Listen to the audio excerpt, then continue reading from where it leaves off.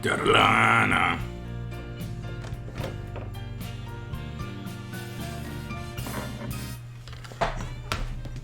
Hey, how's it going, paisanos? Yeah, 1 second. There we go.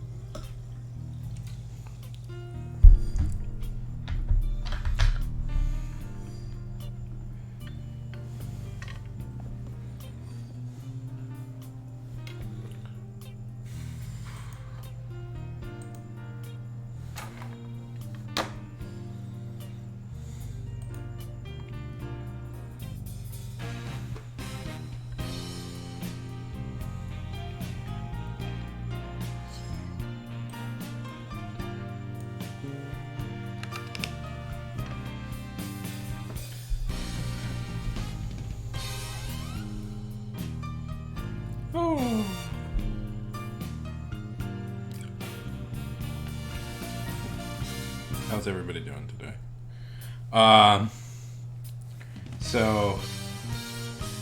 News out of the house. Some good fucking news for once. The water is officially back on. If you haven't been following this little saga in my life, the water was out for like 3 days in the house. Turns out a valve got accidentally turned down that it shouldn't have been. I'm not blaming anybody. It wasn't me, and there's only other one person who lives. There's only one other person who lives here. Don't know who it was. It's all okay though. Turns out we need some pretty serious renovation work, so some leaks and stuff. So it's as good a time as any for this to have happened.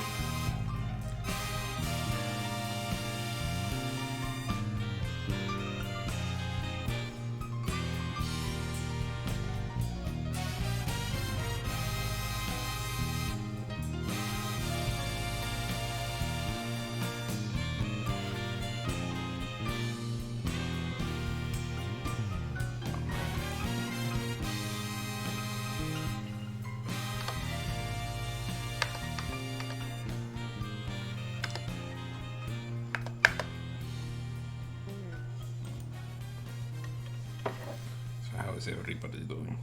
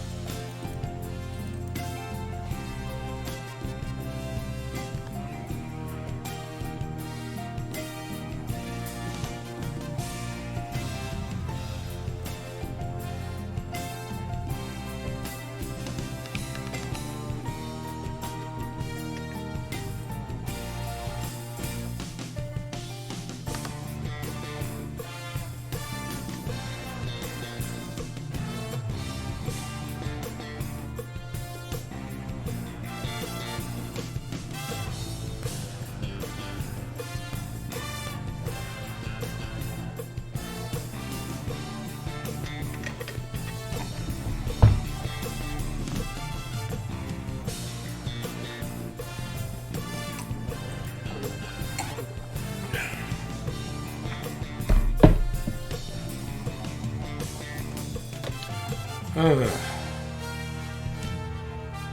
So much stuff I have to do.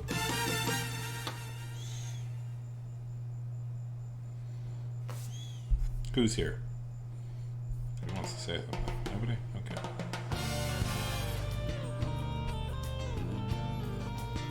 Thinking we do a sprint.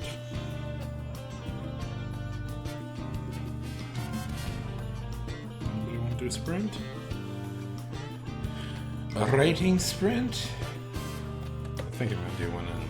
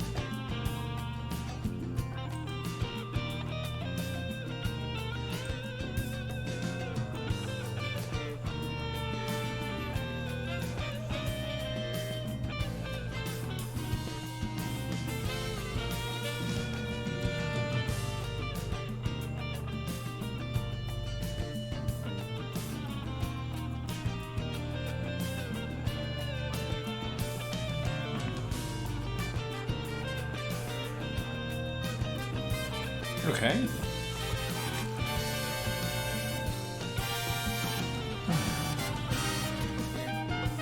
Slowly but surely we are getting rid of all this. This is I don't have the energy right now to tackle the sentence.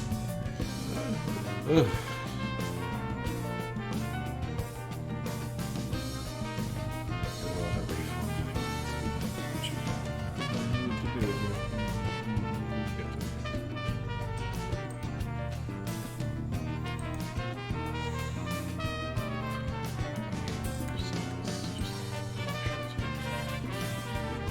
Okay.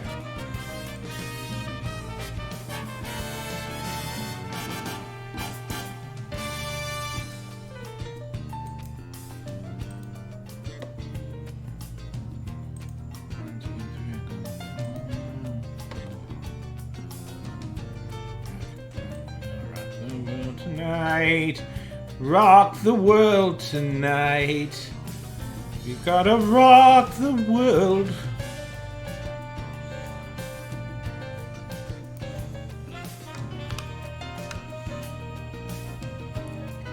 Eight pages. 9. It's initially impressive. When you read. Maya! Yeah. How's it going? Maya! How are things? How's the world treating you? How's the donuts? Good? There wasn't water in this house for 3 days. Everything was turned off.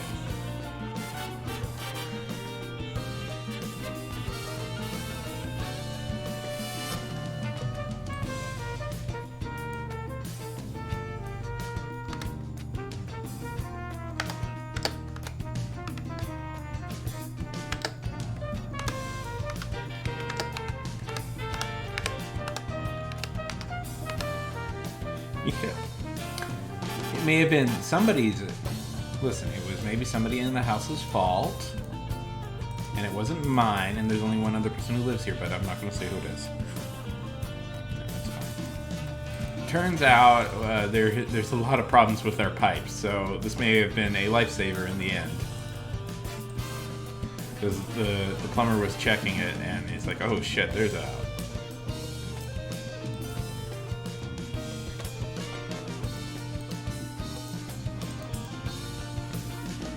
A lot of issues.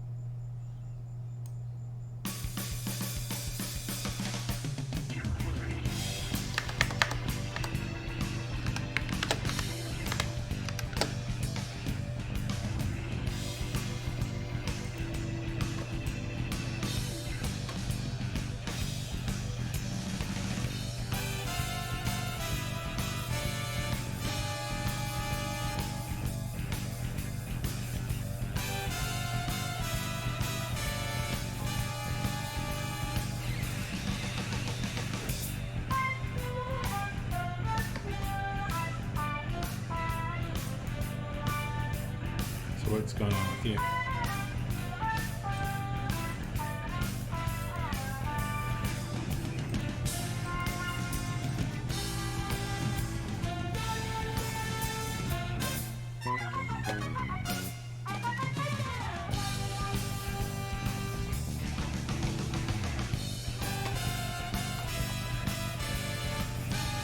The newsletter is going.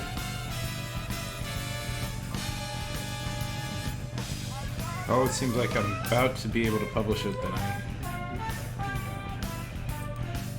all those new things I want to do. My self-imposed release on my birthday, or at my birthday. Oh.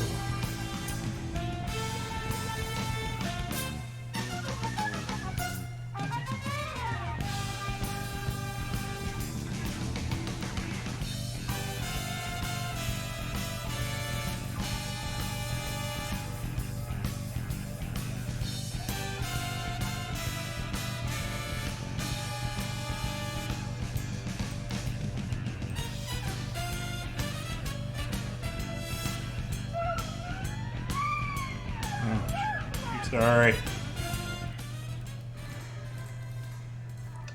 I don't even listen to the music, so.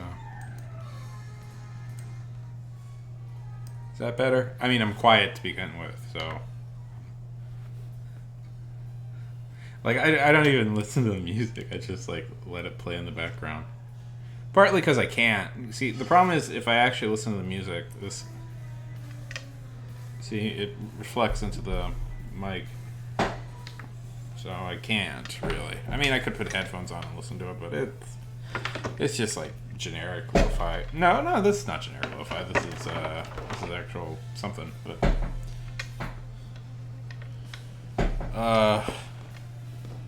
sure, maybe.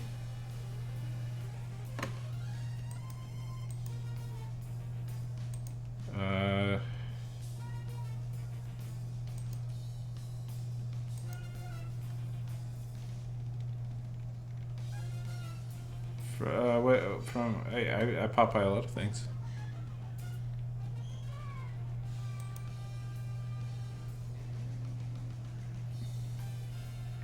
I'm cool. Sorry. No, hang out anyways. I'm sure I'm just as cool as this other guy. It's a cool. Are you a magician pianist?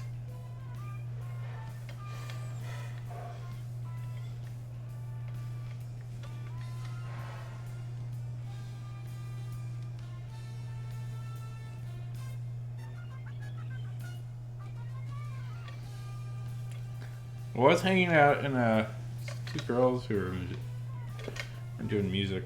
I was hanging out in their channel a little bit ago. They were funny. They were cool. I liked them. So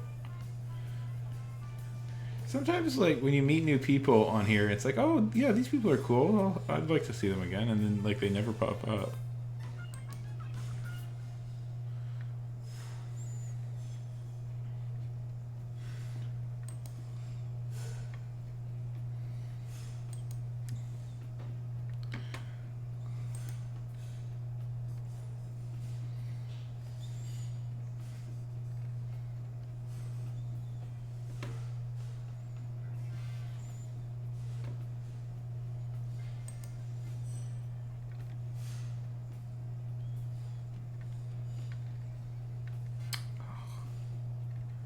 Whoever that person was, I was curious.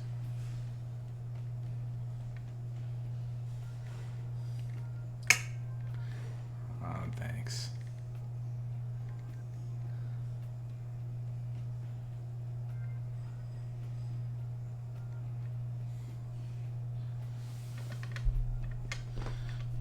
Maybe I have a secret double.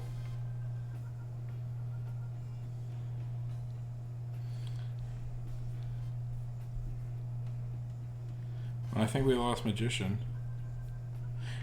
I don't know. Magician's still here, at least according to the thing. Well, Magician, I sincerely apologize for not being the guy you wanted me to be.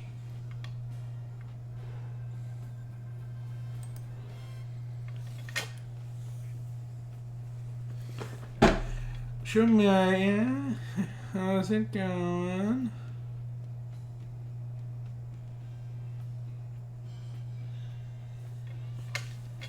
What's life been like for you?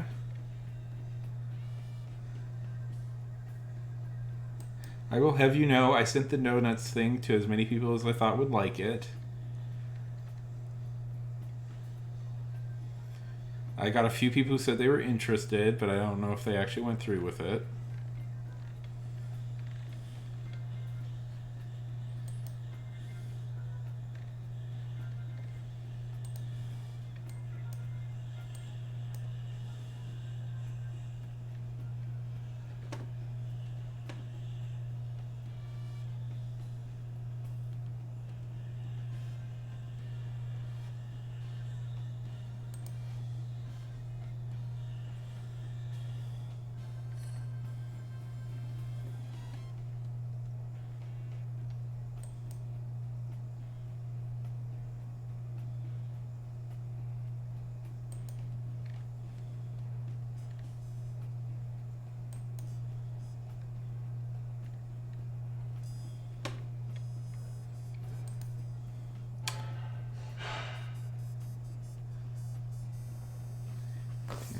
I sent one to my cousin who was like, "Hey, do you want to? You can get."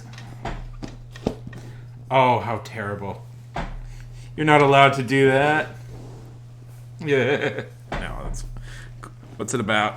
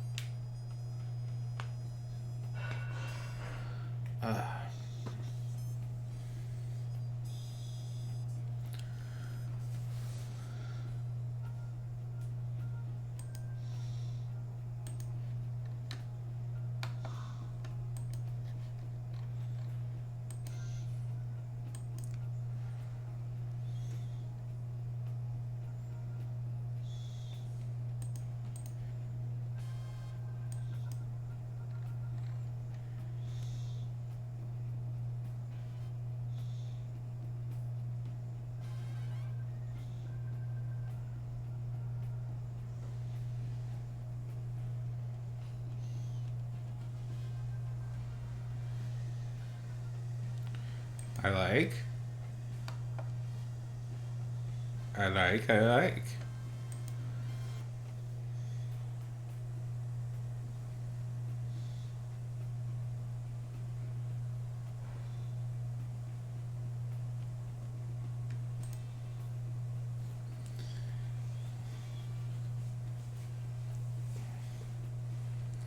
I'm reminded of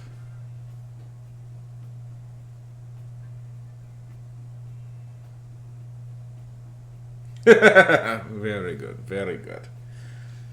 Books are missing discussions of, cumin and rosemary and oleander. We need more spices in our book. Long discussions of the best types of spices.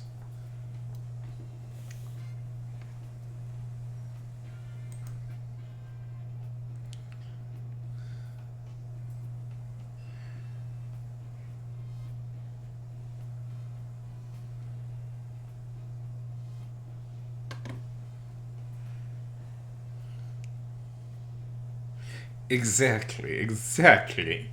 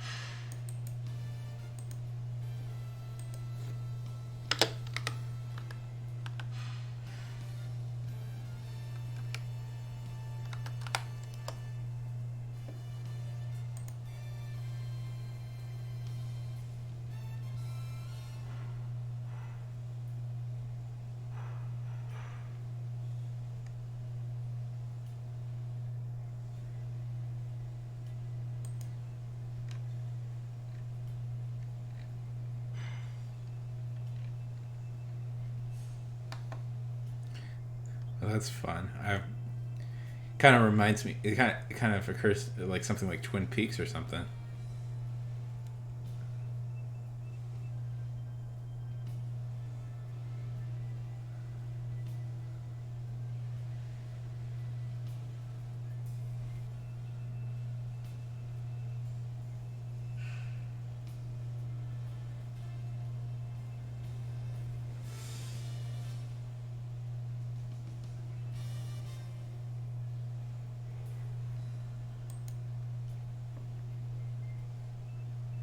Focus on that. Focus on that first.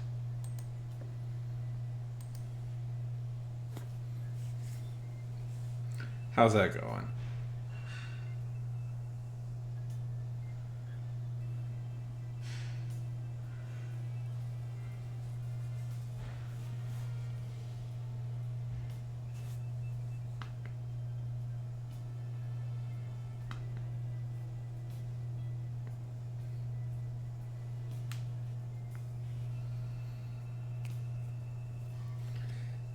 You want to hear something funny?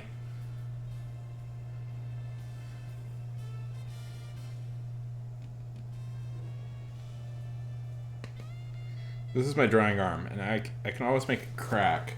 This is my normal arm that I don't draw with. Nothing. Nothing whatsoever.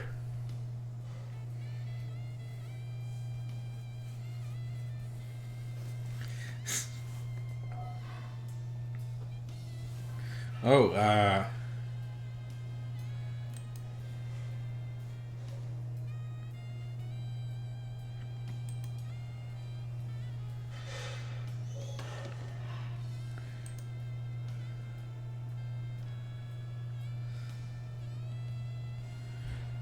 Dreamy DMT.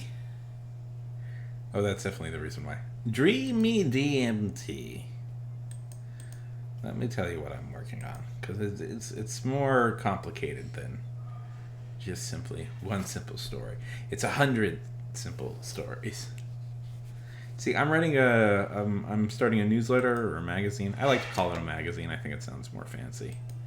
So what I'm really working on, and I call it, it's sort of an onion-like magazine, but it's really an excuse to write like an interconnected literary universe, I guess, or something. It's essentially an onion, but with reoccurring storylines. So I'm trying to write stuff for that, but it's like a humor magazine basically, and I hope it'll be funny, or at least my not anger inducing enough that people will never read it again. Welcome, though. Welcome. There's nothing there yet. I'm trying to build up an archive of at least a month. I'm pretty close. I'm aiming to release it all on the 21st. To start releasing on the 21st. So if you're interested, it's free. It's not going to cost you anything. It's right there. I need to come up with a better slogan for it.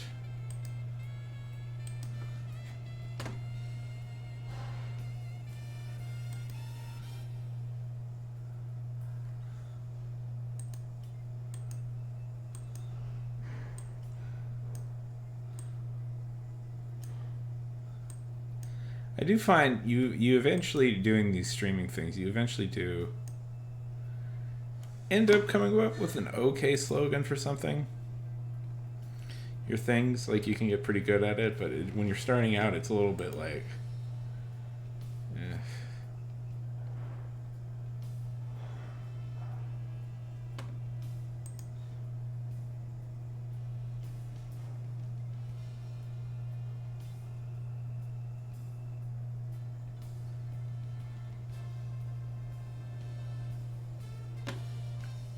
Yeah, it is coming. It is, in fact, coming up this Wednesday. I will be 31 on the 21st. And happy birthday to your mom. It is coming up in about 2 days. 2 days, which will be fun. I love getting older. Not scared at all.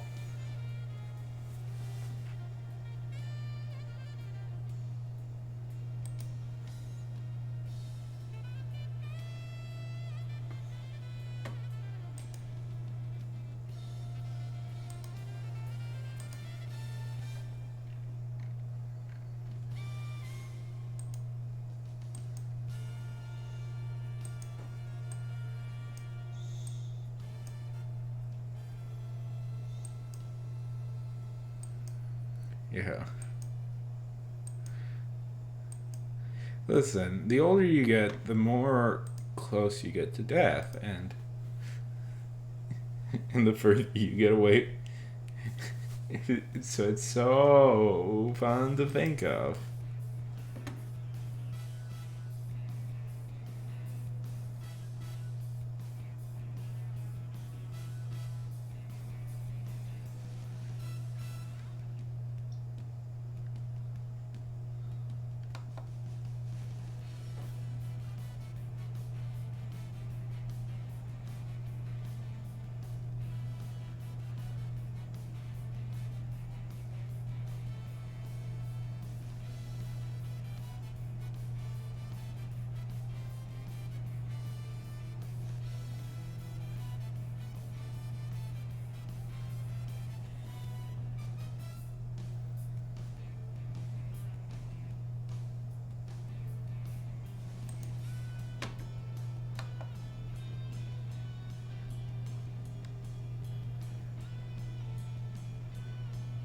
When's your birthday?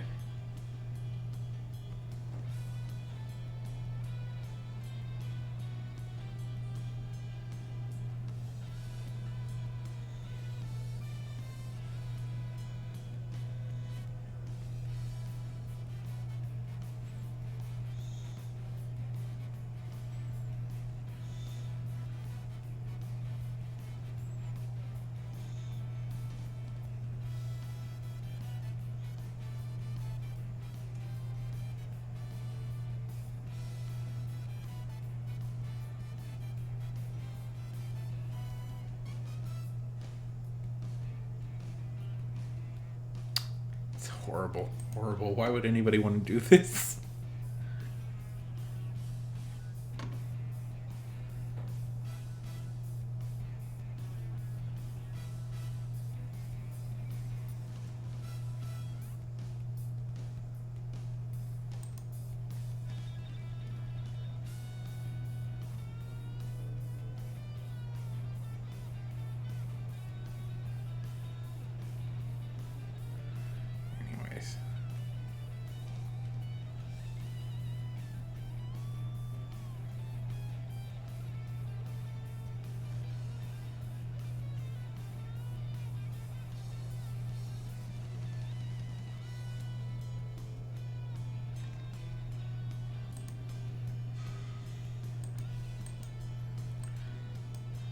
Should we do some writing, Mia?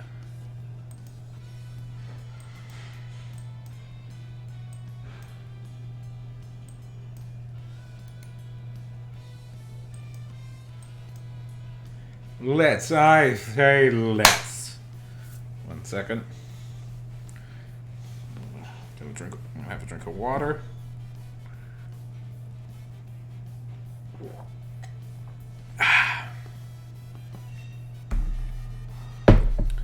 Okay. 5, 4, 3, 2. Radiant Red. Heartstopper. Big Big Fishing Adventure 3: The Trial. No Talking. Hawaii 5-0. On a backwater planet, a commander builds a metal exterior. Emberverse.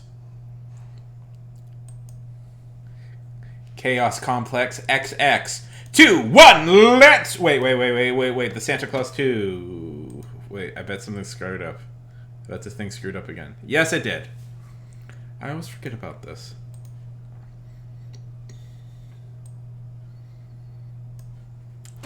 Ruining my bit every time. Every time it ruins my bit. Okay. Santa Claus 2. Transformers / G.I. Joe. Welcome to Sedation.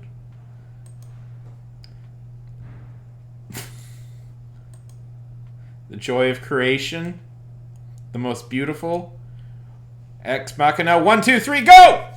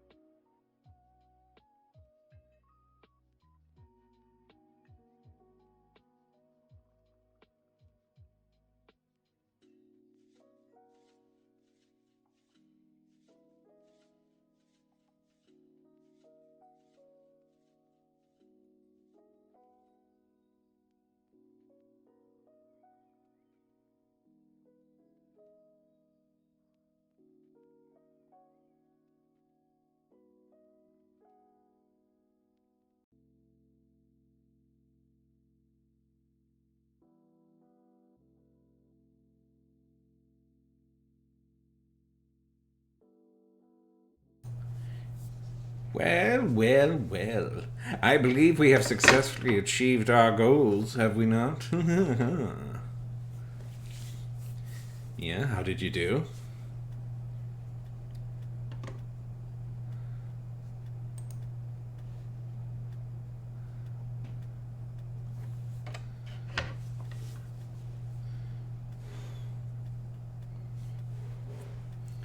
We've got...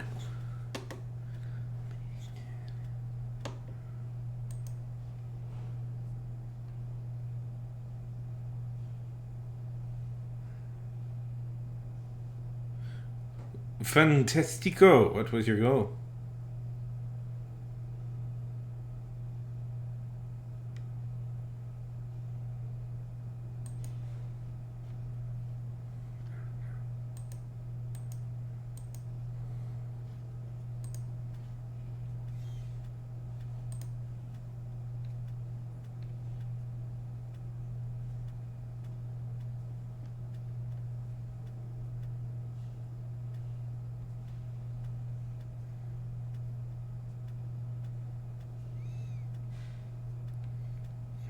Well, that works.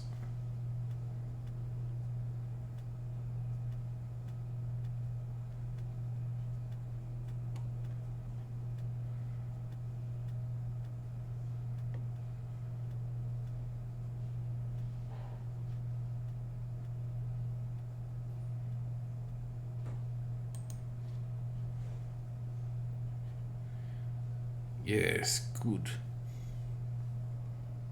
I'm so I dictated using this program called Otter. Oh, fantastic. It's like 75 to 85% accurate.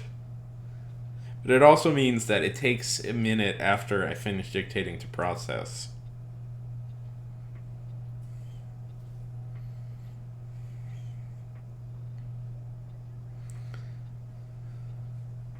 Don't you hate doing stuff before going to sleep? Yeah. I do.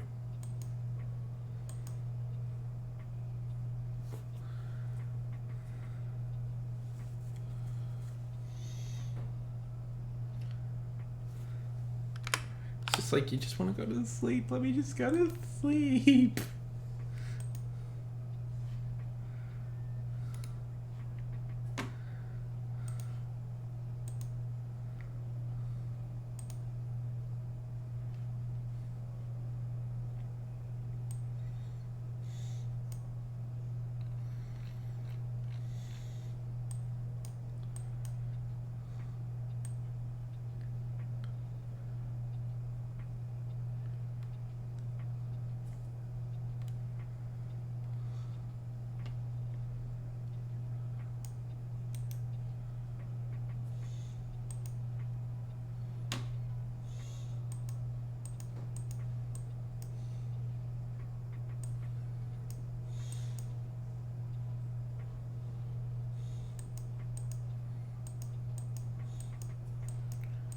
You know, sometimes I think to myself,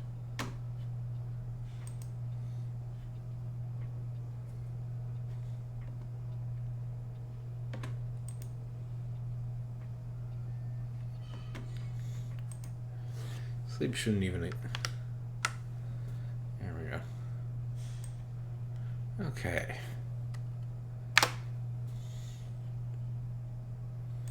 I probably need like one more article written before I can confidently say to myself that I'm done. That I'm fully prepped.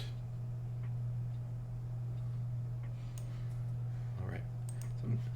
I know there's ways to like do it beforehand anyway.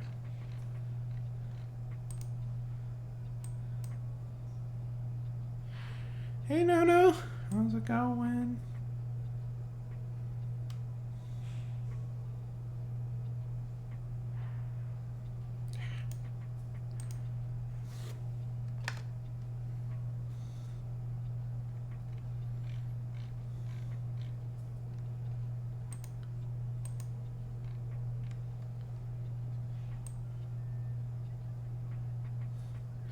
Oh shit, that sucks.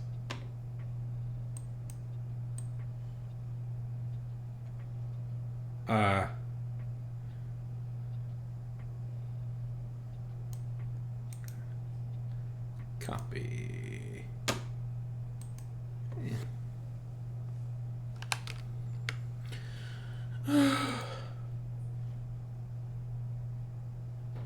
Go to bed, my man. Go to bed.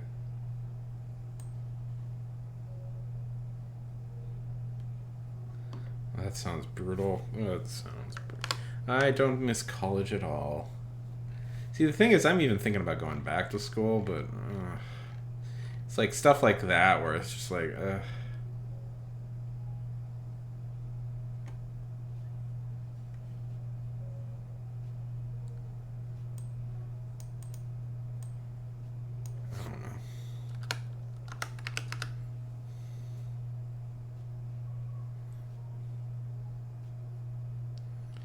Well, that's fun.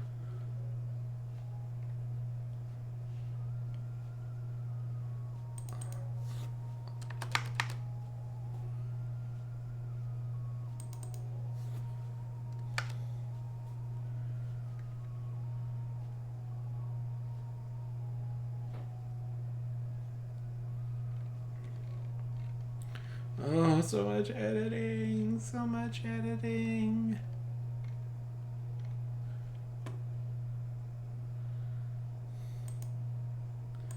Oh, that's fun. I'm waiting to go on vacation. Like, you know, we're gonna go on vacation this year. Well, one to Canada to see family, but you know, whatever. No, it'll be fine. But it's not, you know, the. I'm thinking of going to Rio this year. That's actually, I'm serious, sincere.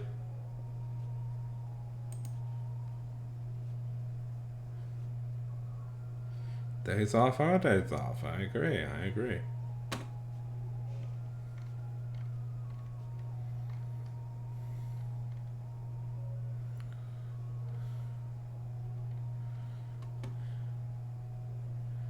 Ugh. So tired of editing shit. Yeah, I've always wanted to go to Brazil. Oh, have I told you what I've been working on lately?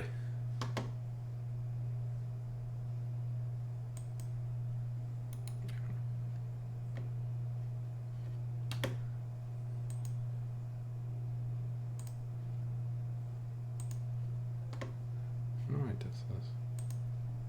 Here it is. I'm starting a newsletter. It's free. It's a kind of a humor magazine sort of thing. It's called Ulysses. I just like the name. I'd be very happy if you gave it a follow.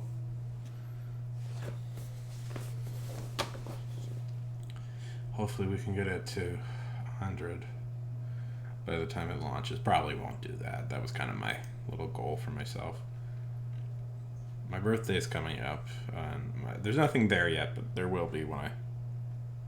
Oh, you did follow it. Good. Sorry. I'm pitching it hard to everybody I see, so... Oh, forgive me. All right. God, Dilbert. I was looking Dilbert up today because I was like, what's been the... Because that guy was a fucking weirdo. I was like... I don't know.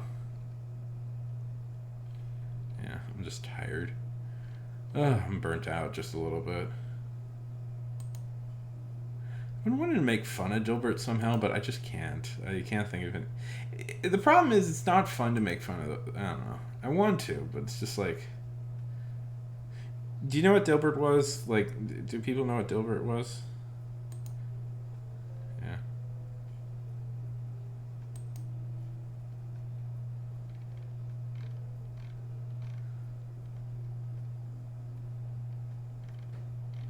Bad. Anyways. Sorry.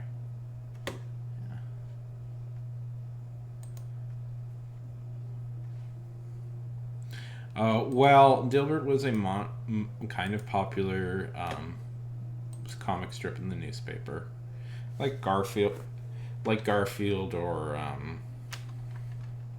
Peanuts or something like that, you know. But in recent years, the writer and artist behind that, a Mr. Scott Adams, who showed the world what 60 looked like, kind of had a huge mental breakdown and became super alt-right, like straight up fascist and racist sort of dude. I don't know. I've been fascinated by this guy's like collapse because you know what he reminds me a lot. This is gonna be weird. He reminds me of Notch. But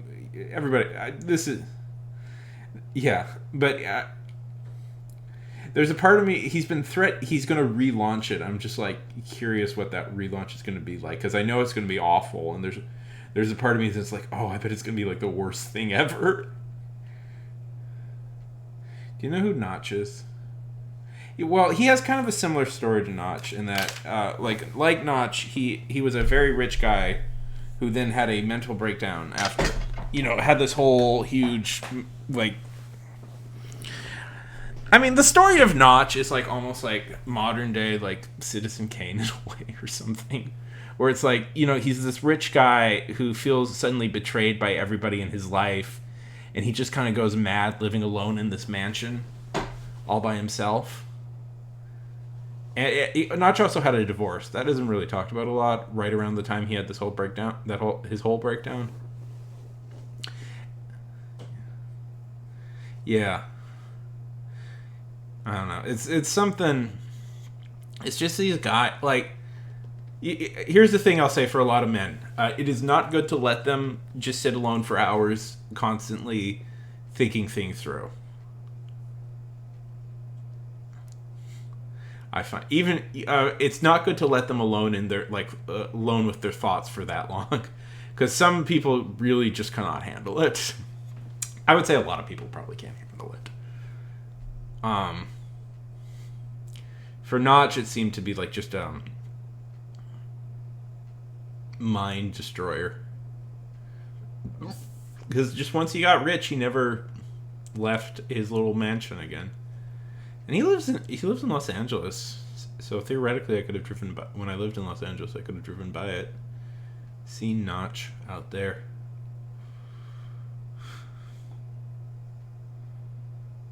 I don't know. Money destroys the minds of people, seemingly. There is something about it. There's just something about it where it's just like, I think about this a lot, where it's just like what, like we're all like moral people now when we're, when we're not in the top up 1% of things, but it's like is that just like what power is? Is that like what just power and money is? It's just like once you get to that like part, like once you reach that, you just lose your like sense of morality and self. And it just becomes like pure avarice. Yeah. Yeah. Notch is totally your sort of guy. I don't know. I want to believe that the human, animal is better than that, but there is a part of me that is just like, is that all it is? Really?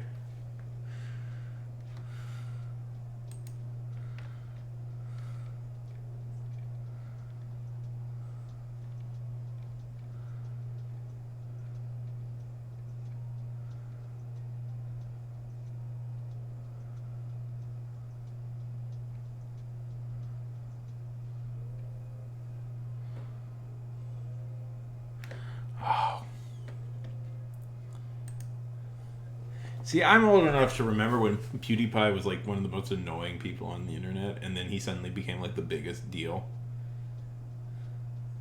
I'm just gonna say it, PewDiePie is annoying. And kind of sucks, and I'm irritated that he became the biggest YouTuber. For a while. I know it's Mr. Beast now, but... And also... Oh, and thank you for using my emote. I just noticed that. Also, like, I don't know. There's a part of me that's really annoyed by Mr. Beast. Yeah, but you know what it is? He hasn't done anything majorly bad. He's just, I don't know. It's something, right? It's the fact that like all his charitable work is like branded is what gets me. I don't know. I don't know. I want to be like, I find him frustrating as a person. Yeah, it definitely is that. I don't know.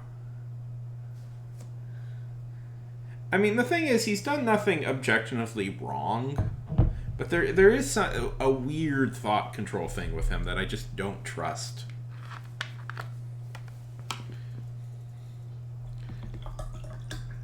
Like, the problem with PewDiePie is, and I'll just say because I'm pissy and I don't like him, and PewDiePie is a fairly well-established guy who, yeah, yes. I mean, I did grow up in a company town. Yeah, I feel like this Mr. Beast thing is going to end some way badly. I can't tell what it is yet, but I don't know. You know how like David Dobrik to no, it's fun. I actually enjoyed it. It was very nice. We lived in the executive side. It was nice. I don't know. We were paid in actual money and stuff.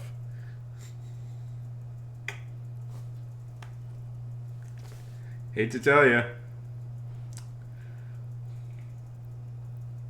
Yeah.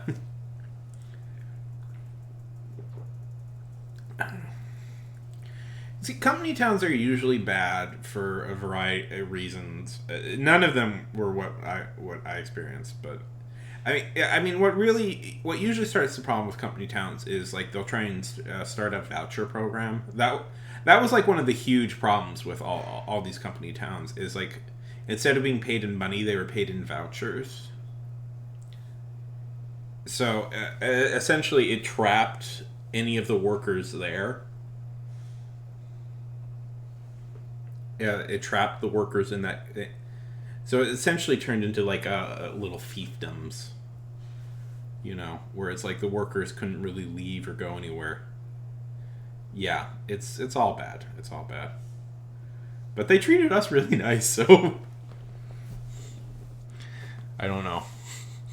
They treated us really nice. We had like a lot of cool shit, so I try not to think too hard about the implications of that, but I mean, yeah.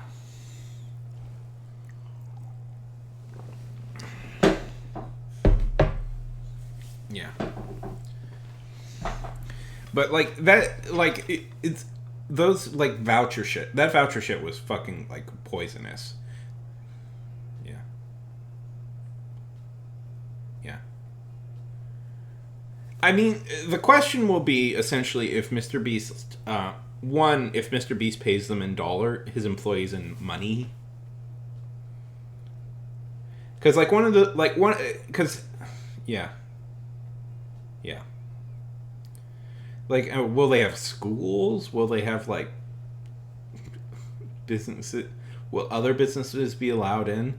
Like, there's nothing wrong with founding a town, but you have to, like, allow a real town to be founded, And eventually, like, here's the trick with for any of these, like, towns, eventually the town moves on from the founders.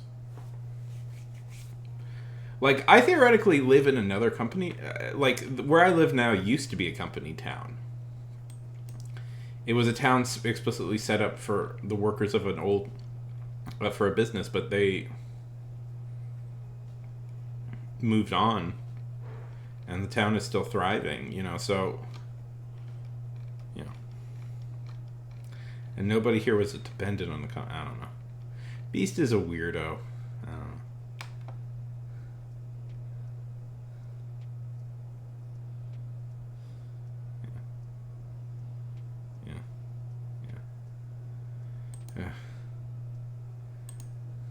Night, Maya. Night, Mia.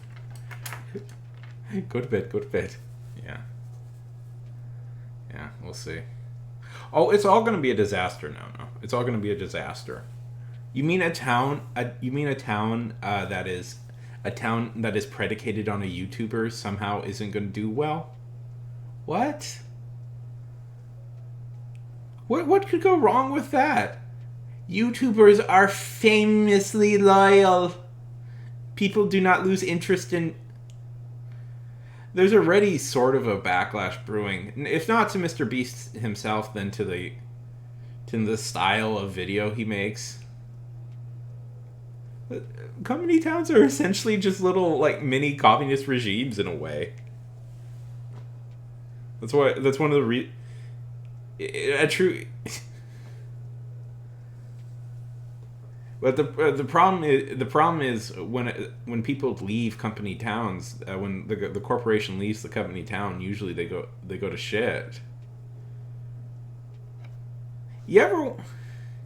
Yeah, exactly. With all the negatives and none of the positives. Yeah, yeah. You ever wonder why, like, say, like something like Detroit or... So Detroit is, not kind of.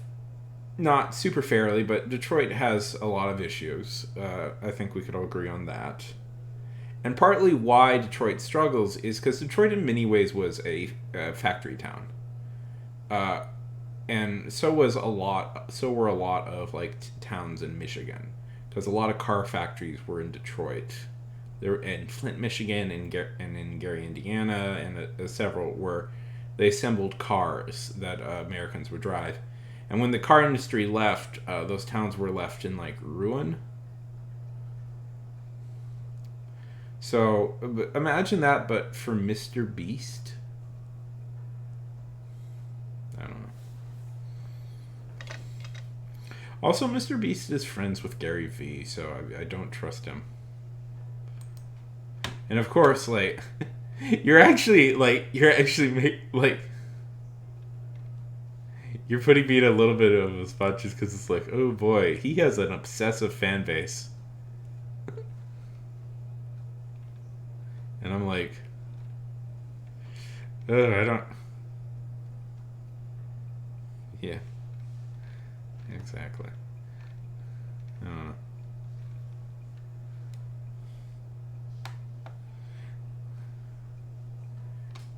Okay, it's weird that he. Okay, I'm just gonna say it. I'm just gonna say what's weird about him. It's weird that Mr. Beast it's weird that Mr. Beast positions himself as a messiah figure, right? That's what's weird. Right? We're all it's on the tip of everybody's tongues. Mr. Beast positions himself as a messiah figure.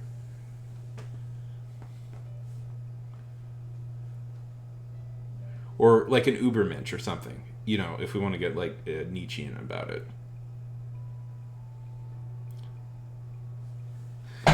Same way that sort of David Dobrik positioned himself. I don't know. And I'm just going to say, part of me thinks a little bit why he's so popular is because he kind of bribes his viewers to liking him. Yeah. He kind of bribes his viewers into liking him. And right, that's the reason. That's why there's a like really.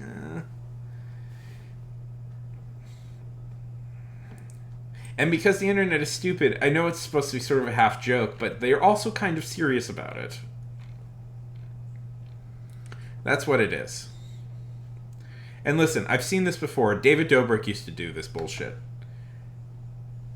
And people are as irritated by him now. People are super irritated by him now. Exactly. I want to be known on my various social media things. All I promise you is that maybe you'll have a good time. I would never do that. Listen, people really like money. What people like winning one of like Mr. Beast's like giveaways would be life-changing.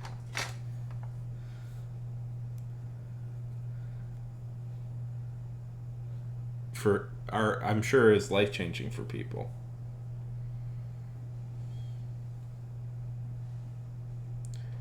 Yeah. And I don't know. It's just some I don't know. Like my energy for like my hatred and my of like certain like online personalities. I don't have time in my life to really care all that much about Mr. Beast. Yeah. You know, when I think there are far worse internet people out there who are actively doing terrible things to people. Where Mr. Beast is, I don't know, his projects are, one, there's no 100% no way I'm ever going to affect him, so who gives a shit. Two, I'm kind of distressed that he's so much younger than me. I thought he was about my age. I found out recently he's 24, and I hate that. Three, listen, there are several popular internet people who are like avert friends with awful shitheads. Logan Paul was trying to mainstream Andrew Tate. And for some reason he's still around.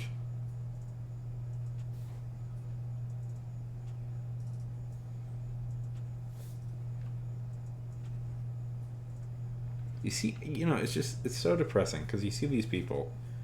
Like, Paul both had Andrew Tate and Alex Jones on his podcast, and you're like, really? I could have sworn, I was like certain the Paul brothers were going to real big pushback for. Yeah. Oh, Beast is involved with Gary. I know, yeah.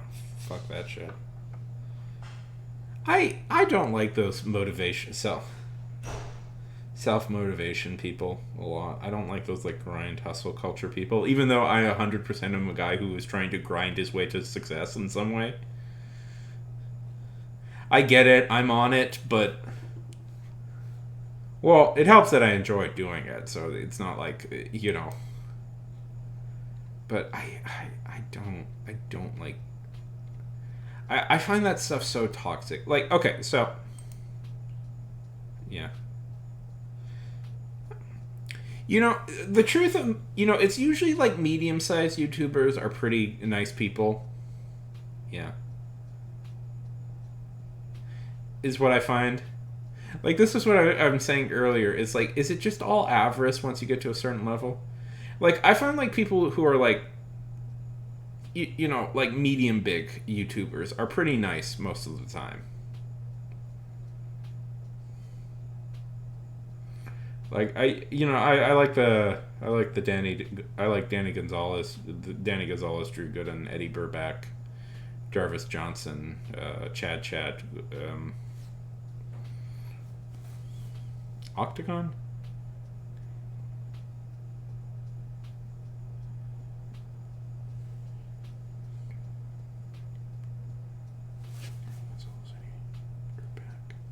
Drew Gooden, Chad, Jarvis Johnson.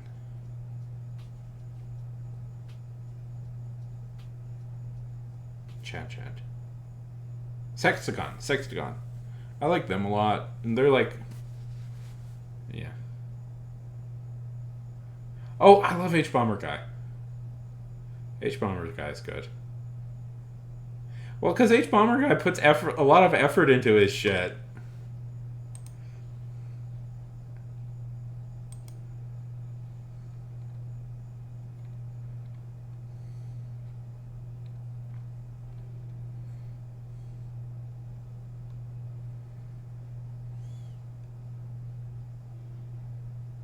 Yeah. I do. Yeah, I like his stuff a lot. I like that whole like group of people. The commentary group. I think that's kind of a lame name that they have. I think they should come up with a cooler name, but it's like the commentary, like that whole like group of people who make that kind of content. I think they're all funny and relatable, and it's weird how much I watch people who are definitely younger than me. I'm getting to the point where a lot of my entertainment is now being made by people who are younger than me, and it's a little weird for me. Yeah. Oh, I know some more news. I know some more news. I know Cody. I haven't watched. I'm subscribed to it. I just haven't watched it. I knew Cody Johnson from Cracked. I know him from. I know them when they were on Cracked because I was a big fan of Cracked back in the day. He also pops up quite frequently on Robert Evans' podcast, Behind the Bastards. God, Cracked was so good.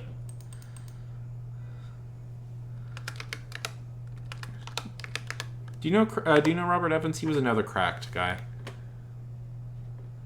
Evans was probably like the best journalist that they legitimate journalist that they had for that they actually had in on Cracked staff. Like he's the one who he went to like oh yeah, there's tons of great YouTubers.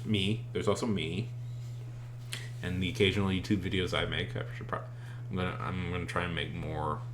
I'm taking a break from YouTube just because I'm trying to get the newsletter up and running. So once I get the newsletter up and running, I can't do everything all at once. So, anyways, oh, thank you. They're fun. I like making them. I want to make some more at some point. It's just like there's only like this is like the Twitch stream can always be made because with the Twitch stream I can always just do whatever I need to do for other stuff. Like I can always just work on the other stuff on Twitch. Thank you. They do. I mean, I do okay. And I appreciate that. Like, what's going on with crack nowadays?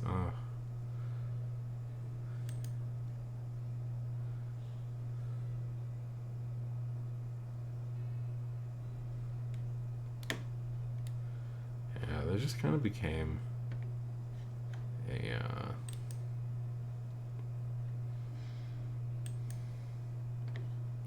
crack. Just I don't know. BuzzFeed had a real noxious influence on the internet, didn't it? Ultimately, I think that. Oh, I'd love to get that silver play button. My life's work.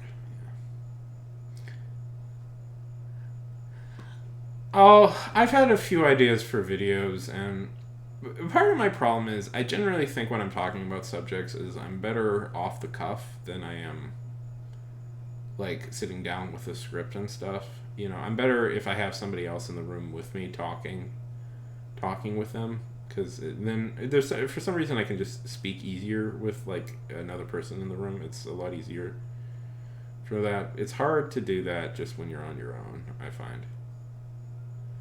Which is why, again, streaming is a pretty good medium for me, because I can just talk about all the cool stuff I want to talk about.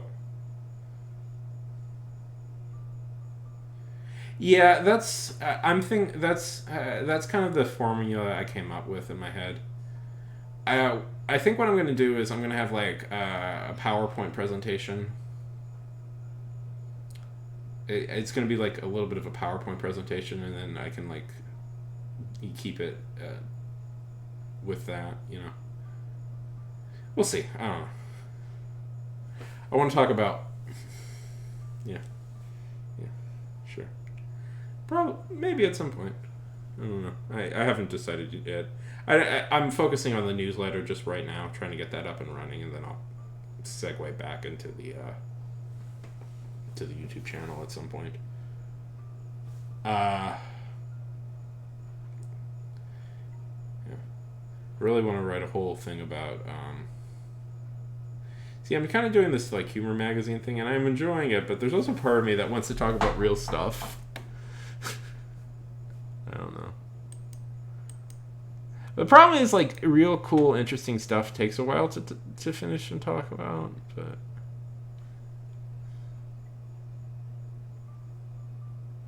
Yeah.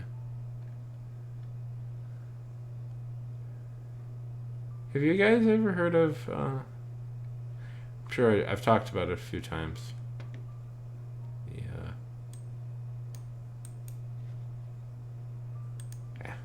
Another day. I'll bring it up another day.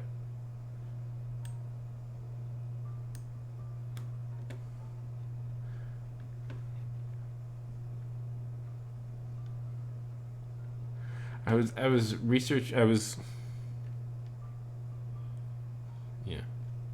Hopefully at some point. I don't know. I was researching a guy named Tyrese Wong. I didn't even like. So Tyrese Wong was he's an artist, and he's most notable for working on Disney, working on Bambi. And he was like the only artist of Chinese descent to work in classic Disney, in the classic Disney studio. And he did the background is what he's most famous for. Yeah. Like, and he has, like, if you can see here, his art is, it's really cool because it's really like beautiful, and it's like largely. They credit him with saving Bambi because, like, he totally redesigned the backgrounds, and he used his experience in like. He's Chinese, and he's trained in traditional Chinese art, and yeah, you know, when you know that, you can really see like that influence, which is like, you know, sparse detail, striking color and composition. What's kind of amazing is he lived a really fucking long time. Like he lived till he was 106. He was 106 when he passed away. Anyways, there is something so, I don't know. I'm thinking about Bambi recently, about how it's unique in the Disney canon.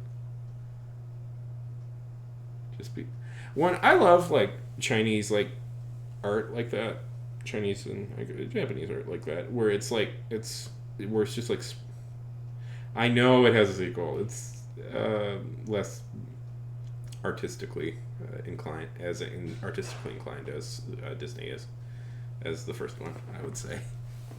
They all have sequels. No, they all have sequels. But Moana is getting a remake, a live-action remake. That's what we all wanted, right? I think, by the way, it's really shitty. The Moana remake, I don't think should happen anyways, but it's really shitty that the original actress isn't returning to play Moana. Like The Rock is. Why can't like I don't know.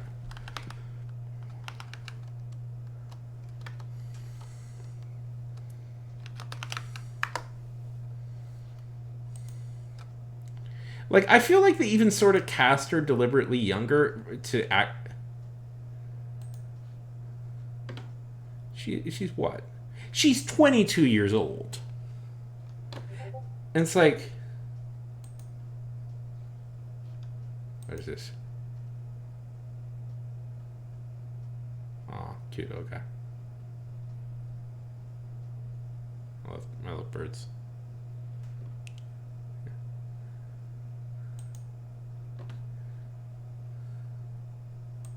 So it's like, I just want to say it's frustrating because she's like 22 years old, and like movies like cast like she is the same age as Tom Holland was when he played Spider-Man, when he first played Spider-Man.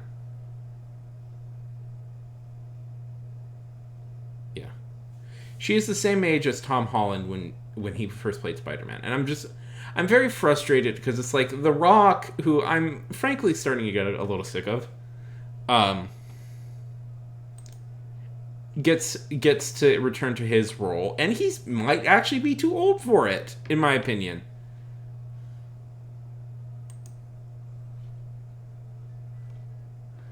But she doesn't get to do her.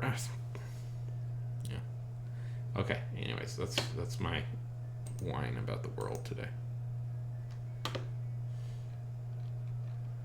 I don't want to do any more editing. I'm so tired of editing.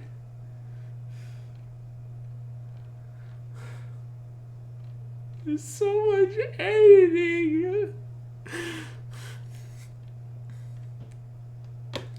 I've done nothing but edit for like the past 3 days, 2 weeks. Oh.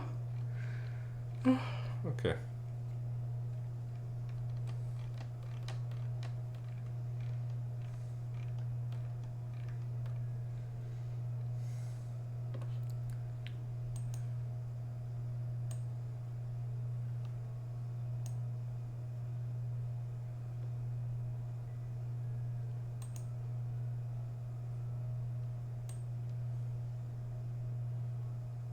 Fucking whack as heck.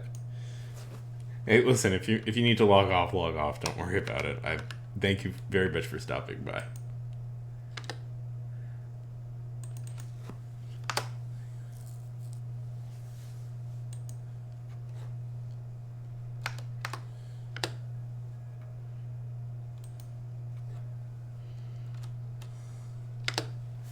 I'm so tired. I'm so close to being finished, but I want to take a day or two off.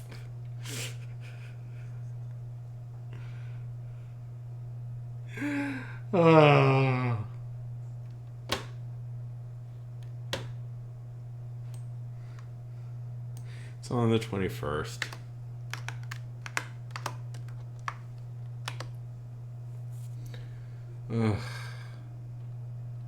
I may push this back by a week. Well, sorta, yeah. Technically, yeah, in 24 hours, yeah. Or 20. It hasn't passed midnight yet. In a few minutes, it will.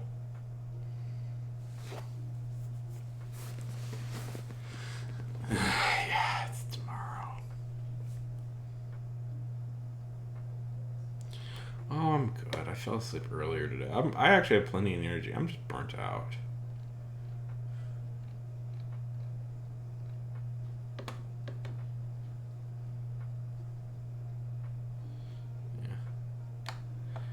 Well, weirdly, my birthday is always like the incentive for me to do a bunch of like try and get a bunch of stuff done. I usually like then relax the day after my birthday mostly, but I don't know. Ugh. Tired.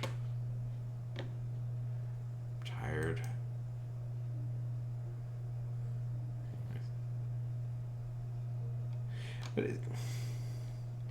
anyways, that's just my.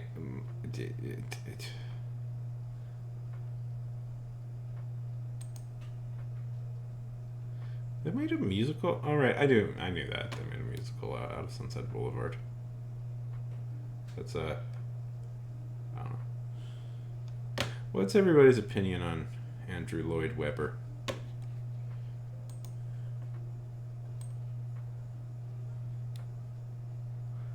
The Phantom of the Opera.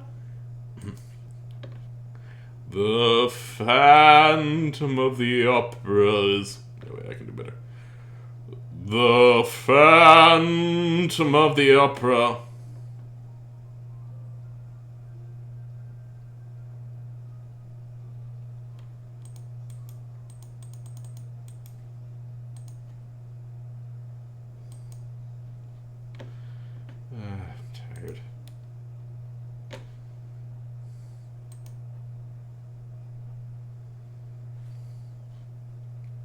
I'm tired. I'm tired. I'm gonna link you a wrestling match because I think you'd enjoy it.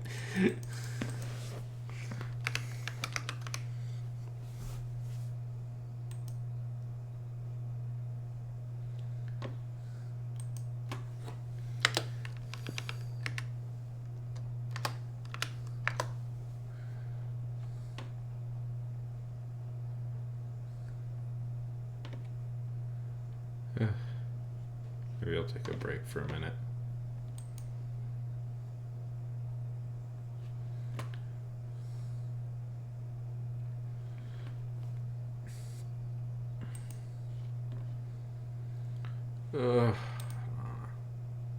I'm feeling really burnt out.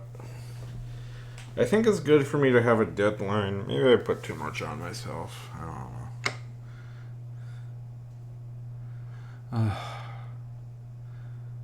know. I just don't think there's. I can't do it anymore tonight. I can. Maybe I'll push this back by a week. Maybe I'll release. Let's say I'm gonna release. Okay, I'm declaring this. I'm releasing. The newsletter will be released at the end of June instead of on June 21st because I just can't do it. Funk! Oh my god, good to see you. I'm close. I'm like this close, Funk. It's like I have like 3 more things I need to write and it's ready. But I ended up writing longer pieces and I need just more time to edit them and I just don't think I can do them in a day. I don't think I can do it in a day. I just wrote a lot more than I thought I would, and I just don't have the time to edit them today. I just don't think mentally I can finish it. Yeah.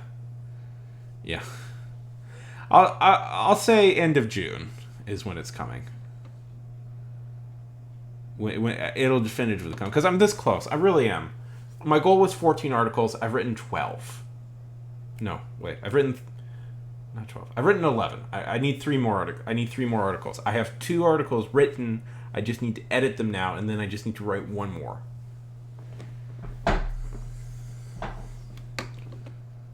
Yeah. And Funk, I just need to write like 1 or 2 more. We'll see. There's one or yeah. So I'm just burnt out. I can't look at it anymore. I just can't look at it anymore. I can't do this. I can't look at it anymore right now.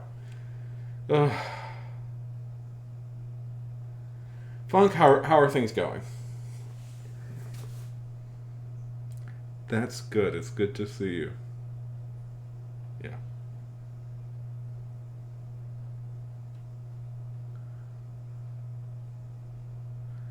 Good.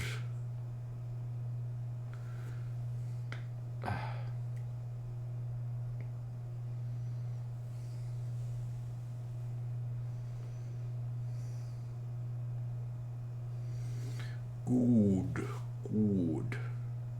As our friend Dracula would say, good. That's all good.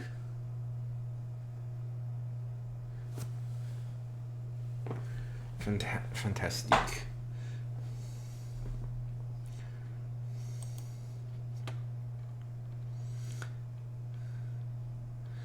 You're not my only friend who, like... That's a good idea. You're not my only friend, Funk, who has had this experience of constantly having to move every few years, every year.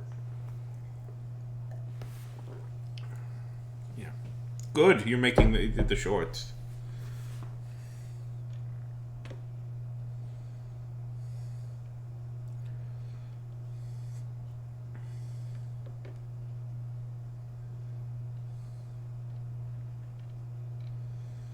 Everybody should be making the shorts.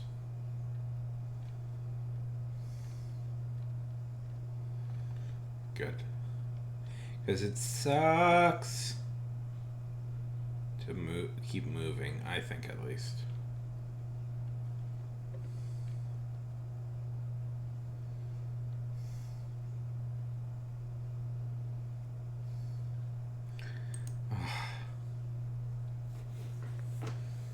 God, I hate that stuff.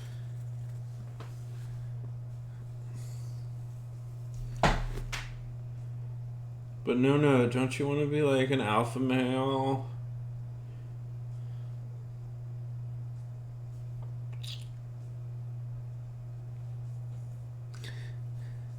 I once made a video pointing out to people that,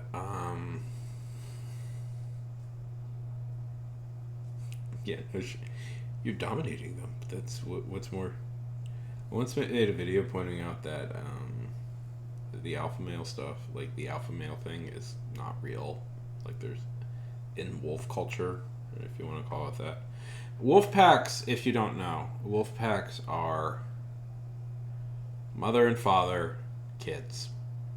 That's what they are. Yeah.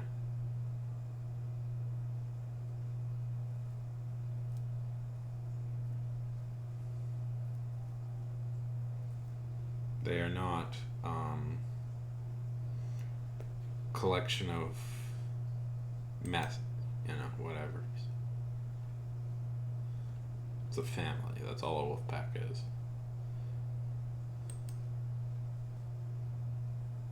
It's super duper alpha. The top alpha in the world. Funk, that sounds alpha to me. How about you, Funk? Funk, by the way, I'm very... Yeah. Oh, that's good. That's good. I don't know. I'm not lazy. I don't think I'm lazy. I think I put in a lot of effort for this past week. Yeah.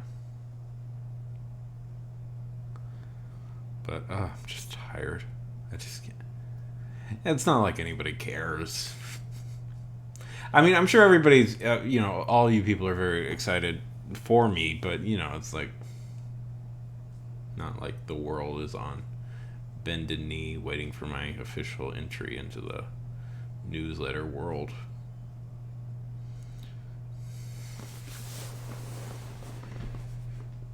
Politicians love it, I saw it. What are you talking about, censored? I saw it. Thank you.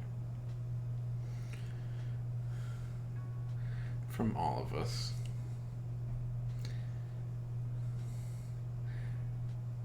It's not my birthday yet. No. It's not my birthday yet. Don't say that. Do not say that. I have 1 day left of being 30. It's the 21st. It's tomorrow.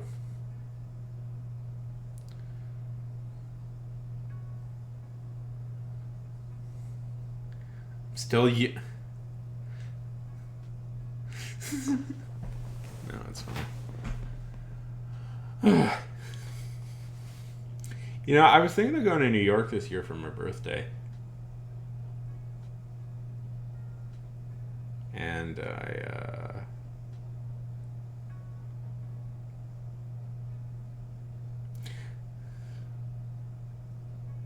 I know. But, well, no, not anymore, because of the fires that are currently happening in New York, so not going to do that. It would have been fun, but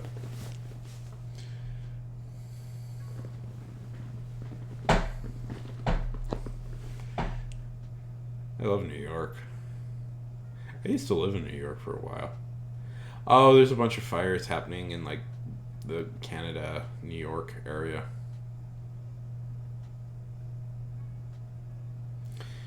Well, both in Canada and New York. And kind of the upper east side.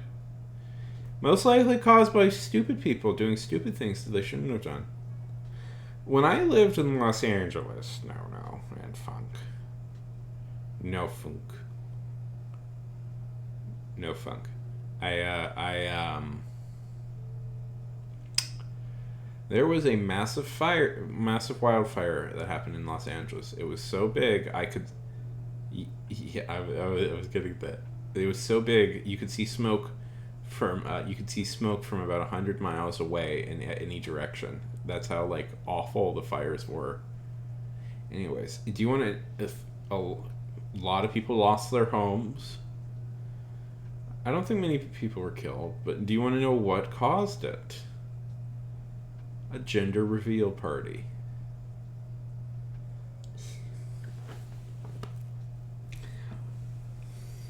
Listen, especially today, what we should do is enforce rigid gender roles on children. That's a good, nice thing to do to people.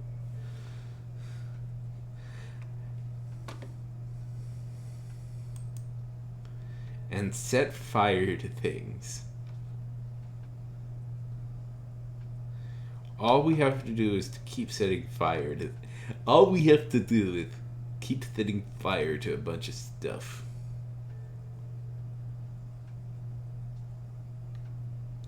Yeah. What do you think the new worst news is? I think. Well, in my particular, with my particular lifestyle, it was that I found it very bizarre that Jay Johnston participated in January 6th. Jay Johnston is a kind of famous and by that I mean smaller, more underground comedian. He was quite famous throughout the 90s and early 2000s. And he's most noted for nowadays for being the ex-voice of Jimmy Pesto in Bob's Burgers.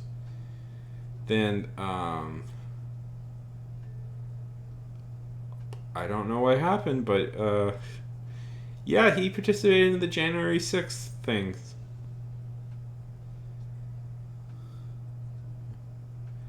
Sorry. I'm petty today. Yeah.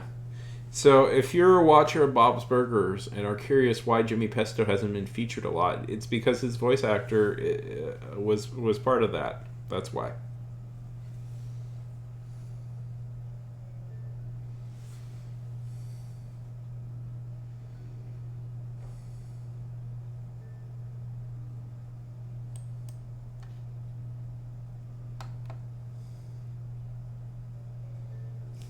Exactly.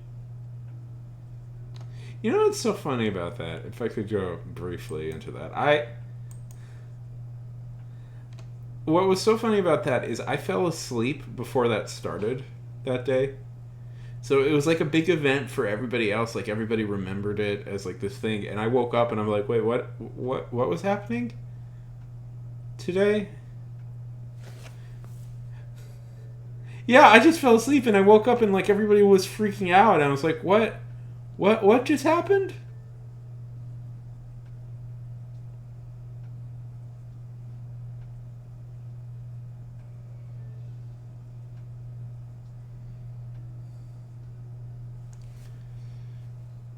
You know, Mike Pence is. I wonder.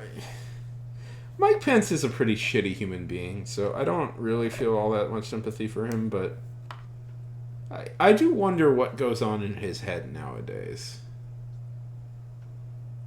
Because arguably, Trump tried to have him murdered.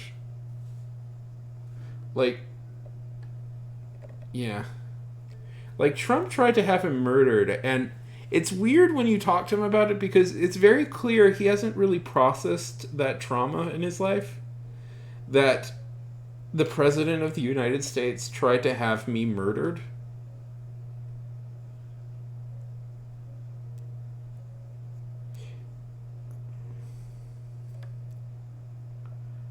And it's like, there's part of me, it's just like, Pence, Pence was before notorious before this for, listen, Pence has a reputation. Yeah, exactly. Yeah, right. It's kind of weird. It's like you can tell. It's like I'm sure there, like reporters have said, like you can be mad about this, right? And it's like talking to him. It's like so, every time he's interviewed, it's so clear he just. And it's like I don't know. And it's like he tries to demur on his vice presidency, and I'm like, dude, you got the fucking dude tried to murder you. Like, what are... Like, of course people are going to ask about that. It is... I mean, Mike Pence is a notorious homophobe who, when he was governor of Indiana? Tried to, enact strict... and try to enact laws that would have allowed people to legally be protected from serving gay people. So, what have you, but you just wonder. I don't know. You just wonder about. I just wonder about him all the time. Yeah. Oh, which one was it? But I just wonder about that. Yeah, it's weird. It's weird because, like, the thing about it is, so Pence is going to have to suck up to So I don't know. Elections are going on. Apparently, there are a few people out there who want to indulge in RFK's bullshit, RFK Jr.'s bullshit, which is frustrating to me. Listen, I'll say this very clearly. Robert Kennedy is one of my heroes. I consider Robert Kennedy to be maybe the single greatest attorney general we ever had in the U.S., and it is a overt tragedy that he was, assassinated, and we lost what would have probably been a truly great presidency.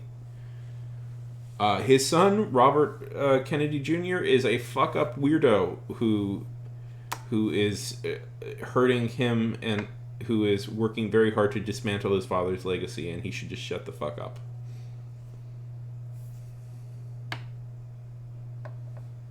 There we go. I've said all my piece on RFK Jr.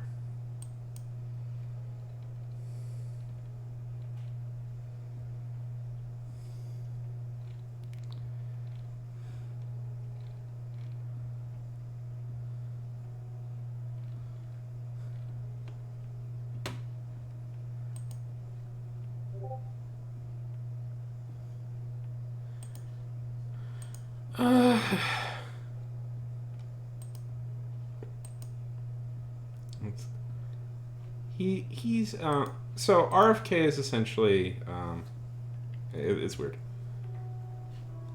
Let me see. I want to play it.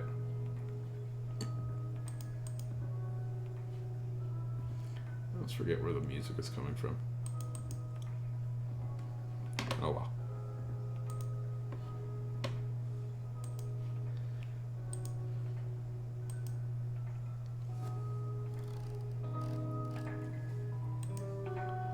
Where is this music coming from? 1 second, I must... Ah, there it is. Haha!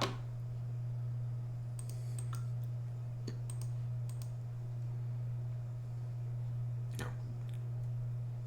That bit I had about my cousin Mike Pence a couple years ago. One of my friends is trying to make me feel bad about it. And he's like, well, it's like pretty... One of my friends is trying to make me feel bad about it. And he's like, well, it's like pretty cool your cousin can be president, though. No, it isn't. You know, when I posted the stand-up bits I had about my cousin Mike Pence a couple years ago here on TikTok, I thought I was done with it. I thought I was retiring the bit because we'd never hear from that guy again. And now he says he's running for president. So, I'm going to post the whole old bit in one longer clip here, and then I guess I'll start updating the bit. At least until the campaign ends sometime next week. Clap if you have gotten in the past year I won't play. into a political By the way, I'm not going to play the whole clip, but we'll play some of it because I always feel. argument with a family member. Clap if that's a thing. A lot of us. All right, now clap if in the past year you've gotten into a political argument with a family member because your cousin is Donald Trump's vice president.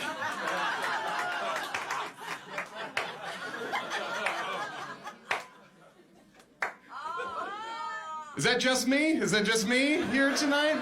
Yeah, my cousin is Mike Pence, everybody. Whoa! The comedy show takes a twist. Yeah, and I know, we're in Chicago, we're drinking right before Christmas, we're having a good time. I know a lot of y'all hate Mike Pence, I understand that. But what you have to understand is that I'm kind of like a hipster about hating Mike Pence. Like, I've known he sucks since the 90s. Y'all are just catching up. Now, oh, you don't like his recent political opinions? I'm into his earlier stuff. He's not my first cousin. He's my grandma's first cousin, and he was tight with my grandma. And I was tight with my grandma to the point where I gave her eulogy a year and a half ago, and Mike was not there. He was busy ruining something. Gotta follow your bliss. We all have a gift, you know? One of my friends was trying to make me feel better about it, and he was like, well, you know, it's like pretty cool your cousin could be president, though. No, it isn't. It's not, that's not a political thing. I'll prove it to you that it's not a political thing. Think about your cousins. Which one of your cousins should be president? Fucking zero. No one's cousin should be president. I even like most of my cousins, but if we had to pick a president from scratch, I'd be like, okay, first of all, let's eliminate all my cousins.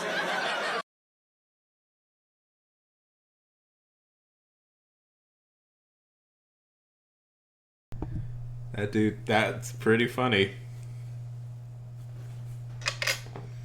One second. I'm gonna stretch.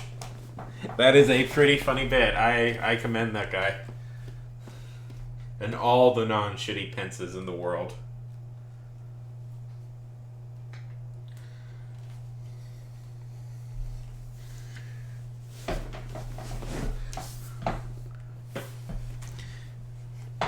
I'm trying to think. Do I have any? No, I don't have any famous people. I may be indirectly related to a king of Denmark. A mythical king of Denmark. Apparently, that's my family history might trace back all the way to the king, to that. So that's cool. Yeah. But like Ronald Reagan, like Ronald Reagan's son is like a big like on liberal talk radio. Like he's a big he had a for a long time he had a liberal talk, like he was a on talk radio. It's weird family connections, you know. I guess like George Bush's daughters are also quite left leaning now, apparently, from everything they said. You ever think if, like, Bush had just stayed as a painter, if the world would be a better place? Well, you know, I'm going to say this, Funk. You go back far enough, there's a good chance you might be related to her. Like, I don't know, by that point... I wasn't obliquely trying to make that reference. No. It would be... Like, Bush was a bad president, but I wouldn't say he was on the level of Hitler. I don't know. That feels That feels a little unfair to point out. That doesn't not fair. That yeah. Hey, you brought it up. I don't know. Yeah, I bring it up way too much, but I would say Bush bad in a lot of many notable ways, but definitely not that sort of person. Well, I don't know. Playing these equivalency games between bad politicians is a losing game because it's like, well, what about that? What about that? And I'm like, probably should not engage in that. Yes, Hitler, everybody's favorite Austrian. You know, it just occurred to me. Okay, there are 3 Austrians everybody can name usually. Funk, can you name 3 Austrians? I think almost everybody can. We've already named one of them, so you have 2 more.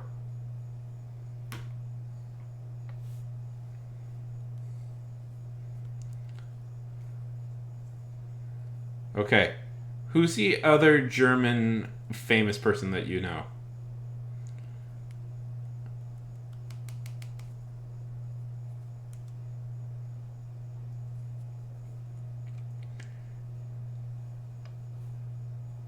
Okay, I'll make. No. That's one.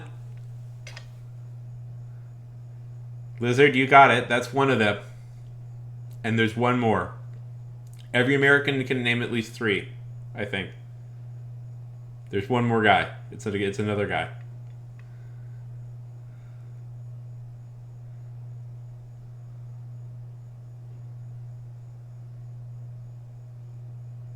No.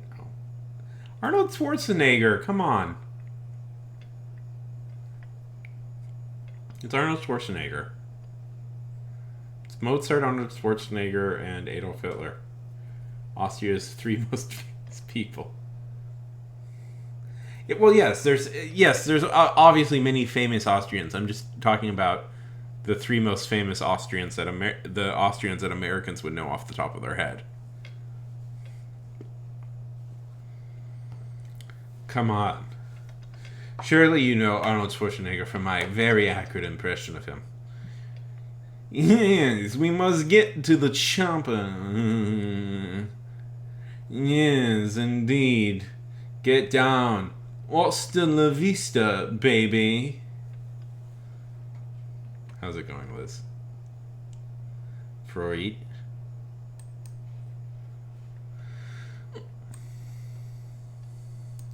I'll link this.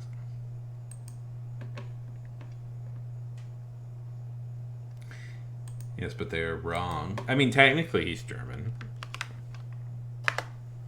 I'll link the guys thing that we just watched. I mean, technically he's German because, you know, Germania and, you know, Austrians are a Germanic people, but no, he's not German. And he's not from the nation that we call Germany. He's from Austria.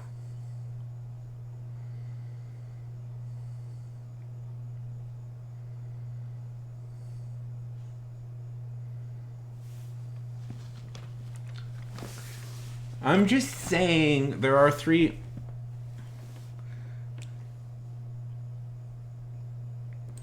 Yes. Obviously.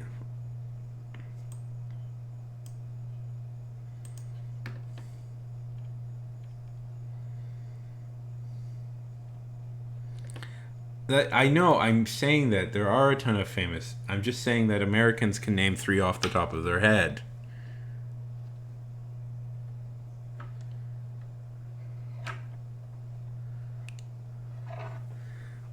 I'm saying gross, very basic general knowledge. Like, there are 3 very famous Austrians that people know instantly. Yeah. Well, German Austrians, you are arguably more... Yes.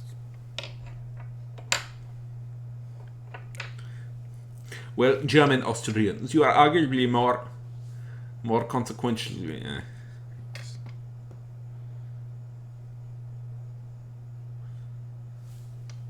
I don't know Nikki Luda.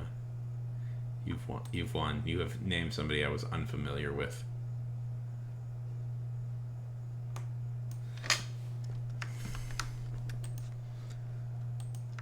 I will learn who she is. Learn all. Master.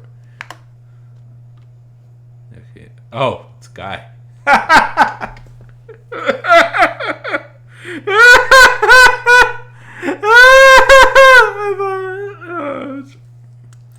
Usually the eyes are his lady. Anyways.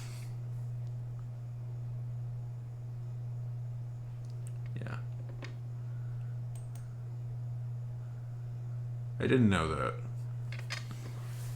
I didn't know. I know there's a few. Some of the Habsburgs live in Florida now, so which feels appropriate for that family.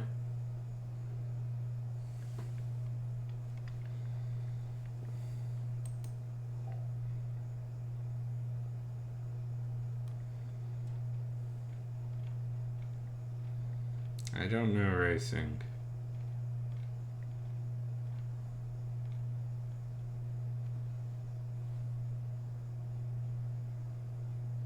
Oh. Chris. Baby Ron Howard.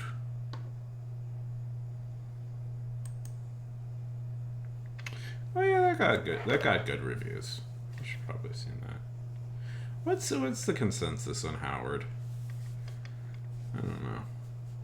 I mean,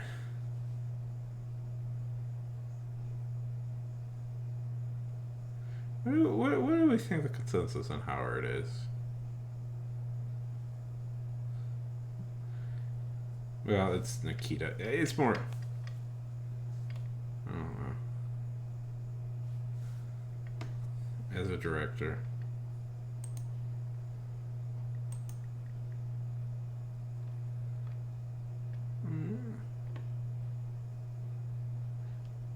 Oh, he did Apollo 13. That's a good movie.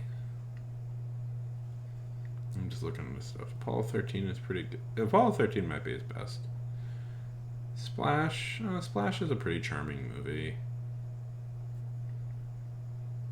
Yeah, Frost versus Nixon was pretty good. You know, he's made some decent movies, but you know, it's none that I love. You know,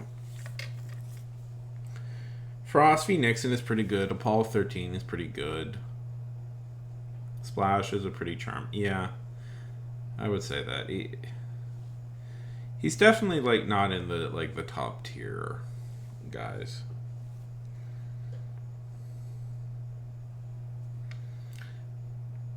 I don't know. He's kind of yeah. No, I mean he's made decent movies. I would say that thinking about it. Yeah. Well, he's a Spielberg acolyte in a lot of ways. And the Spielberg acolytes are all like, you know, I feel always have kind of a mixed abilities usually.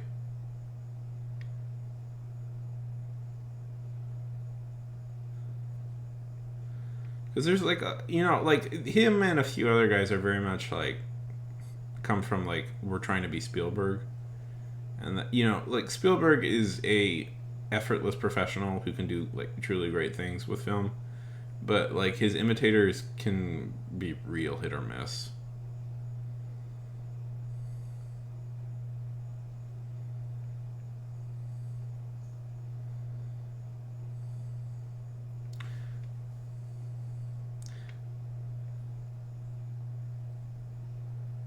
Like, I don't know, like you guys like say like Joe Jackson.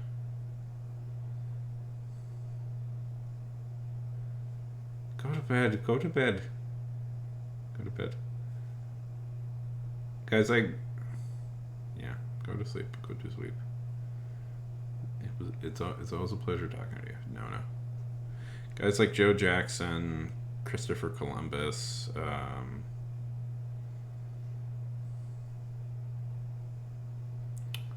Who's another real obvious example? I mean, I always consider Howard to be sort of an acolyte.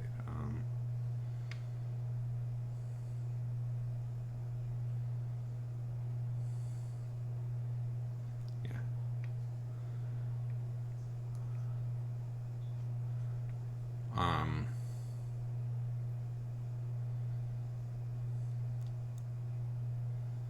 there's another pretty notable like Spielberg acolyte that runs around.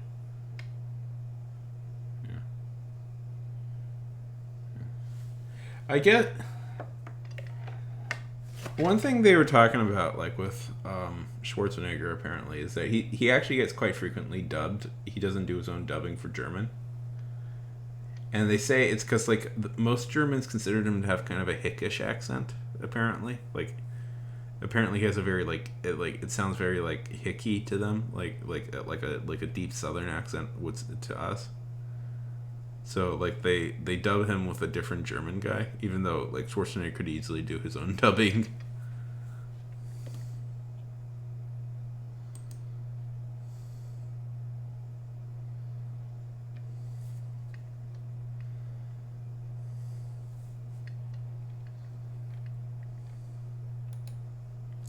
Trying to think of.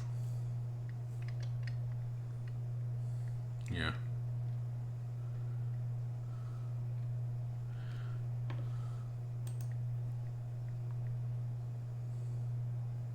Yeah.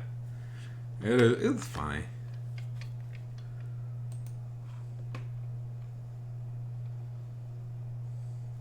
You know.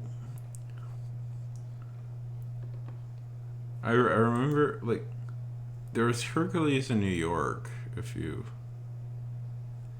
remember Hercules in New York, where they nobody remembers Hercules in New York.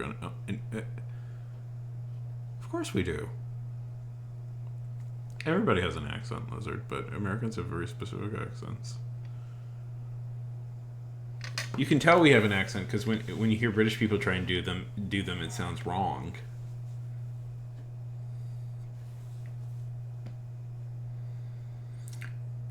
American accent, it sounds very American, and they really like to accentuate the R's.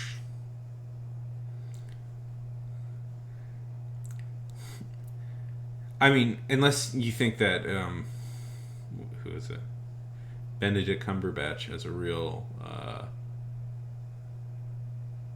is an authentic he's authentically from Philadelphia.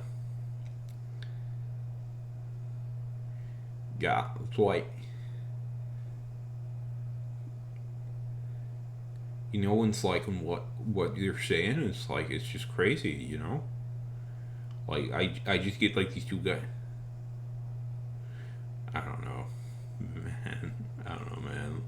Benedict Cumberbatch. I think Benedict Cumberbatch is up there pretty hard.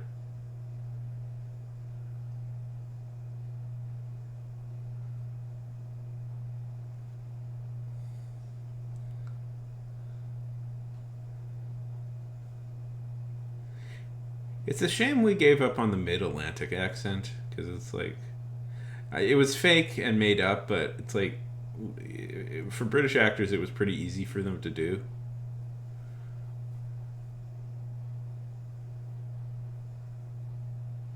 Okay. We may have solutions. And I want to hear who your money is on.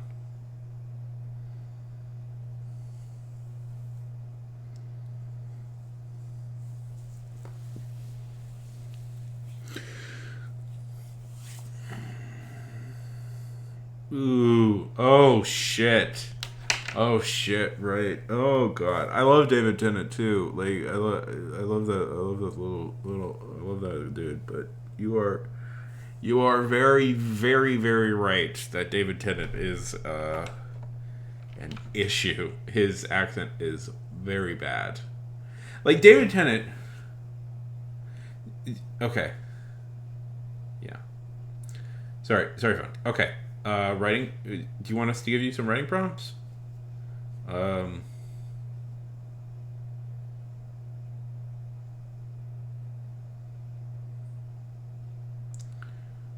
Watch a cat video and adapt it into a real life. I don't know. Let's see.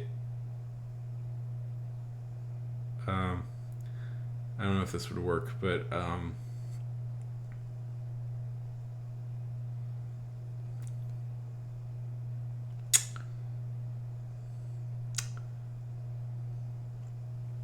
watch a cat video and base it on a real life and turn it into a human drama.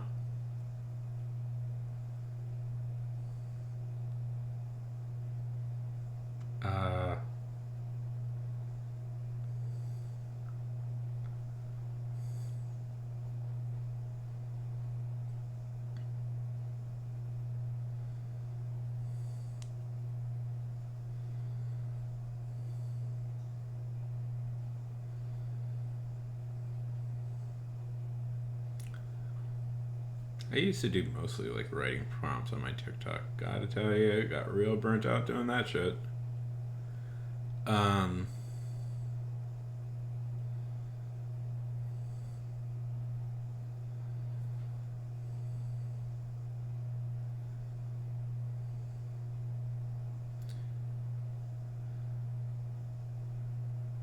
A Disney princess gets.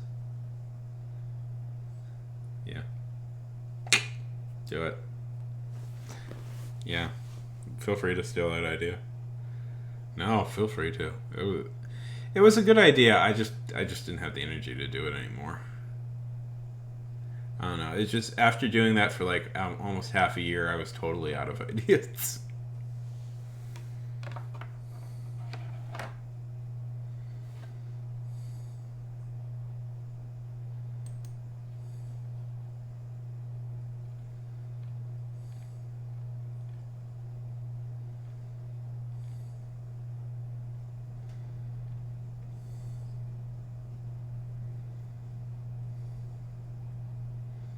That works. That works.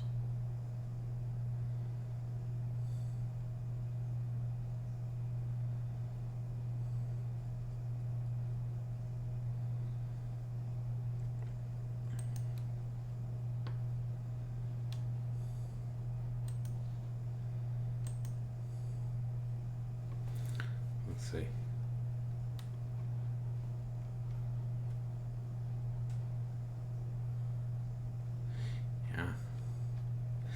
I don't know. David Tennant. I love David Tennant.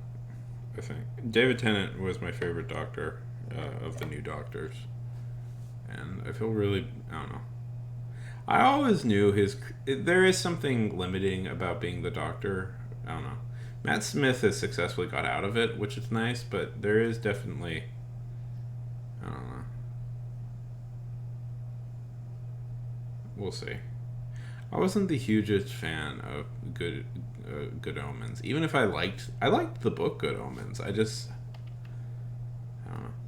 I'm of the general opinion is I don't totally trust Neil Gaiman as a showrunner. But to be fair, I haven't seen the Sandman show, so and people tell me that's really good. But people also, my problem with like the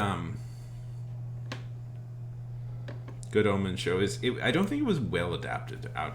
It was a book that stayed a book, and it felt like I feel like Gaiman was too like precious with his book, and there was a lot of stuff that needed to be. How are they? How are they? Lizard here has just sent me a picture of Mr. Beast Festivals. Yeah. Well, he was one of the people that ruined the American Gods show. There was a few others. I won't lay that fully at his feet, but he was you know. I mean, I'm sure. He didn't kill that show, but definitely he was one of the people stabbing it to death. The problem really came in twofold. The company that was running it was not experienced with dramas. They had only produced reality television up to that point, and Fuller's ideas were expensive, but. And it didn't help that Gaiman was audibly huffing about the fact that the show wasn't exactly following his book. And I loved the American Gods book. Don't get me wrong, I really did. So I was, I loved it, but I was like, no, Fuller and his team was doing it the right way. They had adapted it perfectly for television, especially for modern television, and it frustrated me that Gaiman, who I love in a lot of things, I just don't think that good at movie. I'm not that impressed with his TV and movie work. Well, that's not fair. Yeah, I don't know. I'm just not impressed with his TV work all that much.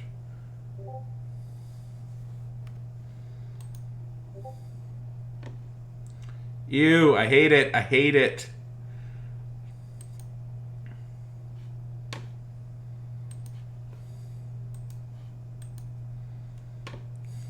Terrible.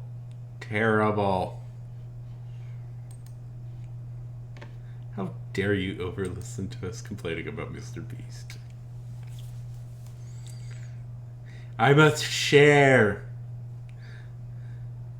Okay, you can agree. Okay. Listen, out of all of the big influencers, I would say Mr. Beast is the least out of all the big influencers, Mr. Beast is by far the nicest person, and I say that with massive qualifications. That is, like Mr. Beast is he's the least person that aggravates me out of all these like mega big creators, But there is something weird about the way he presents himself, right? As sort of a messiah figure. Like it's weird that he presents himself as kind of the messiah figure, right? Like he has an attitude along those lines. And I get he may also, I don't know. Do people get what I'm saying? Like so far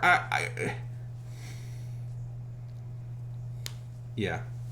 Well, he kind of is doing that. Because he's building that company town. Yeah. I don't know. There's something strange. But it's like nothing overtly bad has been done about Mr. Beast yet.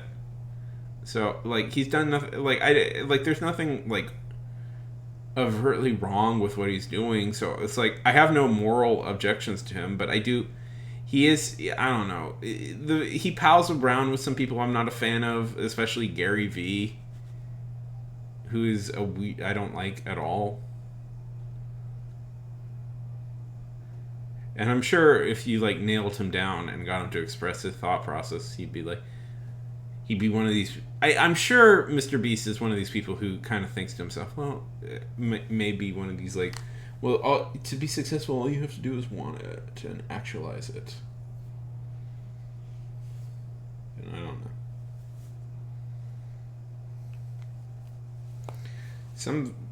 Something's going to come out about that guy. Or possibly people just get kind of sick of his videos and move on. Is the more likely attitude, I suspect.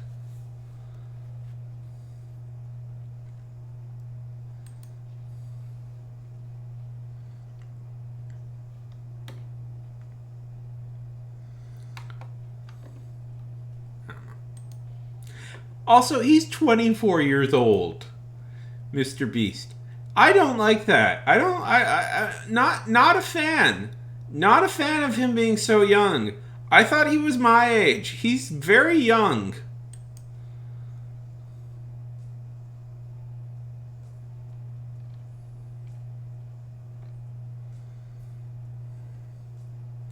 I'm getting older and slightly poorer every day.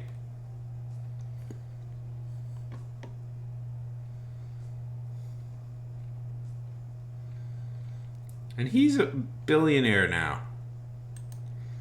And also, I should have bet against FaZe Clan like I thought, well, like I wanted to, and I chickened out. Could have made millions. I was like that. It's like, oh, a gaming company, a group, a YouTube channel being traded on the stock market. That shit's gonna flop hard. It came out like $20 a share, and it's worth like 5 cents. If I had shorted it, I would have been a millionaire.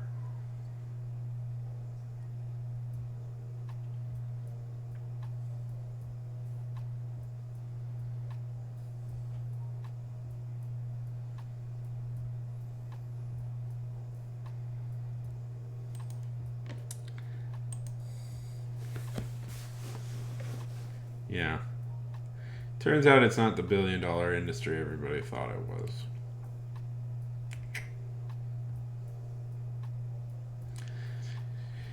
You know, the problem is, I'm just going to say this. The problem is, like, you can make decent money off of the internet doing stuff, but not, like, the billions everybody keeps thinking it is. Like, Vice, I don't know how the hell Vice got, like, valued at, like what, like $6 billion at some point. It's like, Vice was not worth $6 billion. Vice was a decent, was a mid-sized magazine that could have maybe in a good 40 years been considered along the lines of, like, say, like Time or something. Yeah. I agree. Vice should have stayed mid-size. They expanded way too fast. For some reason, like, business, like, thought process nowadays is like, oh, this has some success? What if we way overfunded it and tried to expand massively? Like, okay.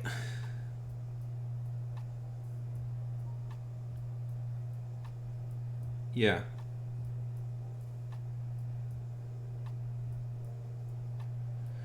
Yeah, but it never worked. Yeah, I know. It's so stupid, though. I know. I can tell that this is a business school thing because they all make the same stupid fucking mistakes. These are people who, like, think Jack Welch was really smart.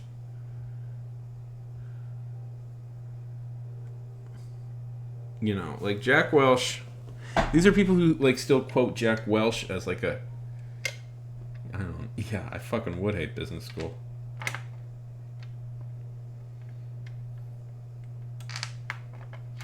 I would hate it because I see all the, like all the damage it wrought. Because these fucking idiots don't know what they're talking about. They're just... It's so frustrating because all they do is live on borrowed money from somebody else. And they use that money to ruin businesses. But it doesn't matter because they make money.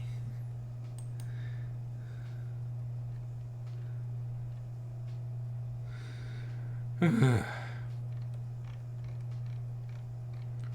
want to make good money?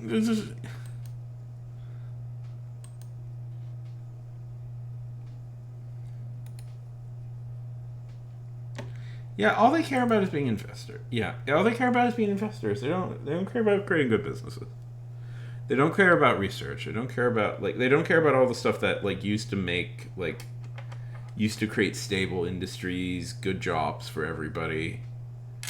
All they care about is, like, increasing their money at the expense of everybody else's. It's shitty and awful. And it kind of ruins America. It kind of ruined America. I'm just going to say it. Used to be everybody could have incredibly stable jobs. Stable jobs in a bit. I would point out that Jack Welch took General Electric from what had been one of the most successful companies in the world to companies in the world, one of the most traded stocks in the world, to a corporation that lost that the second he stopped doing his money tricks got so bad that they had to take it off the Dow. Jack Welch took General Electric from one of the biggest companies in the world to, like, the bottom 200th of it. And for some reason, he's quoted extensively. General Electric, anyway, it's just... Funk, can you tell I've just listened to Behind the Bastards about Jack Welch because he's been on my mind a lot.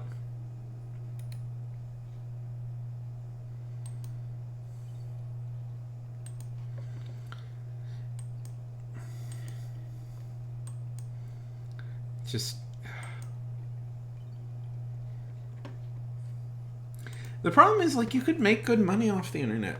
Like, I look at, like some of these people, like, I look at, like smaller, like, these independent YouTube channels, are, you know, like, you know, these YouTube channels that have like 1 or 2 million, who make like really intense, like detailed like kind of dry documentaries about like political geopolitical situations going on right now, and they're doing great. And I'm sure they have like a team of 5 or 6 people, and they make good money from doing what they're doing. And it's like, the thing about it is that all Vice could do was just make those like really cool documentaries that they used to make. That's all they really needed to do.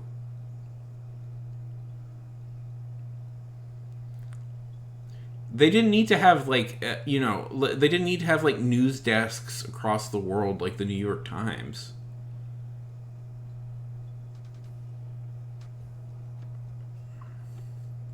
But like they bought their own hype. They bought their own bullshit.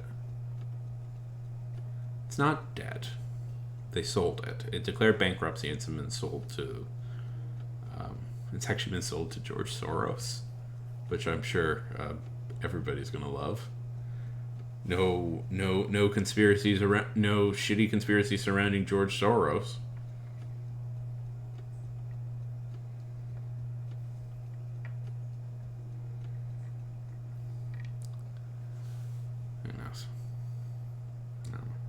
Also, you know, the sexual assault stuff really, all the sexual harassment that they conducted in really kind of like damaged them.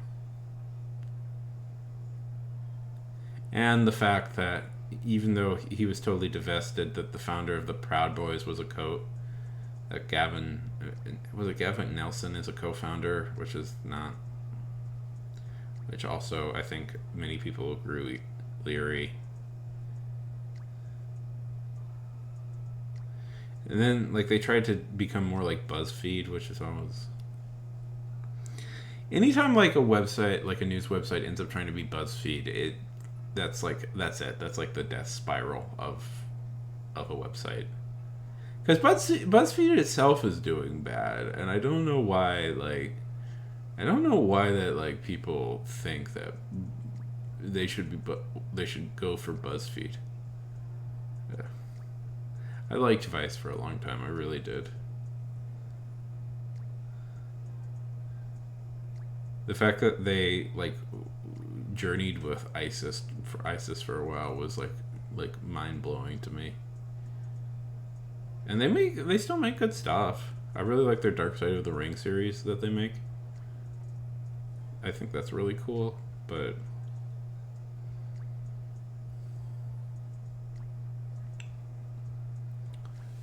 I don't know.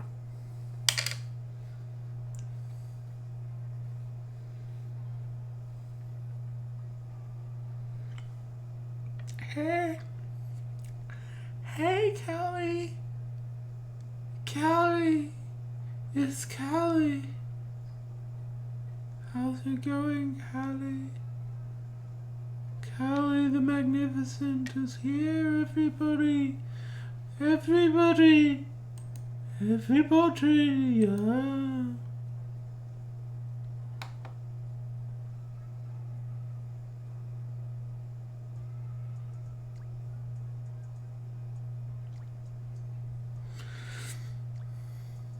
That's good.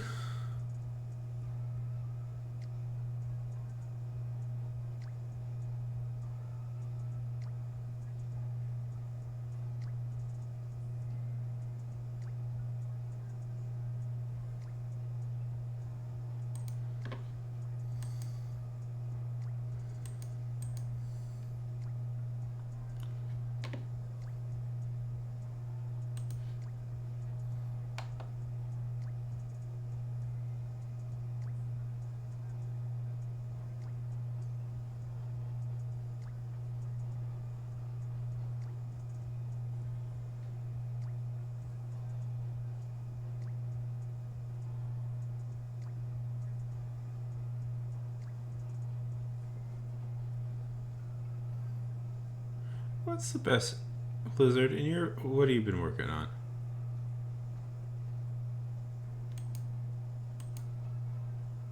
Blizzard, do you ever watch silent movies? I'm very charmed by them. You're brainstorming a book. You're going to write a book?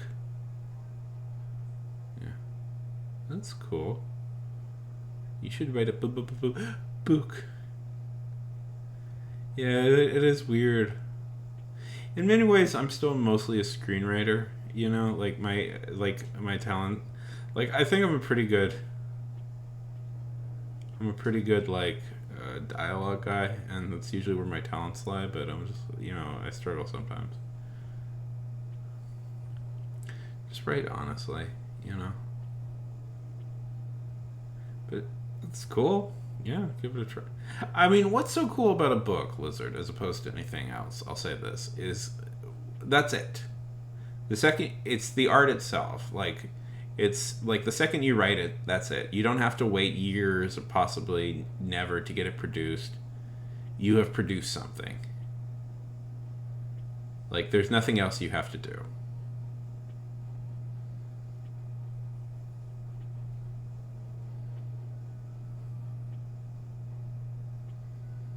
It's just you and the page, which makes it scary.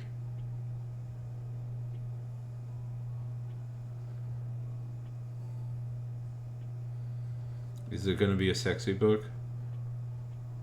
I expect Lizard there to be numerous sex scenes.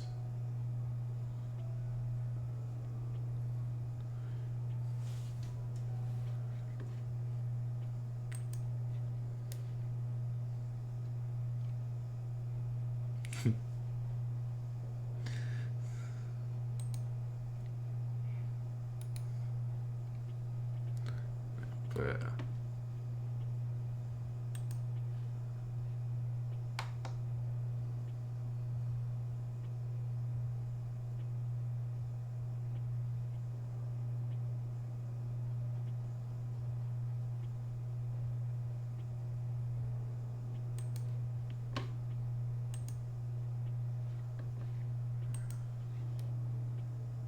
I like me a good.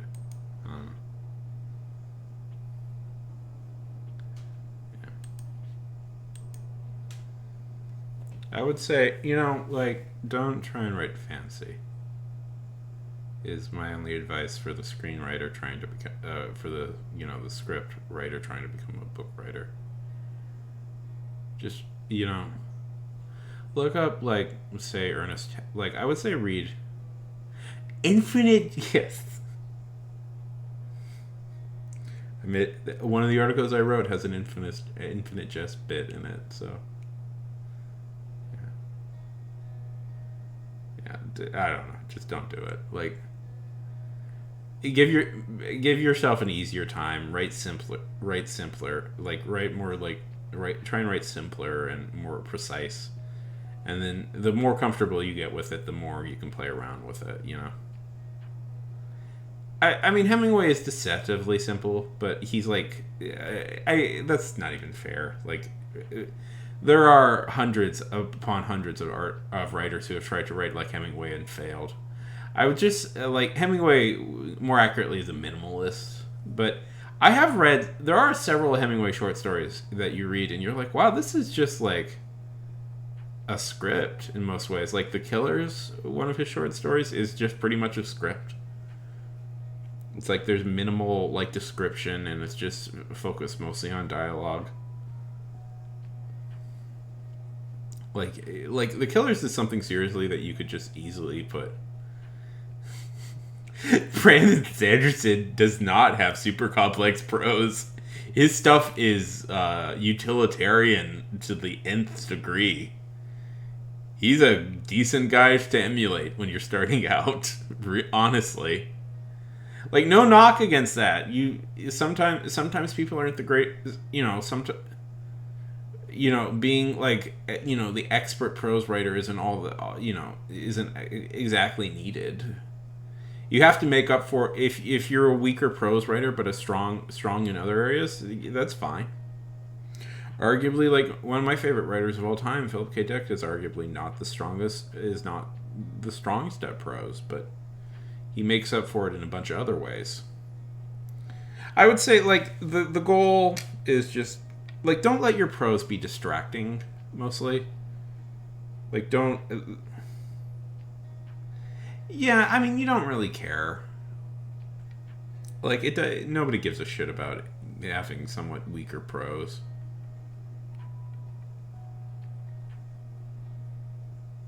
I mean, Lizard, that's a good question. Lizard, that's a real good question. What is bad prose? Well, Lizard, I'm gonna. It's up for the grander culture to decide what bad prose is.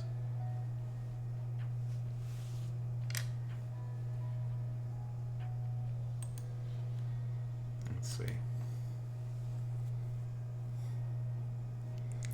I know. There's a pretty good one. No. I know. I know exactly. What's the eye of Aragorn? Aragon? I think it is. Yes, the Eye of Aragon.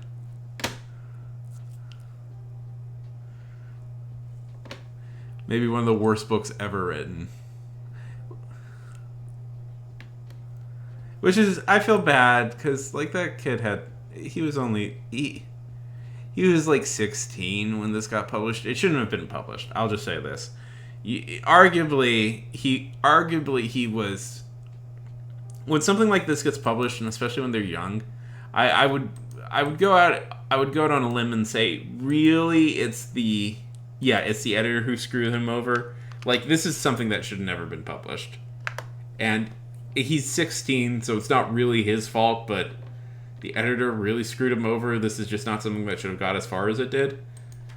But saying all that, and Jim Theus, I'm sorry that you had kind of a real hard time with this, and I get it. The prose are bad, and they're bad in pretty good, in pretty, like, I mean, Aragorn is, I would never call Aragorn like a great novel, but I would say it's pretty good for what it should be, what it's supposed to be, which is juvenile fantasy. You know?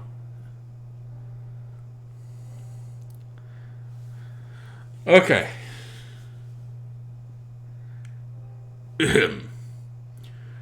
The weather-beaten trail wound ahead into the dust-racked climes of the barren land which dominates the large portions of the Norgilian Empire. Age-worn hoof-prints smothered by shifting sands of time shone dully against the dust-splattered crust of the earth. The tireless sun cast its preaching rays of incandescent form overhead halfway through its daily revolution. Can you get, baby, what is the problem? Small rodents scampered about, occupying themselves in daily accomplishments of their dismal lives. Dust sprayed over the three heaving mounts into the blinding clouds, while there bore a burdensome cangurus of struggling overseas. Prepare your embrace, for the creator in the Stygian haunts of hell, barbarian, grasped the first soldier. Only after you have kissed the fleeting steed of death wrench, returned Gunnar. A sweeping blade of flashing steel riveted from the massive barbarian's hide. A mauled shield is rippling his right arm thrust forward, standing a steel-shod blade to the hilt of the soldier's vital organs. Yeah, it's pretty bad. It's pretty bad. The disemboweled mercenary crumpled from his saddle and sank into the clouded sward, sprinkling the parachute dust with the crimson droplets. Okay, fuck this sentence. This disemboweled mercenary crumbled from his saddle and sank into the clouded sward, sprinkling the patched dust with the crimson droplets of the escaping life fluid. Yes, it's trying too hard. It's thesaurus. You know what I would call this? This is a kid who, like, instead of writing something simpler, like, I don't know. I'm going to say something simpler and then it's going to be worse. Sprinkling patch with the crimson droplets of escaping life fluid. You could just say sprinkle the dust with blood. Sprinkled the dust with blood would be maybe a better way of saying it. You know what this kid did? You know what this kid did? Yeah. I never read it. I don't know. I didn't read it. I don't know why. I know people were freaking out over it. I'll say this though: the Eye of Aragorn, and oftentimes we can discover Lizard what good writing is by what good art is by looking at the bad art.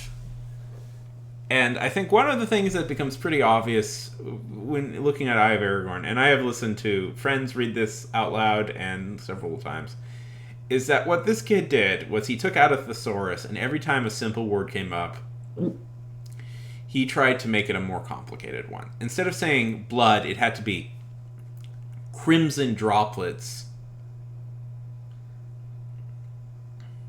Are you...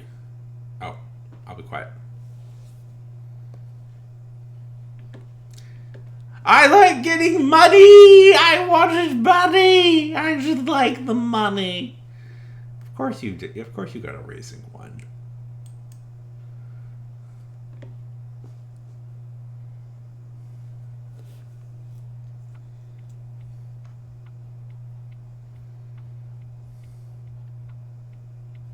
Okay, so what I'll say about this kid is that, like, this sentence in particular is really bad.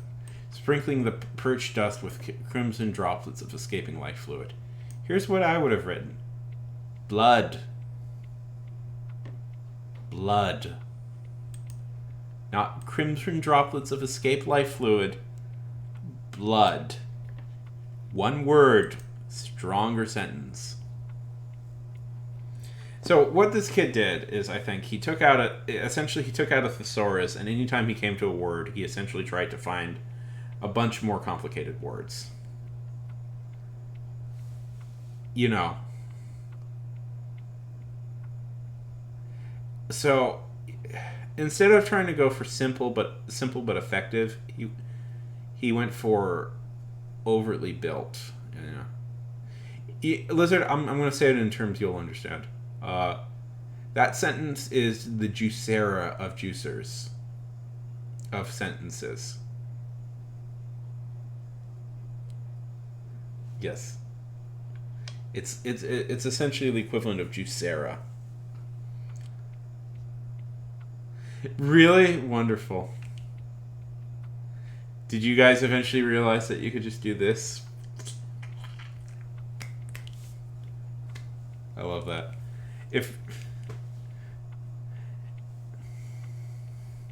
If you guys don't know what a juicera is, but it's sort of...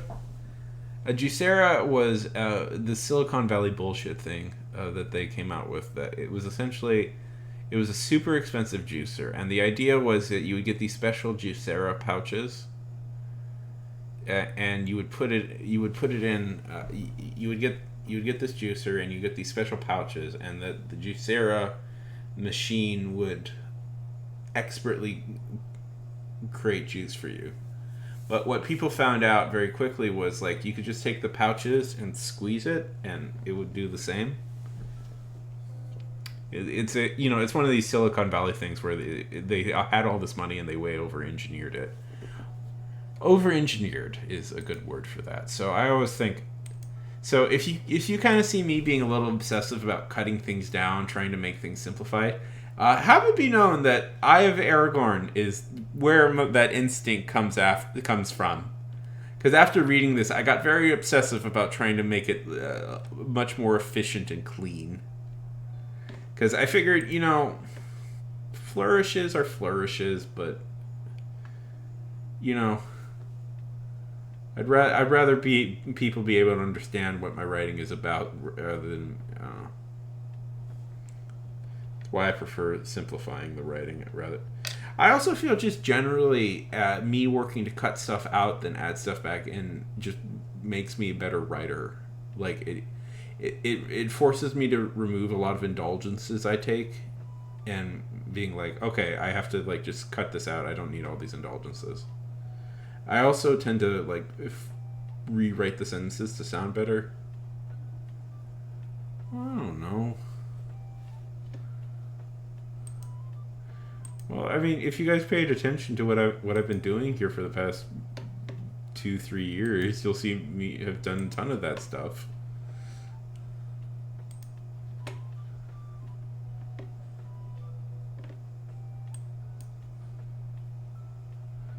Let's see.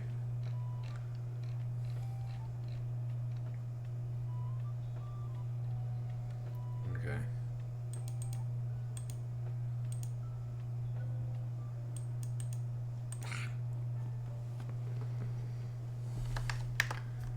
Let's see. The quest could be anything from. Okay. Don't need that. Don't need that. There we go. Okay.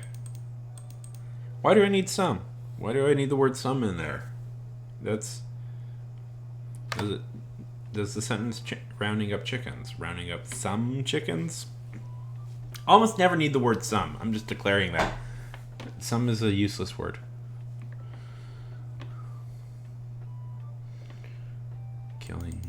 Killing a few. Why do I need to quantify it? Just get to the point. Killing monsters.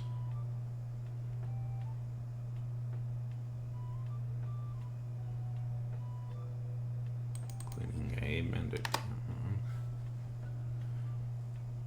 Yeah. Well, okay. So the question is, Lizard. Here's what I would say with sentences, with writing. Look at your sentence and ask yourself what you're actually trying to convey. And just cut it down to the part where you can tell the sentence still makes sense, but you've used as few words as possible. And then like every word in the sentence should be like serve that purpose.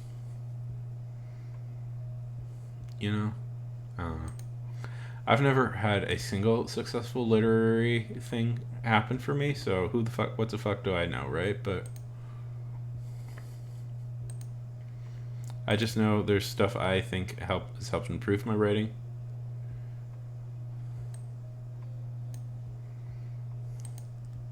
Okay, this is not a great sentence. That if the universe had called me to this location and people were stressed, that's why I didn't do here. So, well, that's just 2 sentences.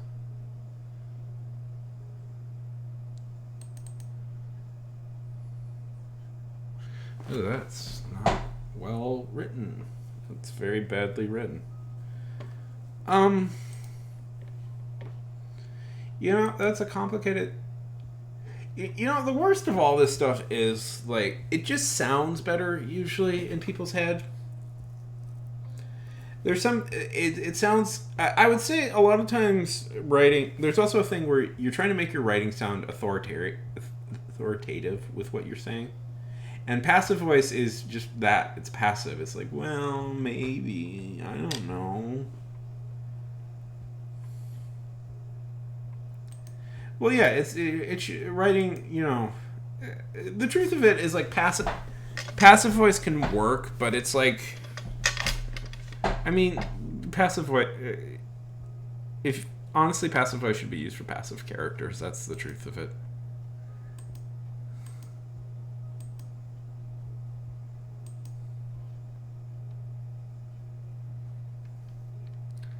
Okay, ask away.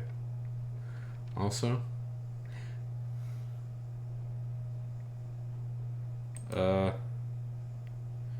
for POV, usually they like close third person is popular nowadays. Close third. It's funny if people didn't. Well, close third person is so it's third person, but you don't leave that person's perspective, really. Like you don't tell it from somebody else, the other side of the story. And you ask yourself, well, why do that when you could just have first person? And Lizard, I'm not totally sure why.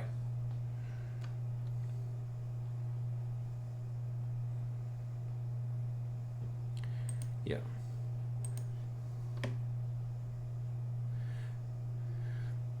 Yeah. Well, okay. So there's this. Yeah. Yeah, but there's close third person as well, which is yes, it's third person, but it really never leaves the perspective of one character. Almost like you wrote a first person book and then changed all the I's to he's, or they's. You quickly changed it to a third person. Yeah. Well, screenplays are always written. I mean, screenplays are written, I believe, present tense third person usually. It's present tense third is what you're supposed to write it in.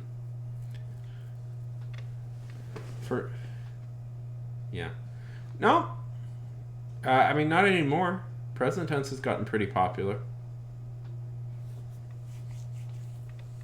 Present tense is quite popular nowadays. People have been writing a lot more in present tense.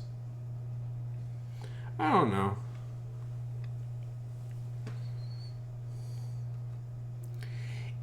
Lizard, the truth of it is a lot of this stuff just happens because it feels right.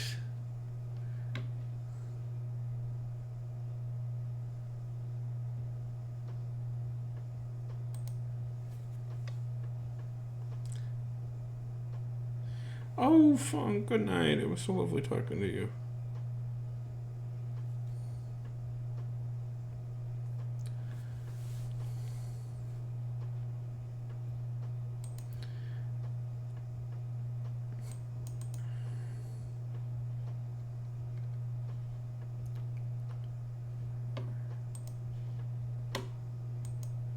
I don't know. That's the best way I can describe it. It just feels right.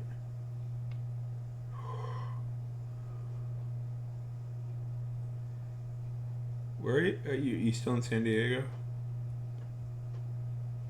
Everybody should just come to Houston. No, Houston's expensive. Well, is there any place that isn't expensive as hell? Oh god, is there any place that isn't expensive as hell nowadays? Even Houston has gone up in price. Shit, man. Idaho. Well, if you have a remote job, who cares? Right? Listen. Probably with global warming, Alaska is going to be like beautiful sunny temperatures now, so we should all just get like property in Alaska and wait it out.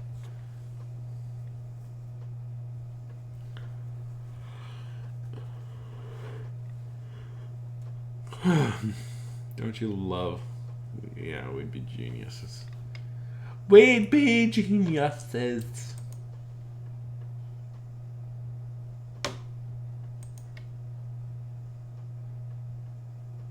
Yeah.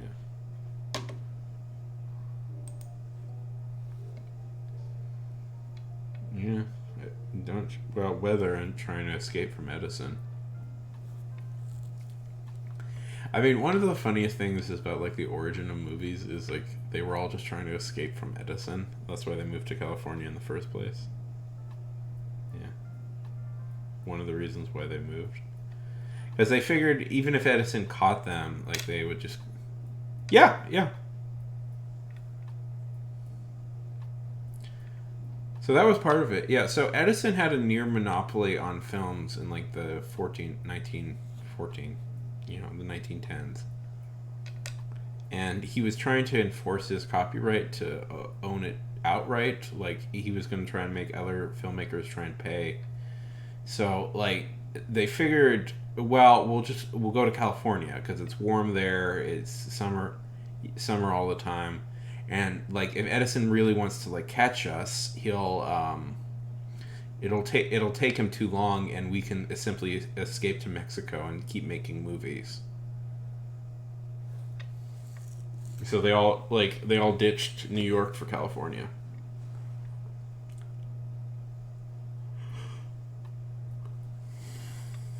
Yeah, right? It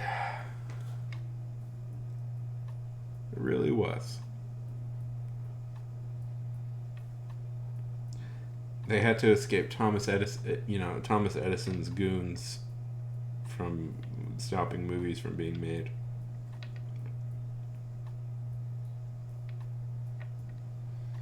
That's why if we want to make, it should be. It should be. You want to make it you want to make it a movie, Lizard, about like filmmakers trying to escape to California to escape Thomas Edison? Yeah.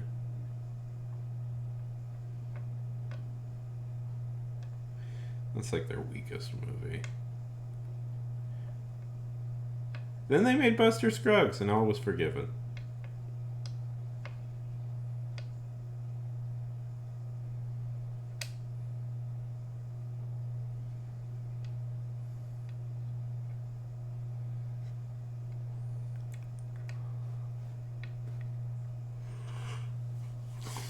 And then Joel made Macbeth, which was pretty darn good. And then Ethan is making his lesbian road trip revenge movie, which we will all hold our breath on.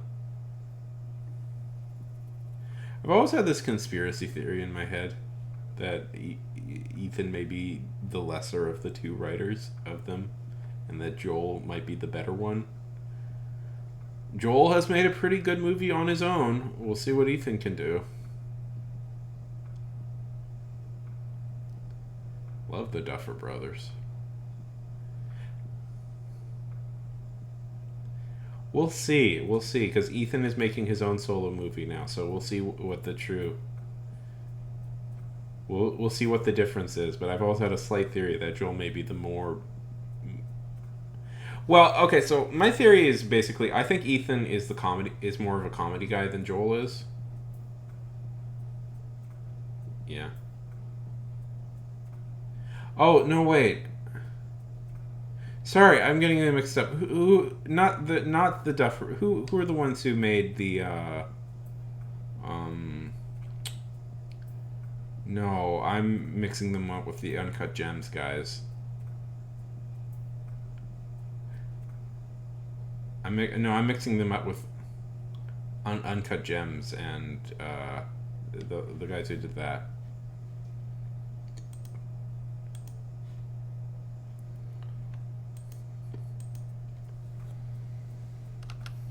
I love them. I don't like Stranger Things. The Safdie brothers.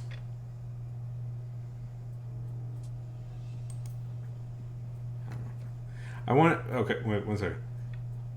The Duffer Brothers, just another example of nepo babies. I mean, has nobody brought up that the fact that the Duffer Brothers are just related to the Duff family who makes Duff beer? Yeah. You know, here's what I was about to say. The Duffer Brothers also strike me as Spielberg acolytes in some way. Okay, so my big problem with Stranger Things is that, like, most of the praise I see for it is like, wow, they reference so many 80s movies. And it's like, I don't know.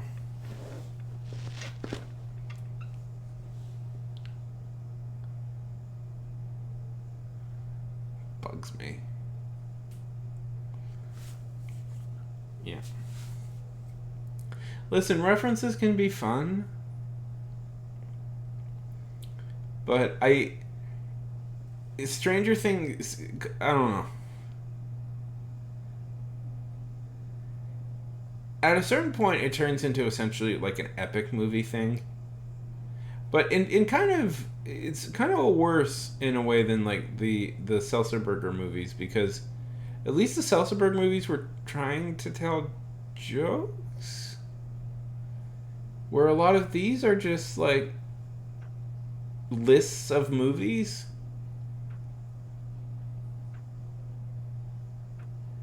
You know, it's just like adapting a Wikipedia article of, you know,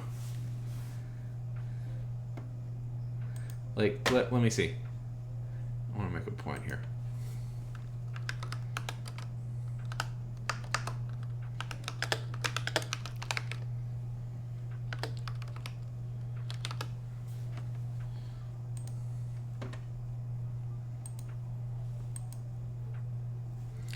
Yeah, like look, listen.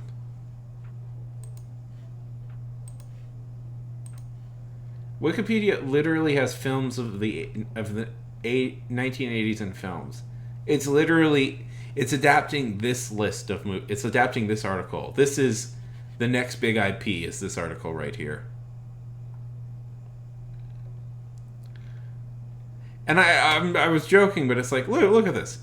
E.T. the Extraterrestrial, Indiana Jones: The Last Crusade, Back to the Future Part 2, Look Who's Talking, Coming to America, Star Wars, Beverly Hills Cop, Ghostbusters. Oh, this was Ghostbusters 2, Back to the Future. You know. Like, you put a Top Gun, Fatal... Like, you put all these big... Like, all those... Like... That's, like, the references they make. It's like you could just literally go down this list and go like, yep, there. What's this one? I've never heard of this. Wow. Okay, good on you, Hong Kong.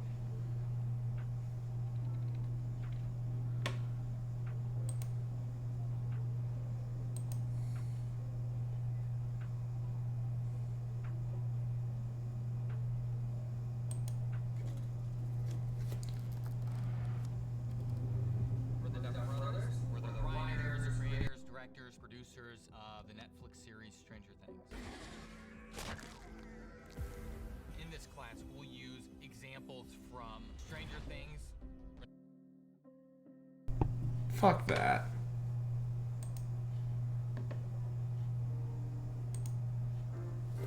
Masterclass. Here, learn. Fuck. Listen. I'll tell you why Stranger Things was successful, because it hits a bunch of things. It hits a bunch of things correctly.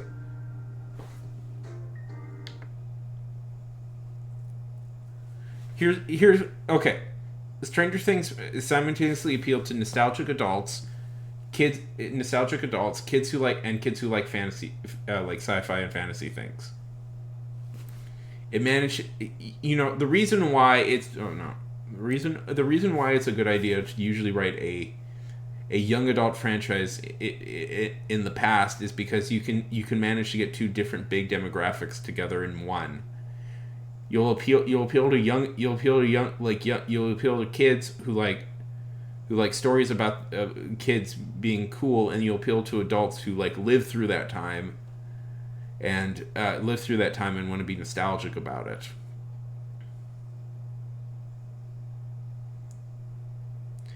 And I'm cynical. I don't even think it's necessarily a bad thing to think in those terms, at least a little bit. But it's what it is. It's what it is. It was a what do they call that in like film speak? Multi-tiered,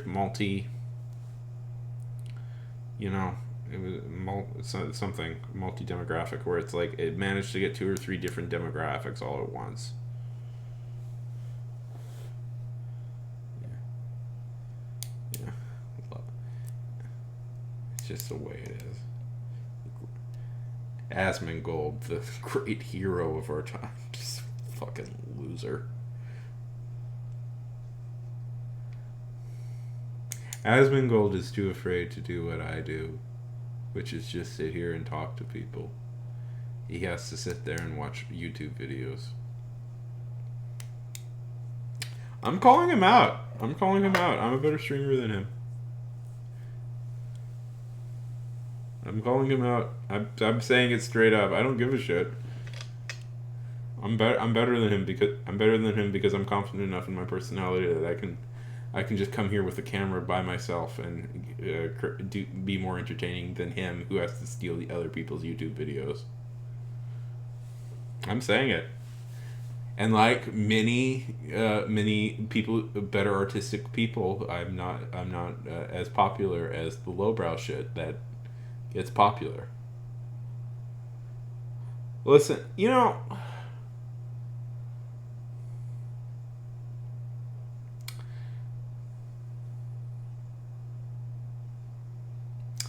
Am I saying I'm better? I'm a better streamer than like everybody? No, there's tons of great streamers out there. There's tons of very popular streamers that do very big things.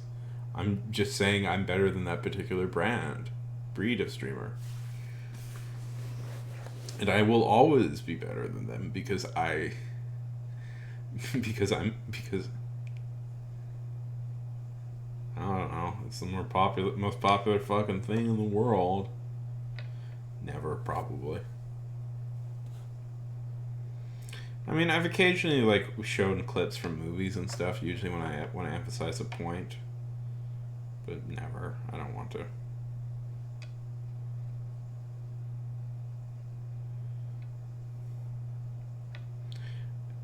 I watch it like it's I don't know.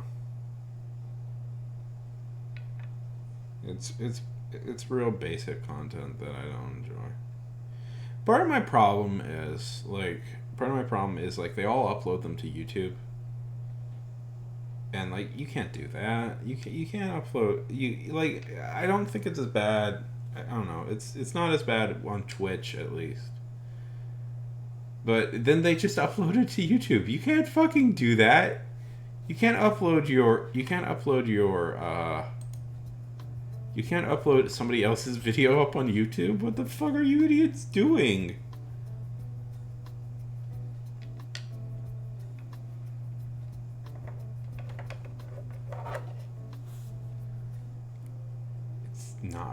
It's not really.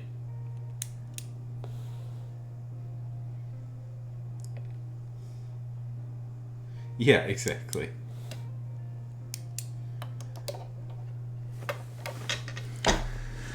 I don't know. I don't know. You know what the world seems to be crying out for? And I'm just going to say this. And this is what some YouTubers should do. There needs to be like a TV show or something that essentially just plays the best YouTube videos every day. So that people don't really have to think about it.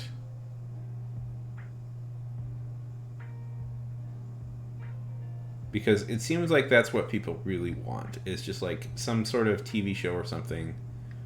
Or like a compilation show that just plays all the interesting videos that were made that day. Yeah. Well, part of the thing is you have to actually pay them for it. Like part of the whole problem is that it's other people are profiting. It's that they're profiting off of other people's content.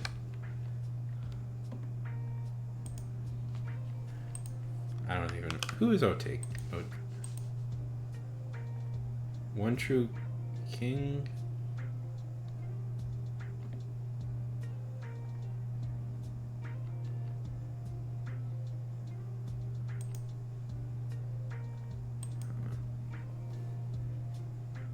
I feel like a backlash to that content is... I feel like a backlash to that sort of content is brewing, though. Wait and see. I think people are sort of getting a little sick of that. We'll see. I remember a few years ago when React channels were all over YouTube and everybody got sick of that. Give it time. Give it time.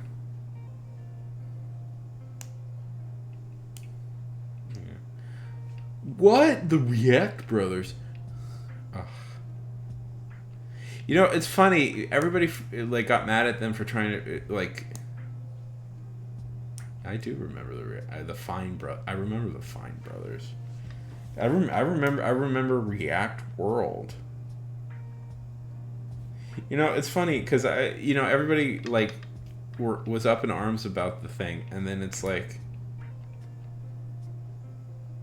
I also feel like in a weird way, like that was sort of the end of React content on YouTube because it's like. You know, everybody was like, React World was bullshit and that should have never been allowed to happen. But then afterwards, people were like, oh, right, also, React content itself is just stupid. And so they stopped doing it.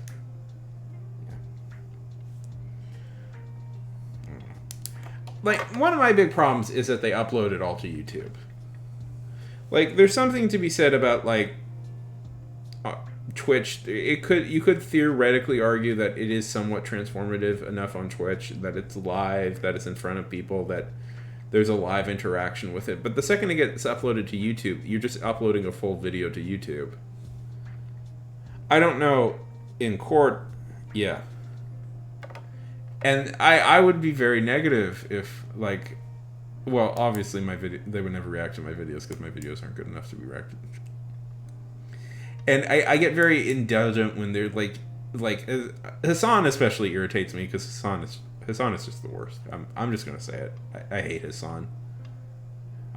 You know, I'm always like leery when and the thing is, I agree with Hassan on a lot of political issues, like most political issues. So I was like, am I just being? I don't want to be one of these people who just like hate people because they're political, and then I'm like, you know what? Fuck him. And listen, Hassan. You know what irritated me? That Hassan was so like, he so freaks out every time like somebody even dares to criticize him just a little bit. I'm like, you know what? Fuck Hassan. I'd be really successful too if my uncle created a terrible news program, and I used that connection to piggyback fame.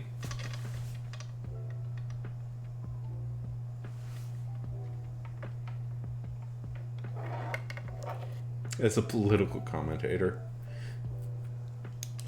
You know what drives me fucking crazy is that he dismisses... He always dismisses criticism of him as, like... One of the things he'll do is he's like, well, it's not real criticism. It's not, it's just, like, people are being... Hassan arguably is enforcing... with what he does, arguably does trickle-down economics. It's so fucking frustrating.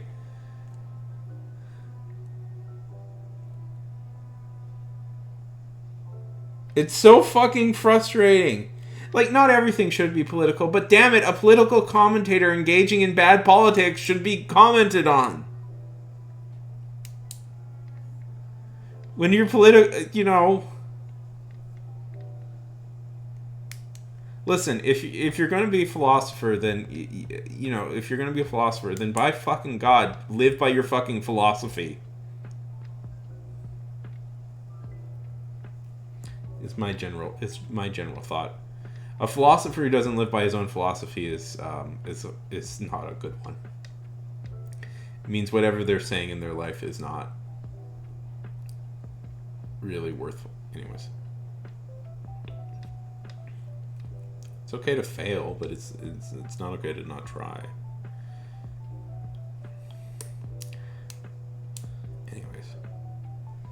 I hate how like indignant he gets. I hate how he like screams about people who criticize him all the time on his Twitch thing, and usually it's smaller creators.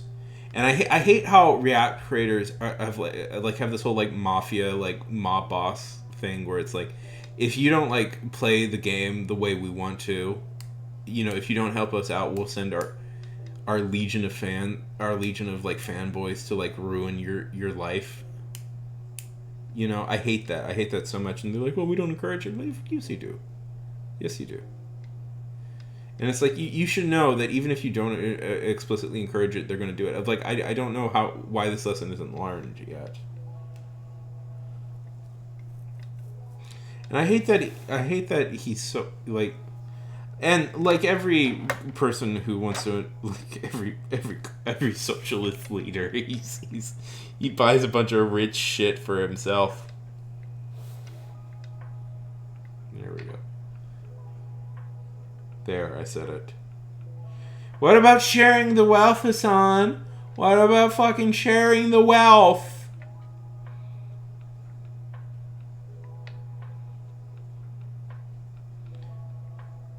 Do you know how... Yeah.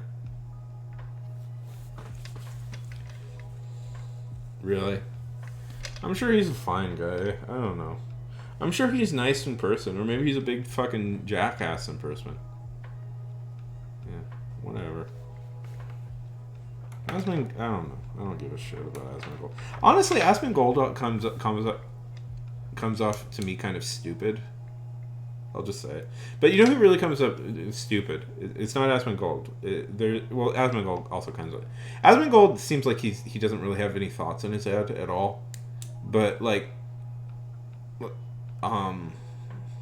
You know who sucks is the who's the French one, the French Canadian one? QX, you know, QXY, you know. That guy legitimately seems stupid. Yeah, XQC. That guy legitimately seems like a fucking moron. I love it. I love being so small that nobody gives a shit about who I am. Because then I can just say mean things about bigger people and nobody cares. But XQC, every time I've seen him, he's like... It's like there's like no thoughts in his head. And I kind of liked Ludwig, and then he gets into all this weird hustle culture shit, and I was disappointed about him because Ludwig... You know, the thing about Ludwig is, like, Ludwig doesn't need this. He's charming and charismatic enough on his own that he doesn't need to do this react shit, but he just does it because it's easier. Like, Ludwig is a charismatic, good-looking guy, and he's a guy I imagine could be successful in most entertainment fields because of that. But he's doing all this bullshit, too.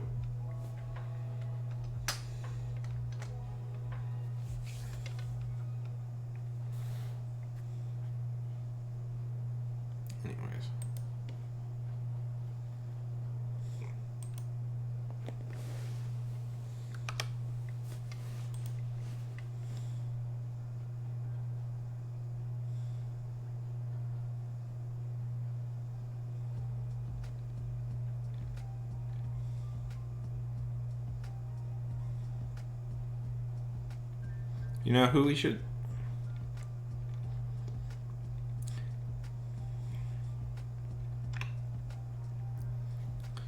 Why don't we... You know, all these React influencers get all the credit. Why aren't we reacting... Why aren't we reacting to the real greatest influencer of all time, Lizard? Huh?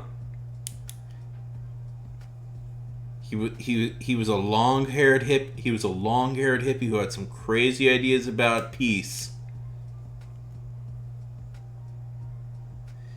His name was... Yeah, fuck. I was gonna do... I don't know. People really like him. I don't know. I don't want to say mean things about somebody people really like. If only because I'm a horrible coward and I just don't, you know. I don't know.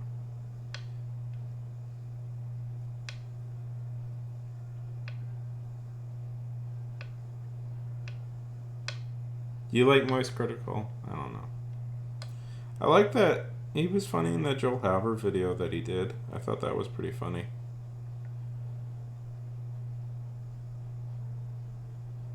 I thought that was a pretty funny video. I haven't been super impressed with him otherwise.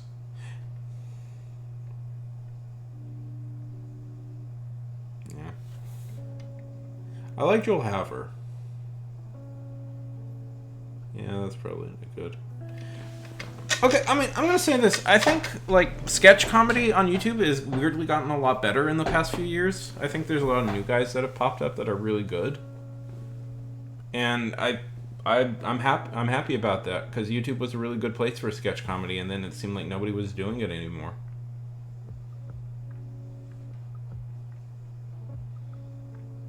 Like, you know, Joel Haver and that whole crew. Like a Fox. Yeah. Yeah, those have held up really well, right? Smosh. I remember not liking Smosh. See, I'm really petty because I think I don't know.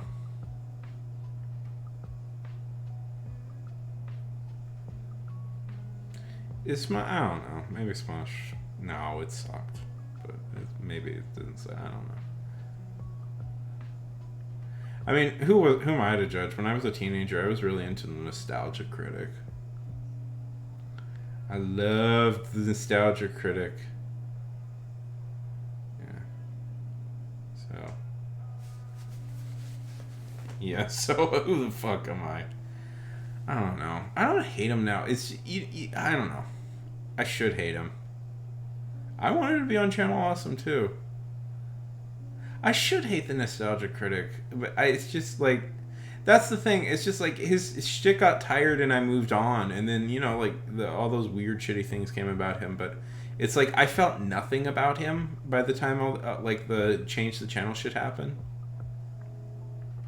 and I'm like, I preferred Ego Raptor when he did animations, and I understand why he had to change that, but I preferred his animations to the Game Grumps. That's what I'll say about Ego Raptor.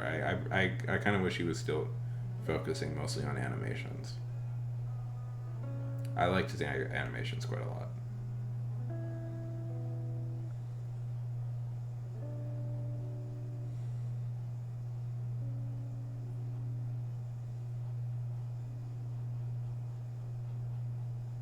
Maybe I just don't like Let's Plays, which is weird because that's what I'm sort of doing now.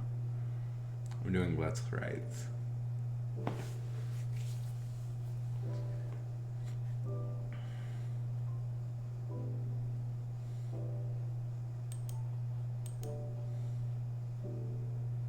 No, obviously not. Obviously it's not dead. Because, man, what fucking website are you on? I just think mostly, like, Let's Plays have, like, transitioned into streams, mostly, because it's, like, they're easier and more casual. And I suspect people mostly prefer that sort of stuff to, like sit down by themselves Let's Plays.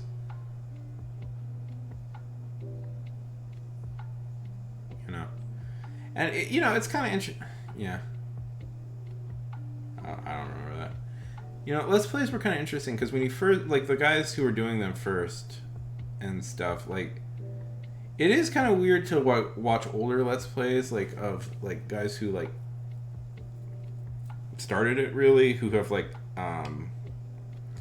who essentially are by themselves making, like, all these jokes, and it's kind of fascinating to watch. Yeah. I mean, you guys know that the guy who most likely invented Let's Plays streams, right? On Twitch now?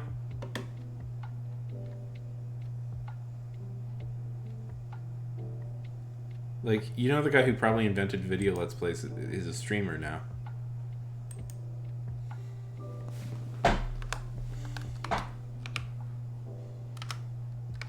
It's a guy named Slow Beef. I was actually a big fan of his. He ran a YouTube channel called RetuPlay, if you've ever seen that, which is very funny. Which was, I don't know how well it's held up now, but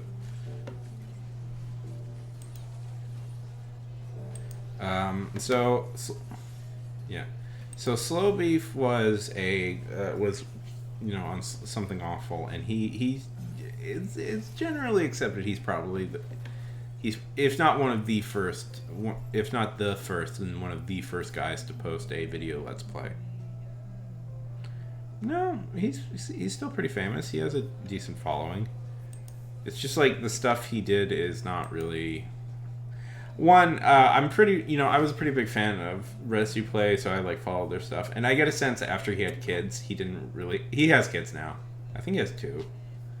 And I get a sense that he didn't have a lot of time to focus on internet stuff as much as he used to. So, streaming is good for guys like him because it's when they have an hour or 2 free, they can just sit down and stream, and they don't have to worry about stuff. But I think the day until maybe his kids are out to college, I think those days of him editing hours of footage together are just not gonna happen anymore.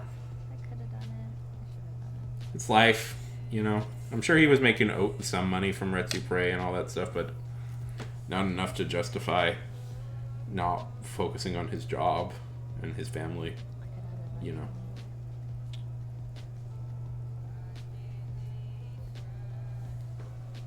That's why that you and me, Lizard, we're not in relationships, so we can just do whatever we want. Hooray!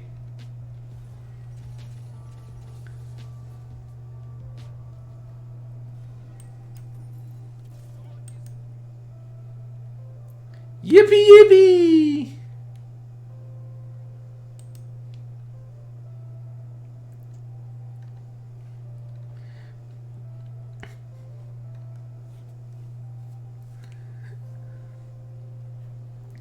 Yippee pee yip yip yip yip yip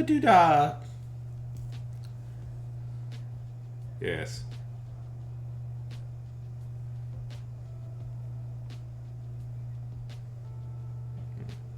I did really like Rete Prey. I'm sure like there's some stuff that is terribly aged, but I found them fun. I found those two really funny.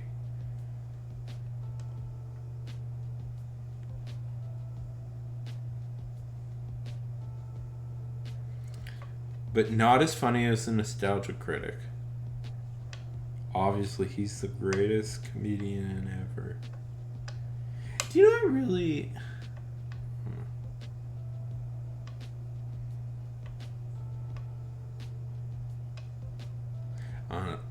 I do sometimes think, like, sometimes the people who spend, like, hours and hours of their life, like, there are some channels out there who do nothing but make fun of the Nostalgia Critic, and I'm like, there's a little bit part of me that is like, well, you know, guys, it's also equally sad to be obsessed with nothing.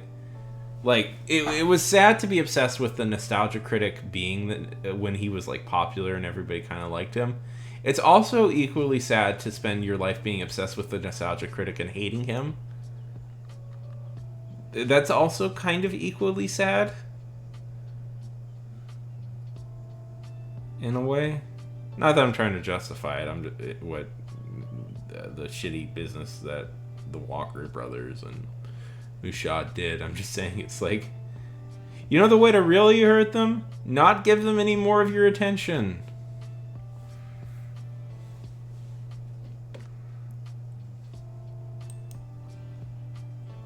But seriously, can't you wait for Disney Timber or oh,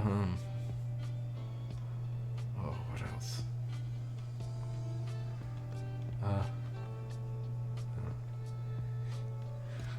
You know, I've always wanted to write I'm gonna say this is gonna be weird. I've always wanted to write the movie of the film version of The Fall of That Guy with the Glasses. Like, I've always thought that would be a great movie about how, like,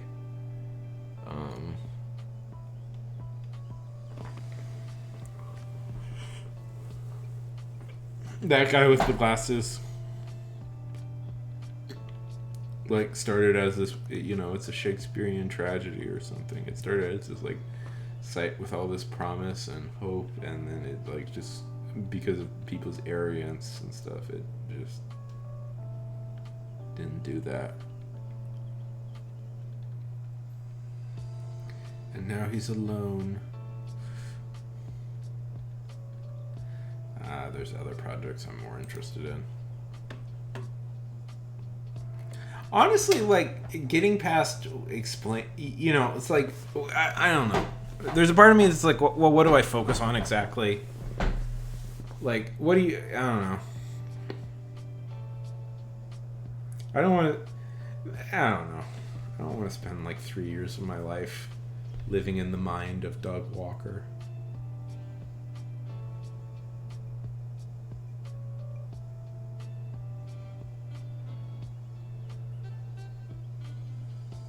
Like, who's the story about? Is it about Walker himself, or is it about maybe... I mean, like, Lupa would probably be a pretty decent protagonist, or, I mean, Spoonie, maybe.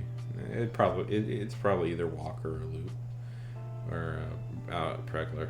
I know she doesn't like that name anymore, so I'm trying not to use it. You know, Walker makes sense because he's, like, the tragic villain who, like, hero who, you know, in the end, all he wanted to do was be loved, you know? You know, he's kind of the, you know, he's essentially, you know, he's a lot like Willy Loman in a way. In that he's a guy forever encased in his own little, like, world. And he's like, he tries to be the sort of person who wants to be this sort of guy. You know, he's obsessed with the way things should be, and I'm pretty sure he's probably obsessed with the way things used to be.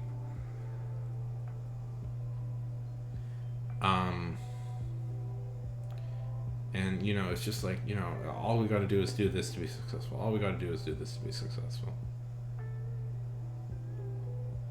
and he just, the thing is, he forever wants to stay in his little world and never leave it. And the fact, and demo reel in a weird way is like this tragic thing, because it's like, it's him like trying to get out of it, and then people saying like, no, this isn't happening. You don't get to do this. You're not allowed to do this. You must go back to the thing. You must be stuck there forever.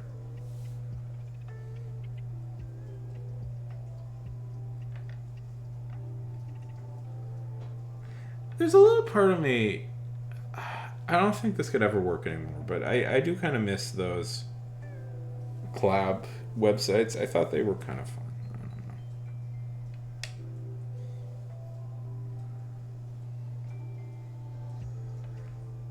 Is my like of the commentary community's productions maybe a little bit based that it kind of seems like the younger, hipper, probably what Channel Awesome should have been?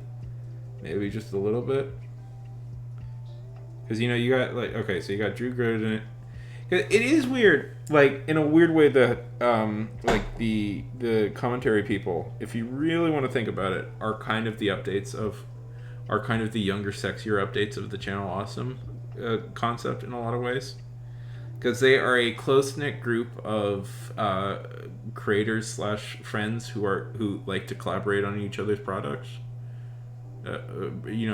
Videos a lot, and they often review like dumb movies, but like they're all much more successful, and it's kind of funny. I don't know. Probably like Channel Awesome. It's better if Channel Awesome was a loose I don't know.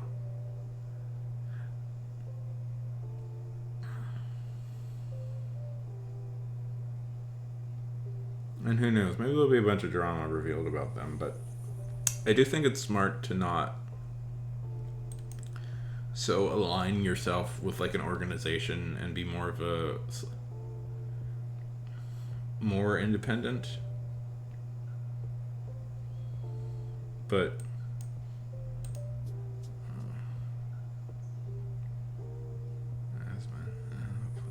please don't be back with him.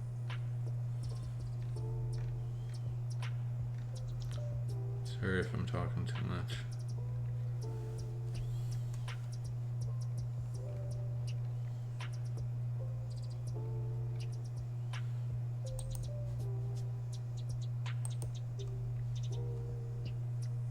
Oh wait, I'm quite ready. Tell me.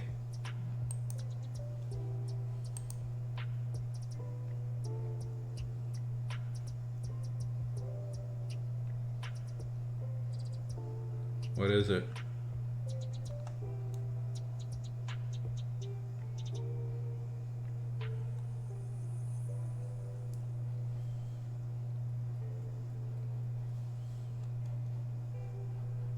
I don't know, man.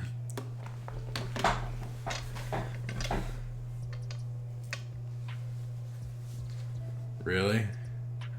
Well, then I can't be because I'm such a famous internet personality. Some days I think, Lizard, that if I could have a successful podcast or something, I might quit doing this.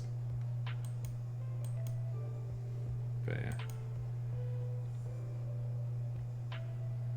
That feels sleazy.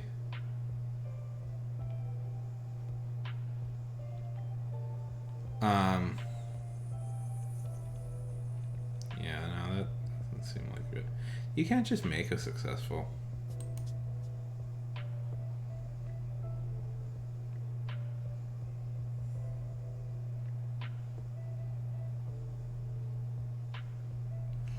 Yeah.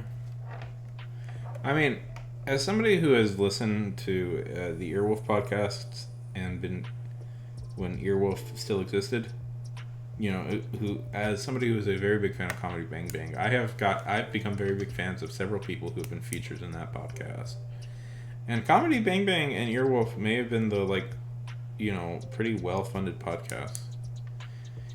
But the thing is, like with that stuff, you know, in the weird way, they're just breaking in the normal way. They've always broken in. People have always broken in. They impress.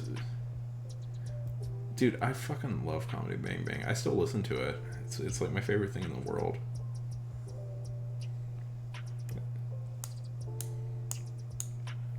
They've gone behind a paywall, so ultimately, like, I don't think they'll be able to ever expand their fan base after this. But I don't know. They tour. They still tour every year. They sell out pretty well. Scott just had a kid, which was cool.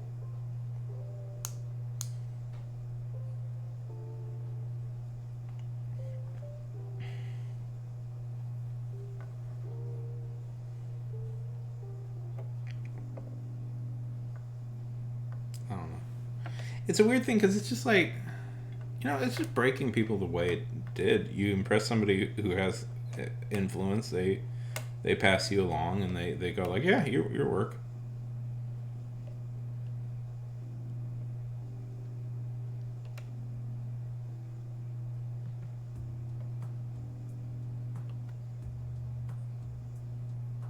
I don't know. It's weird to think because it's like people hated that, you know, people hate that system, but it doesn't seem like we like the new system all that much, like, because it's like we don't really like people who break because of algorithms, you know.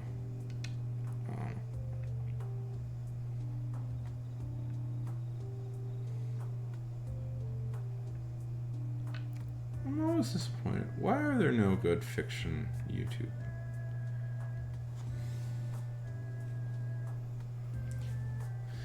Why don't people make web series anymore, Lizard? Why don't people make web series anymore? Like fictional, scripted web series. The Guild was a pretty fun show. Why can't we do stuff like that?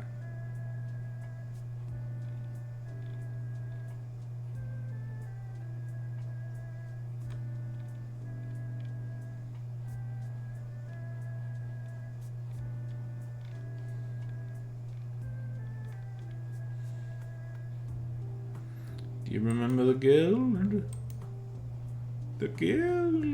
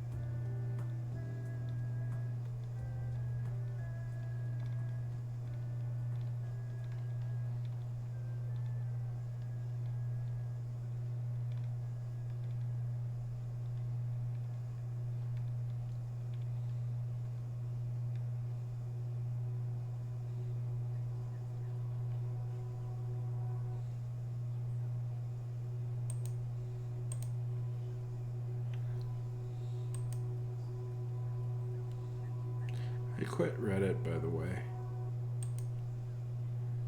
I know nobody cares. I wasn't doing anything on Reddit really, but I quit it. I handed over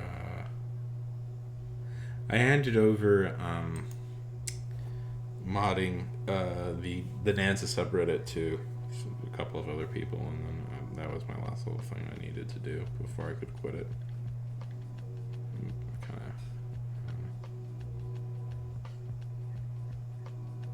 How dare it? How dare it?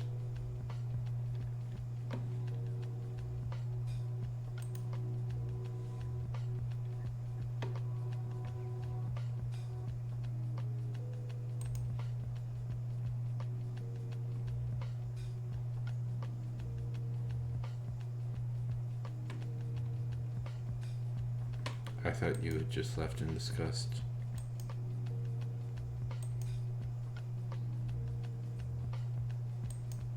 What was I saying? Oh, I quit Reddit today. I deleted my account. Well, I logged out. Yeah, I don't know.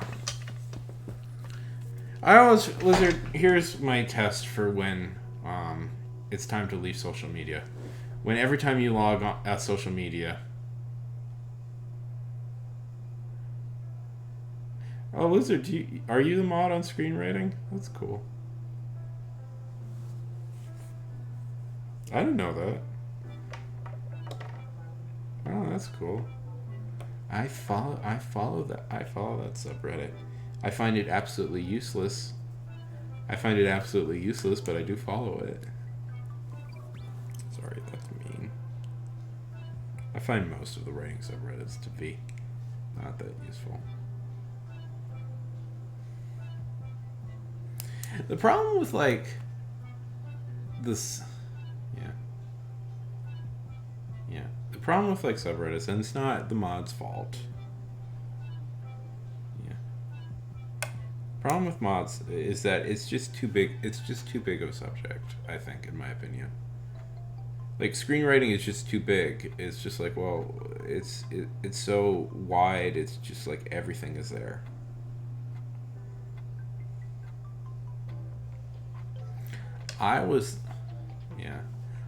You know what I was a mod of? I was a mod of a very popular subreddit. I was a mod of the Bonanza subreddit. For the old television show Bonanza. I was in charge of that. Yeah. I applied for it as a joke, but then they gave it to me. So I took it seriously. That was like my last little connection, is I was the sole mod of that, and I just didn't want it to like fall into disrepair after I left. So I made sure to give a few of the regulars on there mod status so that they could be in charge of it.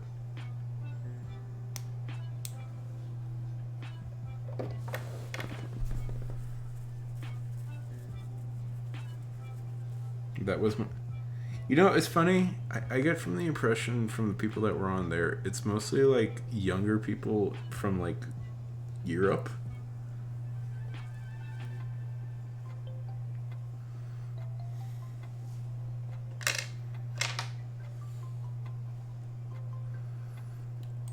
Like younger people from like Sweden. I think it's just real cheap to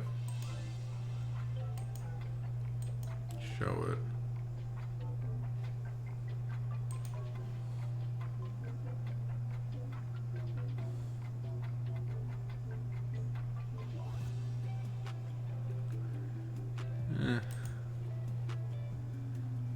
No.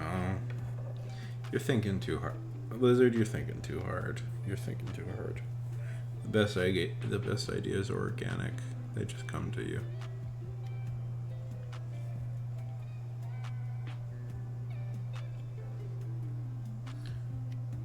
You know. There is no technique. There is no process. The technique and the process are you must, you know, not to get, it's almost,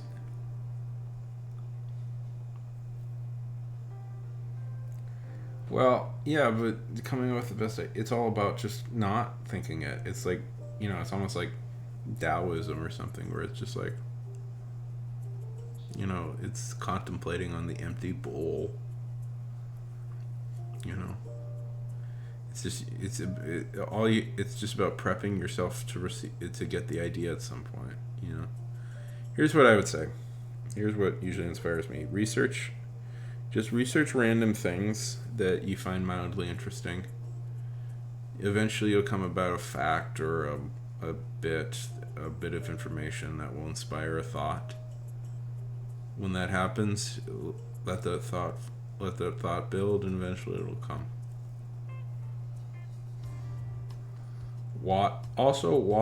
Read. Just read. There's the answer. Just read. Read widely. Read widely and vigorously. Don't even like just think of something you want to read. Don't like try and think of genres you'd be interested in writing in. Just think of something you want to read. Read and get inspired by that. Try and just be an outside person. It's, you know, it's terribly sad to limit yourself to only one type of form. That's the only way I do it.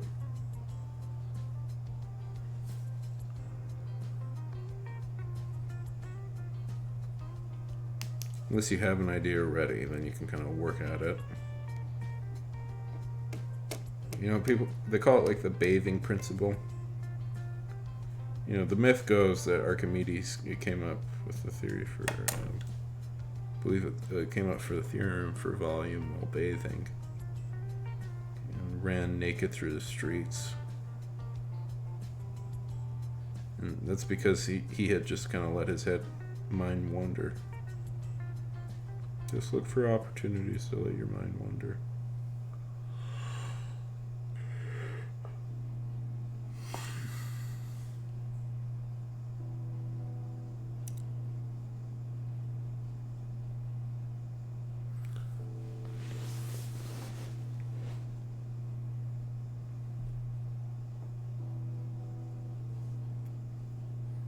Or just rip off what's ever popular. That works too.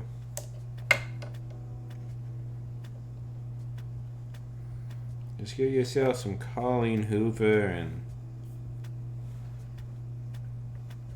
you know, just rip off Colleen Hoover and, I don't know.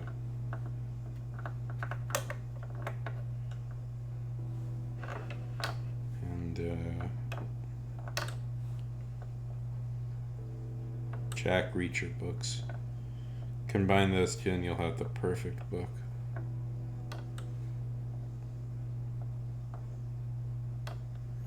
If you're doing a sci-fi, if you're doing fantasy, remember, Game of Thrones was good. Just write Game of Thrones again.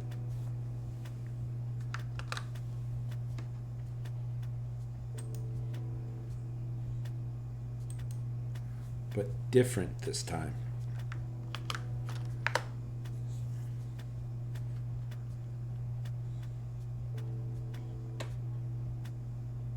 Oh, you. No, I mean, it's a space opera. Oh, Rebel Moon part, boo on you. What? No. Nope. No. No. I want space operas to be a thing again. I will encourage this.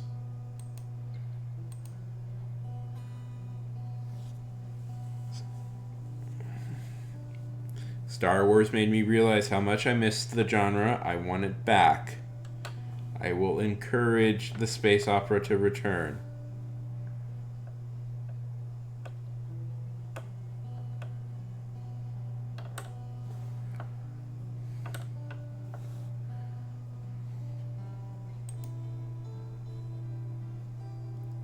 Listen, if there's a bad space opera, if exactly. I don't know. Now that Zack Snyder is away from superheroes, I might like him more.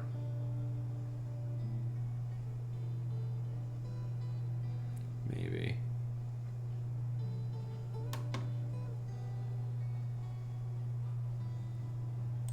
Oh, I like her. Oh, I like her. I like the actor. Buditella. I like Sophia Buditella. Oh.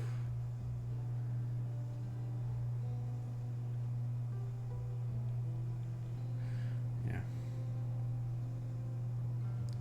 I don't know. We'll see. We'll see. Yeah, that's the most bullshit thing, right? I should point out that George Lucas didn't call, A New Hope that episode 6, A New Hope, that till after it was the most successful movie of all time. And sequels were all but guaranteed. Star Wars was originally just called Star Wars. A New Hope was just originally called Star Wars.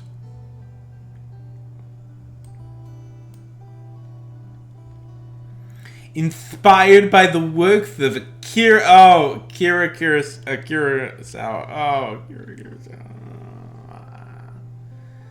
Okay, here's what I don't really get. Why does Zack Snyder keep insisting on writing his own movies? He's a bad writer. Like, you know, Zack Snyder has many positive qualities as a director. You know, he has interesting shot composition. He uses color in kind of a neat way, but he's such a shitty writer. Why does he insist on writing all of his movies? His best movie was written by a much better writer. I'm of course talking Day of the Dead. What?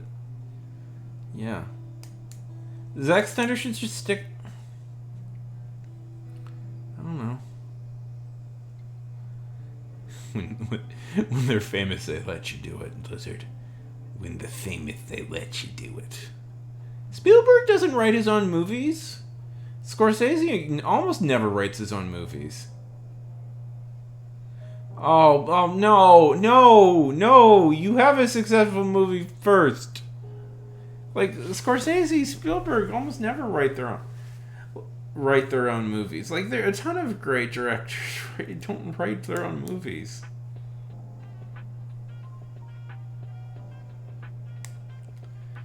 It's an arrogance thing. I mean, Spielberg just this year wrote a movie, and that was a really big deal. Spielberg wrote The Fabelmans. He hadn't written a movie since like E.T., I believe. Wrote his own screenplay since like E.T. or like Close Encounters. I forget which. And that was a huge deal that he did that. Scorsese occasionally, early in his career, wrote his own movies. He hasn't done it since forever though. Like he wrote Mean Streets. I know he wrote Mean Streets because Mean Streets is essentially just based on his teenage years. And he's written a few of his movies, but it's rare for him.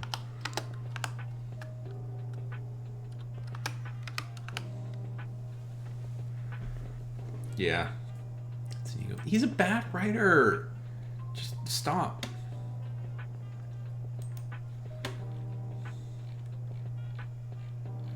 By the way, I'm looking at his Wikipedia page. If I see a fucking Marvel thing on there, I'm gonna scream.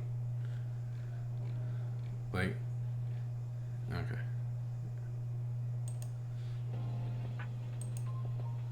Okay, let's see. Scorsese.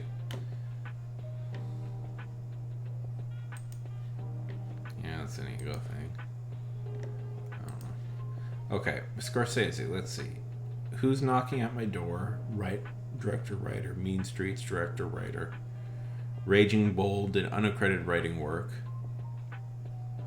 Goodfellas. Okay, he wrote Goodfellas, The Age of Innocence, and Casino. And then... Oh, he co-wrote Silence, and... Oh, he's co-wrote... Yeah, so he occasionally writes, but not often. Not all the time. Like, the majority of his movies aren't written by him.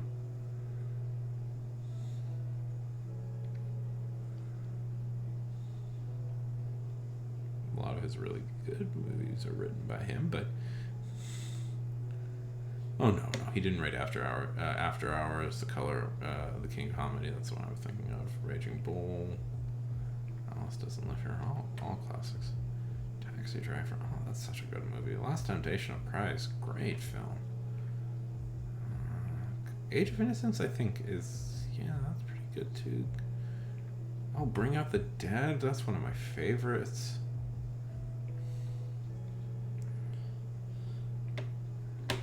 Wait a minute. Oh, right. Scorsese's a good director. Let's see.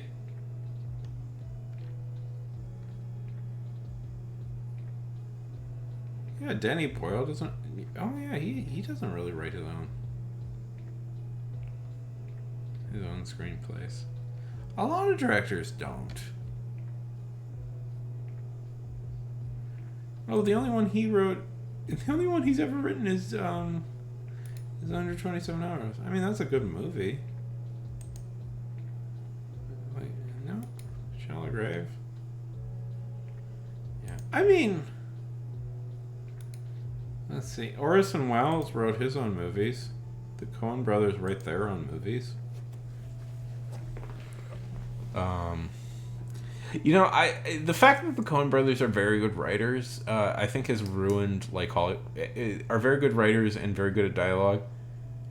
Well, Lizard, you're missing the one defining artist of our generation who both writes and directs his own movies.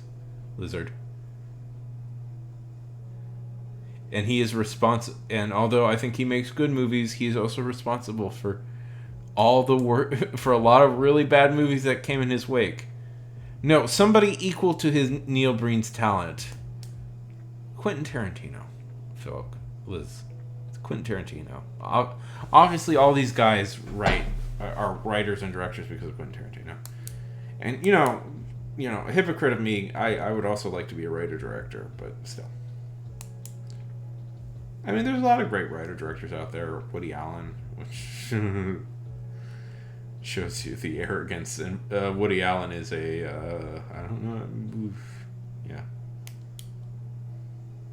Boof. Robert Altman also write. So there's a lot of good directors that write and direct. But Robert Altman is one of the greatest filmmakers in American history, and so are the Coen brothers.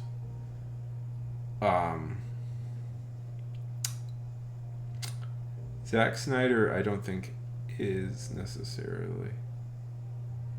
I don't know. He's an interesting director. Like the knock against Zack Snyder has always been that he's probably a guy who should have stayed a cinematographer. Who should be he's a director who should have probably just been a cinematographer. And he'd probably be a lot more acclaimed doing that and let somebody with more talent. Like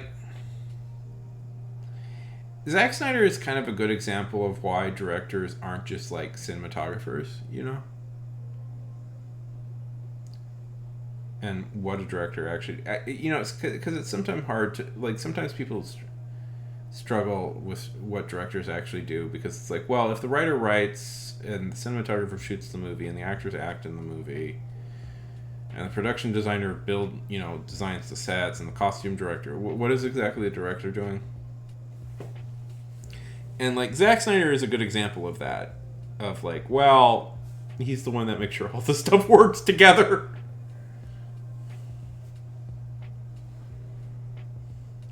Also, I'm just gonna say, as somebody who's been a cinematographer for a very bad movie, I know firsthand that a director is 100% needed to make a movie work.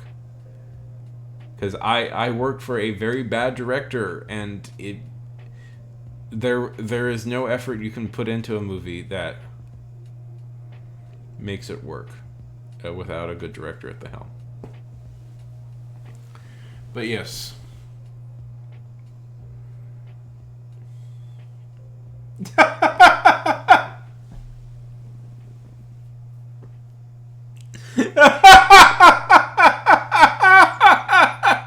That's like the most like.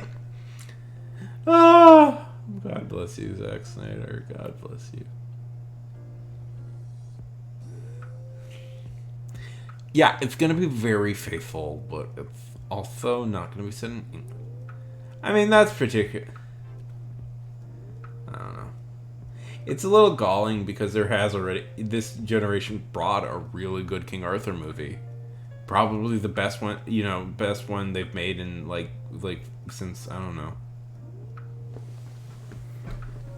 Excalibur, the one with Sean Connery is pretty good, but just also creepy because the director shot sex scenes, directed his daughter in several sex scenes, which is weird and kind of permanently makes the movie creepy. But there's a lot of good involved in it. But The Green Knight is, in my opinion, the best King Arthur movie ever. Is maybe one of the best King Arthur movies ever made. And I like King Arthur stuff. I mean, obviously, Holy Grail, but that's...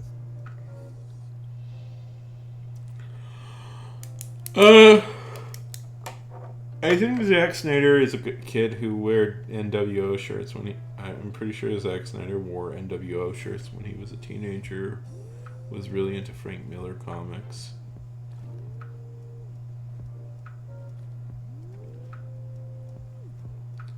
And loves, like, pseudo-symbolism. I'm pretty sure he was a teenager during the dark age of comic books, which is, I don't know.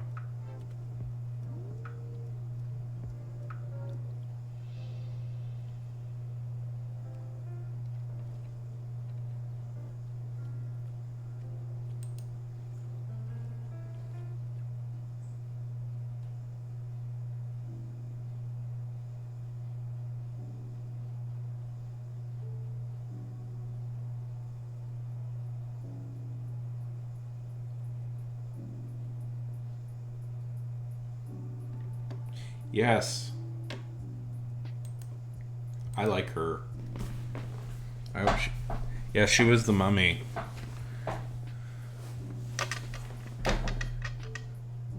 Who do you think Tom Cruise is going to be in the DC universe? The Gunniverse?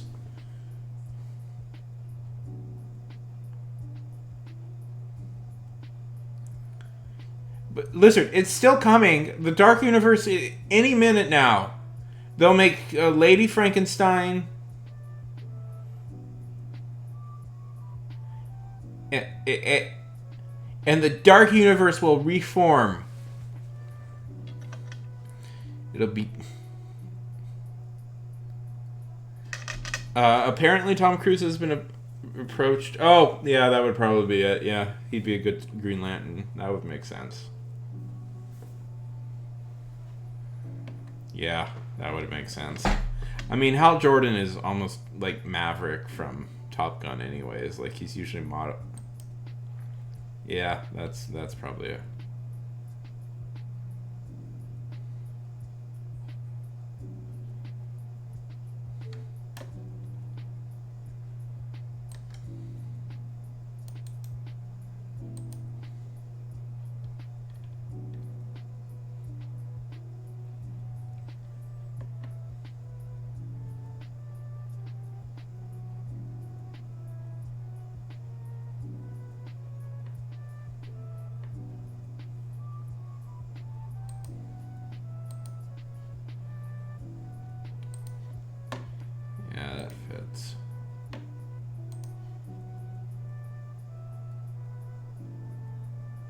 Or Batman. Weirdly, I think Tom Cruise would probably be an okay Batman. I don't know. Like, okay, so the classic Tom Cruise character is... Because Tom Cruise kind of plays the same character. Yeah, but they're making their own Batman. Gunn has announced that there's another Batman series coming.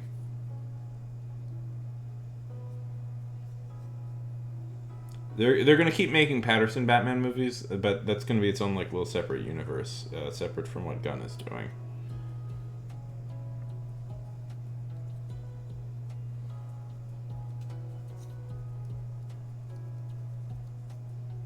Sure, I didn't like the Joker, but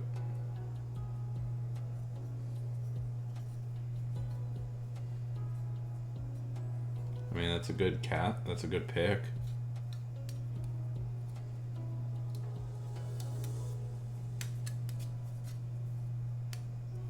Yeah, there's too many Batman.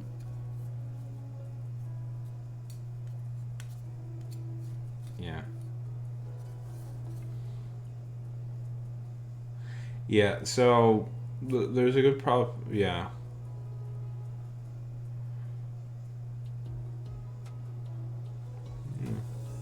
Tom Cruise would make an okay Batman, I think. He's not exactly like dark gritty, but he's like,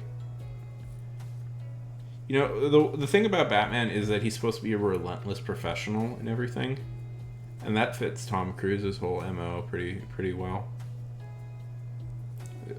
Being a relentless professional.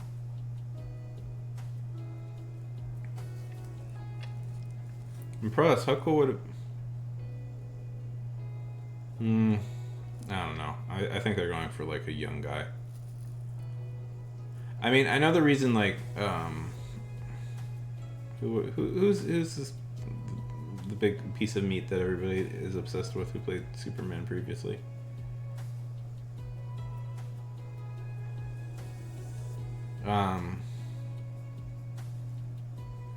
Well, I know the reason that he moved on is, I think the storyline that they're going with Superman is that he's younger, is a younger Superman, so that seems a pretty clear, like,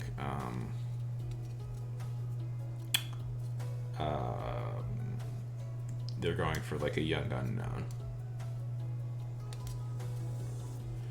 So, you know, like, somebody in the,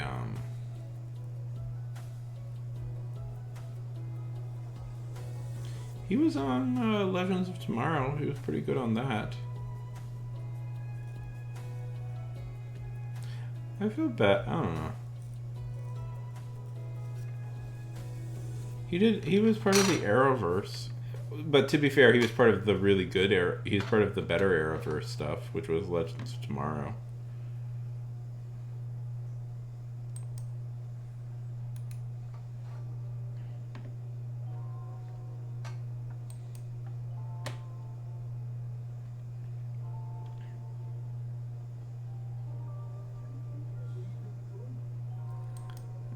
Well, apparently Christopher Reeve is back. Christopher Reeves is back.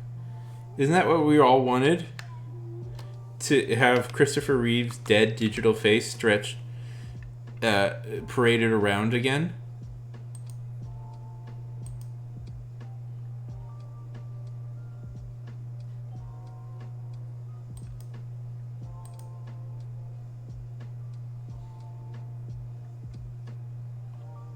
Yeah. Well, a dead person can't consent to anything.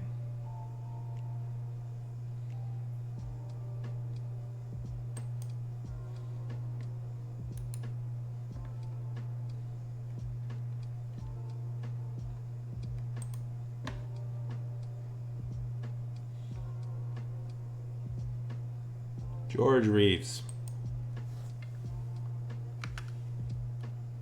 That would be George Reeves. He was in the TV show in like the 50s.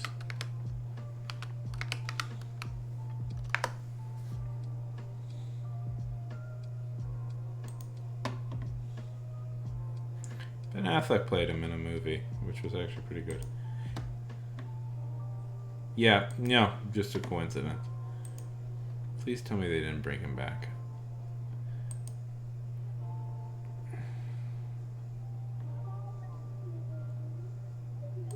Oh, fuck! They also brought back George Reeves!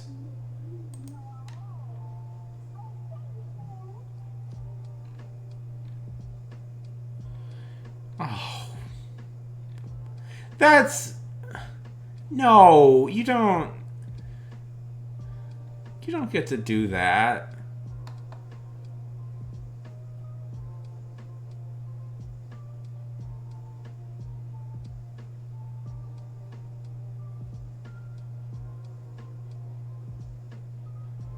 I mean, Helen, that's fine with Helen. Oh, gross. They also did Adam West?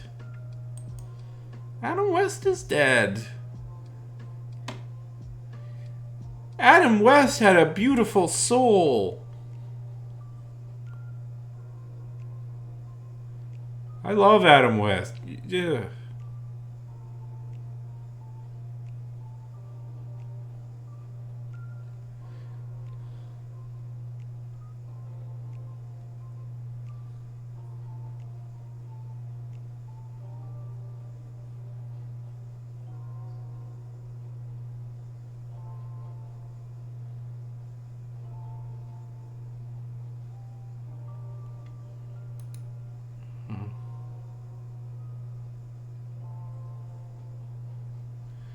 are ghouls. That's... I don't like that. Who would have known a movie starring Ezra Miller would violate people's consent? I mean, Ezra Miller seems like such a stable person.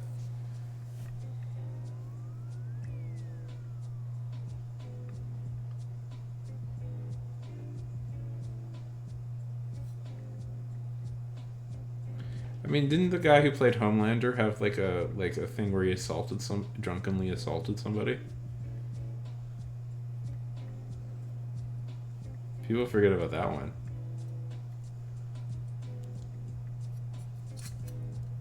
No, the best superhero franchise is Dark, man.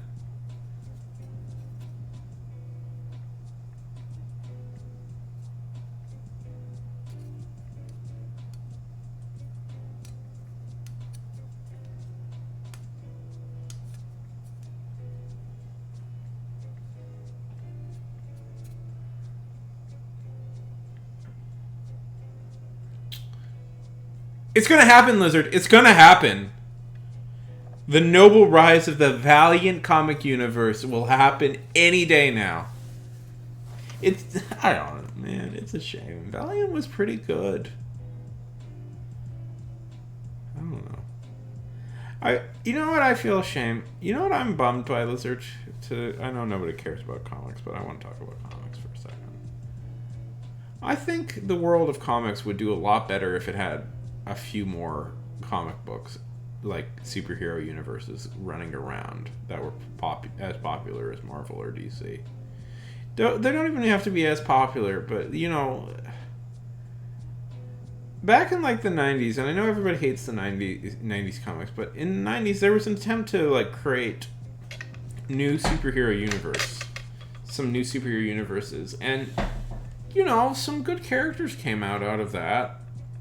Like, Ghost was a pretty good character. X was a pretty good character. No other characters were good, but Ghost and X were pretty good. And it's like... I don't know. We could do with more heroes. Superheroes. I don't know. I know everybody's sick of superheroes, but I think whatever... I think in comics, just thinking about comics, I think comics would do really well if there was maybe a few more universes that people were into.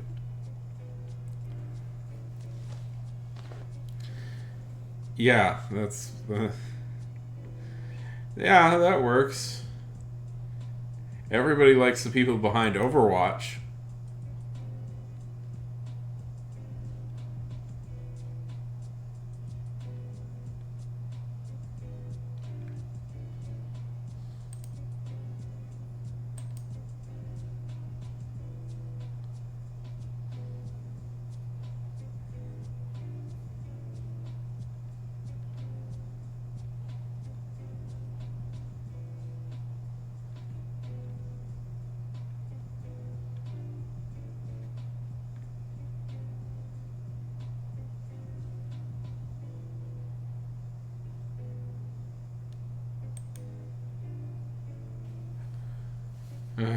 We'll see. I mean, their stablemate League of Legends ended up producing a pretty good show, so who knows?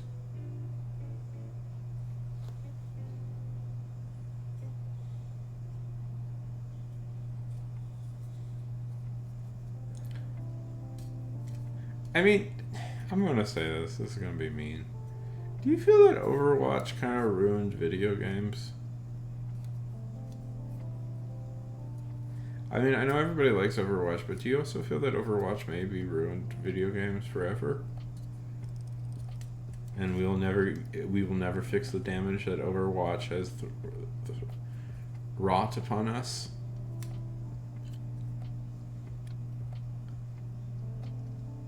That in Fortnite. Yeah. I mean, Blizzard is right. I mean, everybody loves Blizzard. Everybody's favorite company, Activision Blizzard.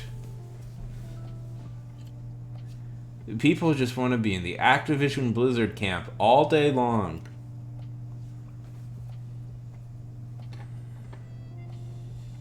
Yeah, who cares? So is everybody. I'm not, but I also.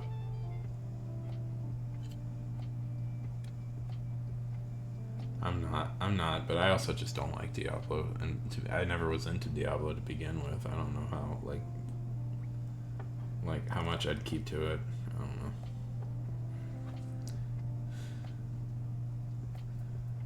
Yeah. That's the thing. You know, it's really hard to be a truly moral person in the type of society we live in, Lizard. Even what I'm doing now could be considered, immoral. The people who own this website are not necessarily the best people in the world.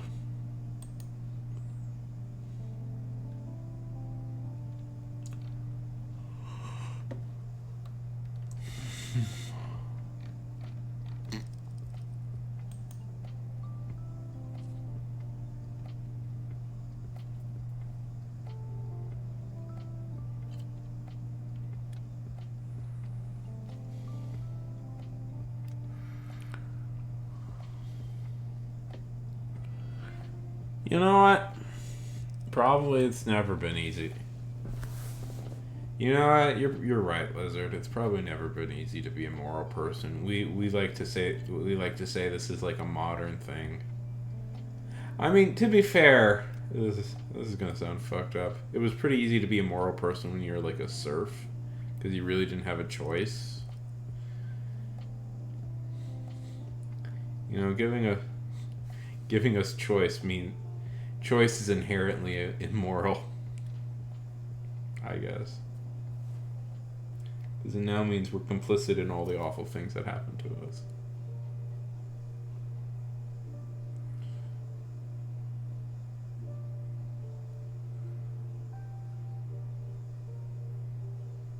Yeah.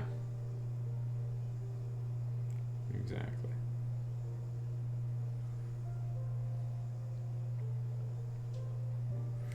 But you're right. It's probably hard at all to be moral in any meaningful way.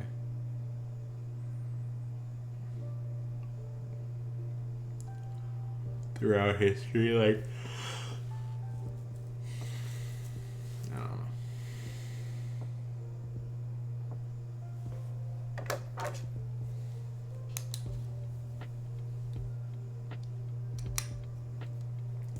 Do you think the stream will get me in trouble with,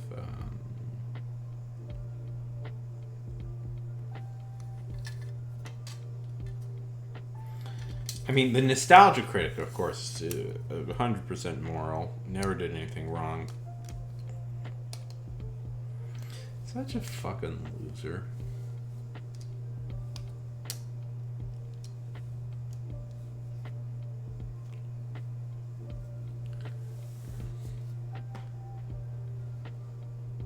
I could do the Nostalgia Critic joke. Look how good I am at Nostalgia Critic. Yeah, this movie is so bad. Bad credit card. Yeah.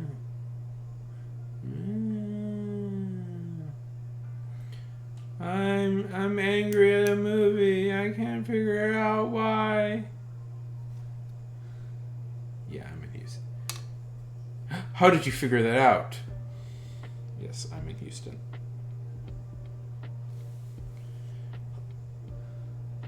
Sweet. Shit. Cool, man.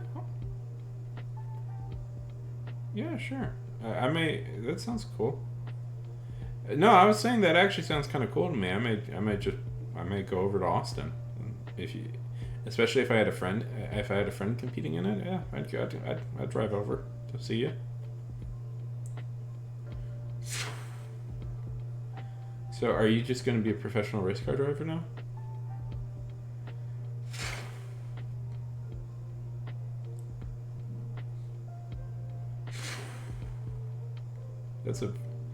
Those are, you're always so nervous about your life, but you do end up doing kind of cool shit.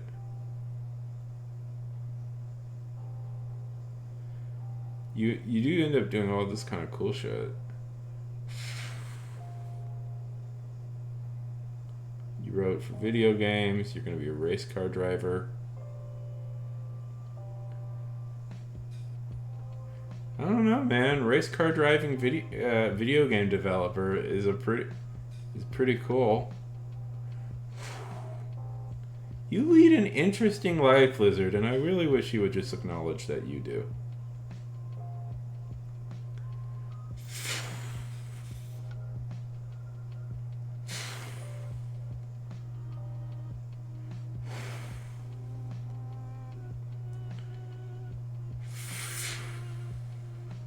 Yeah. Well.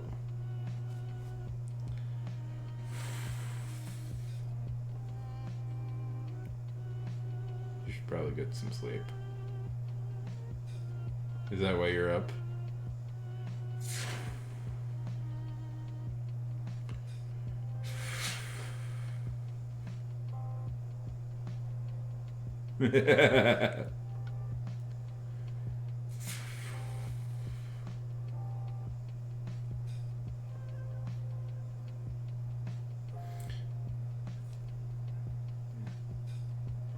Well, remember, Jesus Christ.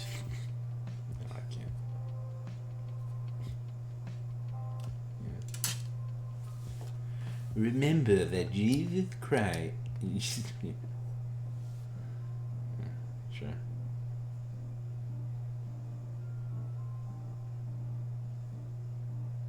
Yeah. I mean, that's good, but I make my own stuff and then I never have the balls to show it to anybody. Yeah, no, I'm gonna show people the stuff I've been working on for Ulysses. It's just I need a little bit of a break. Yeah. I mean, I do. No, yeah, I'm going to. It's nearly done. I just don't think I can finish it in the time frame I gave myself. Because I ended up writing like 3 or 4 very long pieces for it, and then I just need more time to edit that. Also, Lizard, I don't know if you were here. The water got accidentally shut off in my house for 3 days, and it was a tiny bit hard to focus on anything but besides that. Yeah.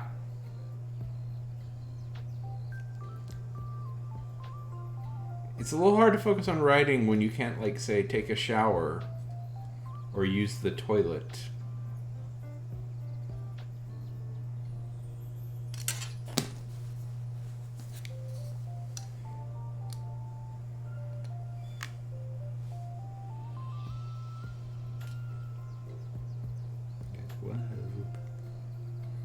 No, but yeah, everybody should produce their own stuff.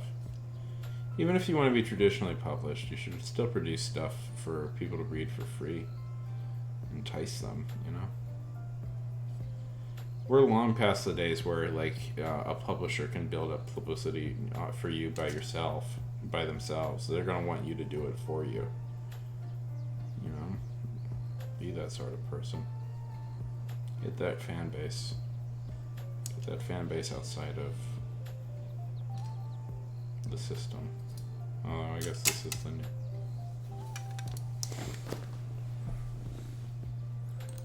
Whoa, you want to live in Yellowstone? Whoa. Lizard, are you trying to get in good with Ty Sheerden? Is Ty Sheerden your boss? Is he going to pitch to you Yellowstone 2034? Right. Yellowstone 2074? Are you writing the cyberpunk spin-off to Yellowstone, Lizard? Is that what you're doing?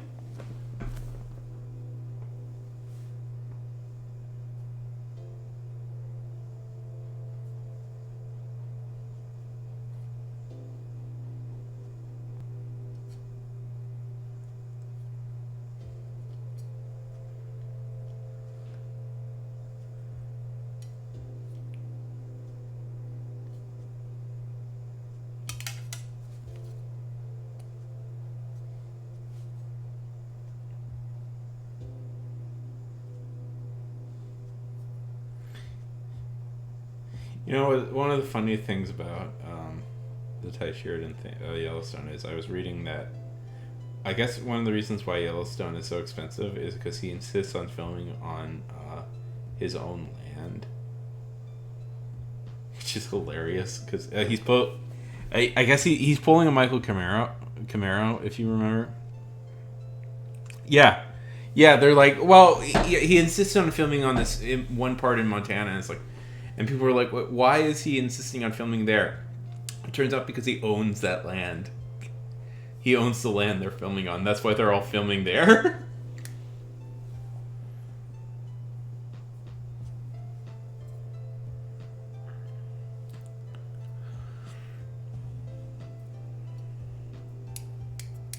That's pretty great. If I ever became an auteur showrunner, I would insist that all the TV shows I make film out of my own house. Tez? Wait, there was somebody else is here? Oh, thank you for the follow, Tez.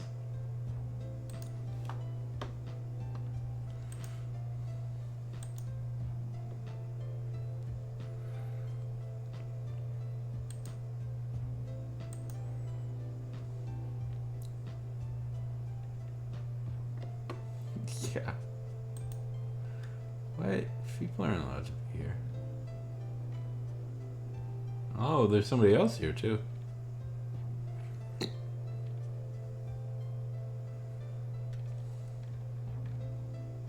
thought that was just a bot.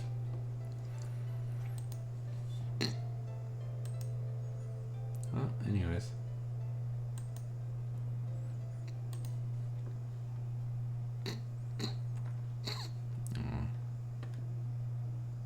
I don't know. I mean, I'm happy Sophie is getting the star vehicle. I think she deserves one. Bondage alien.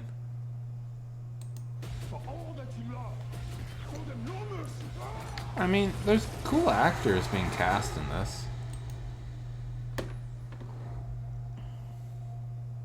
I don't know.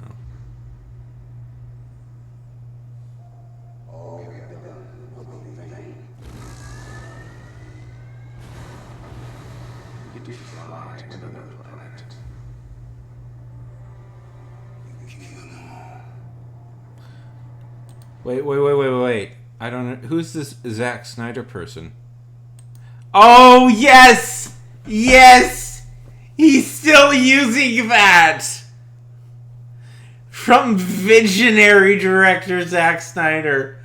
Oh, I love it. He's still using his self-applied compliment. He's still using his official title. God damn, this fucking man. Although, to be fair, yeah, he just started calling himself that since, like, what? After I don't know.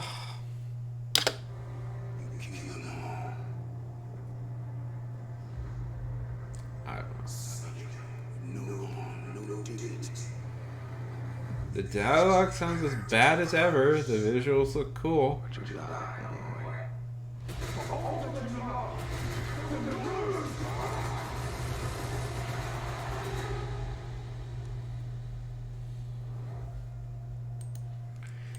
Here's the thing.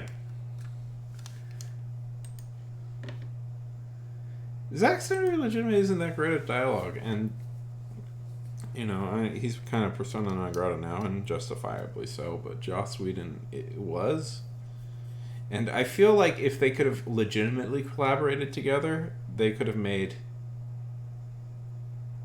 a good movie. But they didn't do that, and so the movie was the movie we got.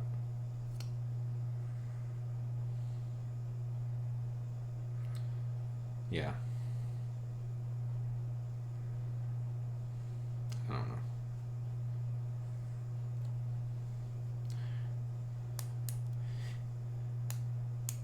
Yeah. That's the problem. If he directed I don't know. Zack Snyder is apparently the loveliest human being on the face of the earth. From everything I've heard about him, he's like a super lovely guy, which means people are very loyal to him. He seemed, yeah. So like I get it, you know. People want to work with, yeah. He's a guy who produces interesting looking product. Yeah, probably he does it on budget. Like I don't think he ever really goes over budget. And he's easy to work with, so it's like, you know, I get it. We like Zack Snyder because Zack Snyder. Yeah. Whereas Joss Whedon was a asshole-ish, like, petty dick who really liked to take his frustrations out on people of color and women. So, like, I get it, but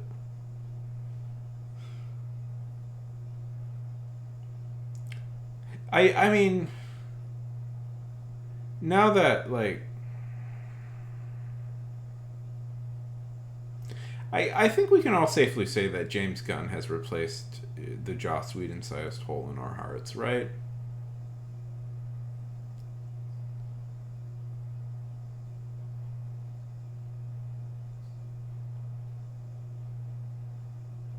Like, he's in a... Yeah. I fucking loved Firefly, man. I fucking loved Firefly. I loved that show so much. Was never the hugest Buffy fan, but I really did love Firefly. There's a part of me that really wants to try and write.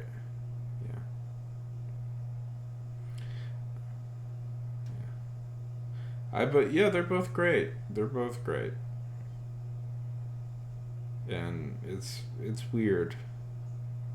Joss Whedon is in a lot of ways like a kind of foundational like guy, and like, you know, the thing about Joss Whedon is he's kind of a foundational guy in like nerd culture in a weird way.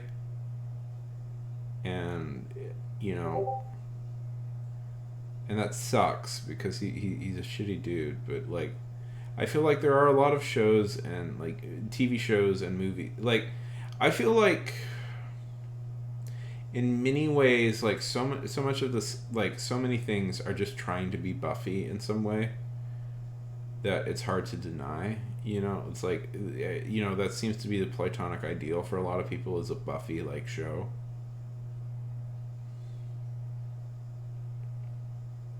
Yeah. Well, definitely like on the genre thing, it's like Buffy is very much the platonic, but I don't know. It's probably good we're moving on from Joss.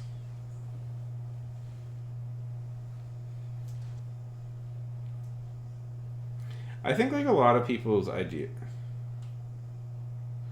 I know, man. I know. She was really good in Terminator. In that Terminator show.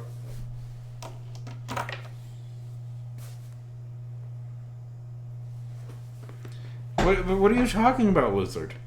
She gets to go to fan conventions and have guys who do this, who do, you know, hover just a little bit behind her shoulder.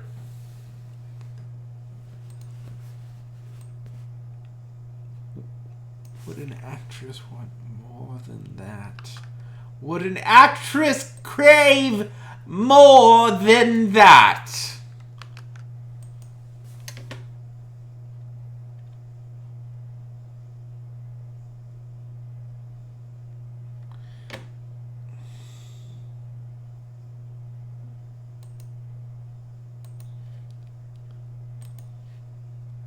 Let's see. My own script. No. My own shitty, terrible script. Ugh. Oh, ew, no, bad. Knights of Badassdom.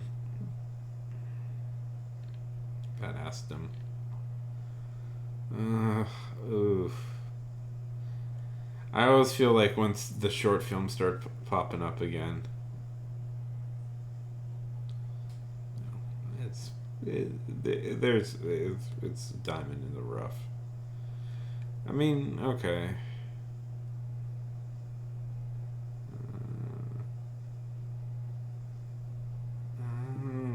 Okay, she wasn't. Oh, that was very nice of Nathan Fillion to have her in Castle. She's in Woo Assassins.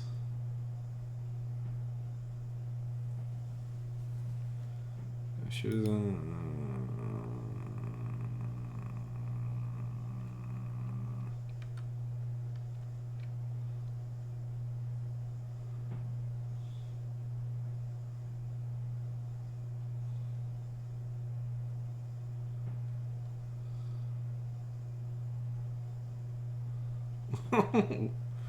Control Alt Destroy Literary RPG Podcast.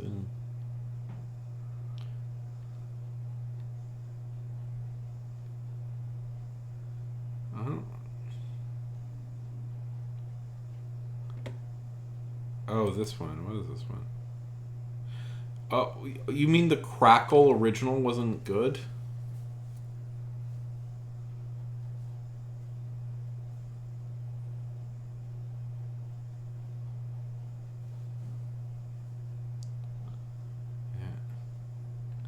Oh, poor Summer. Ugh. Patrick Warburton! What? Oh, he was in that?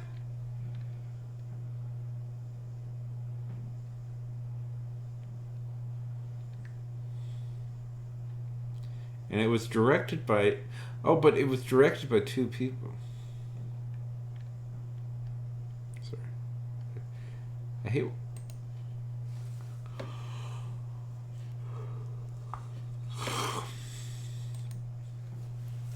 And then have you seen Jury Duty, Lizard?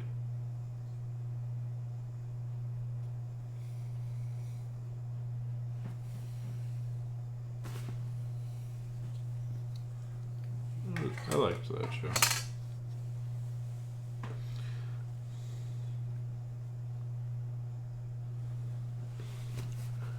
Yeah. Well, prank sitcom. And I'm getting tired.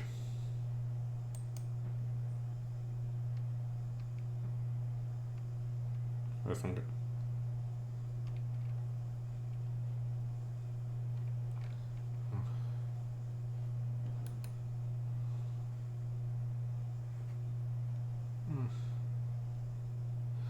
Oh, but she was in The Cape.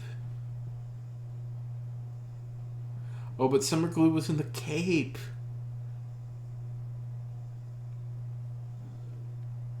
The greatest show on television. The Cape.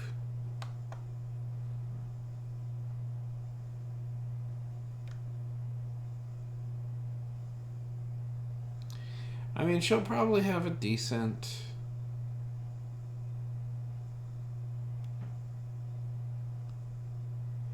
It's about a guy who wears a cape, and he has a really shitty fight scene in the kitchen, and that's all I really remember.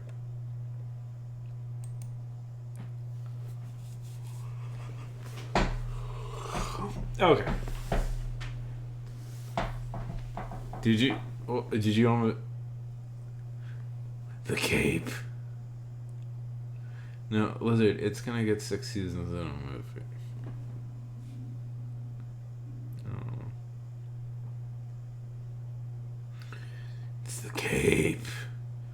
The Cape! There we go. There's my Community reference. See, I'm smart because I know that that's in fact what the reference was. Because Abed was really into... This is just his normal voice. This is just Batman. It is funny. It is funny to imagine, like, Christian Bale's Batman picking that voice. Picking that voice. It's like, I need to talk really scary. I know what I'll do. I'll talk like this. Yeah, this is Batman. This is what Batman sounds like. really scary.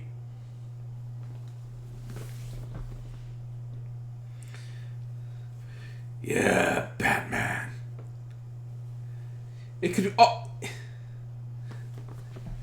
almost be as good as Doug Walker's sketch where he does something like that. I don't know why I'm so on Doug Walker today, but I want to. I'm Batman! Alfred, I'm Batman! It's like a rock thing where it's like. Yeah, and it's like. Where it comes out and it's like, what if I talk like this? I don't know, sir. I don't think that's such a good idea. I think I'm going to talk like this. Everybody's afraid of the Cockneys. No, I don't think so, Master Wayne. Okay. What if I talk like this? What are you doing? I'm being very frightening. Okay.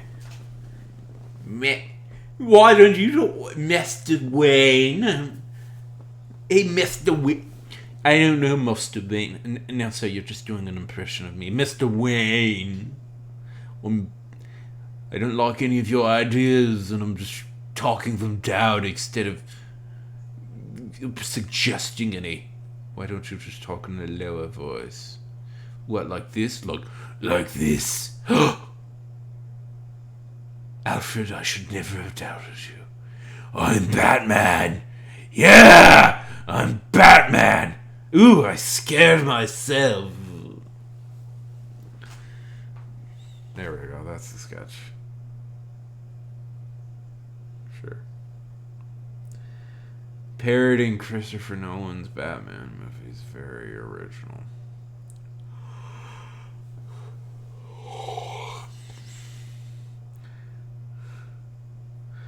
But but Lizard, you know what I don't know. I'm excited for Oppenheimer.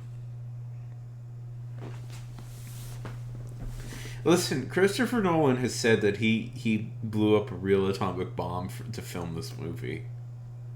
I'm kind of curious to see what he means by that.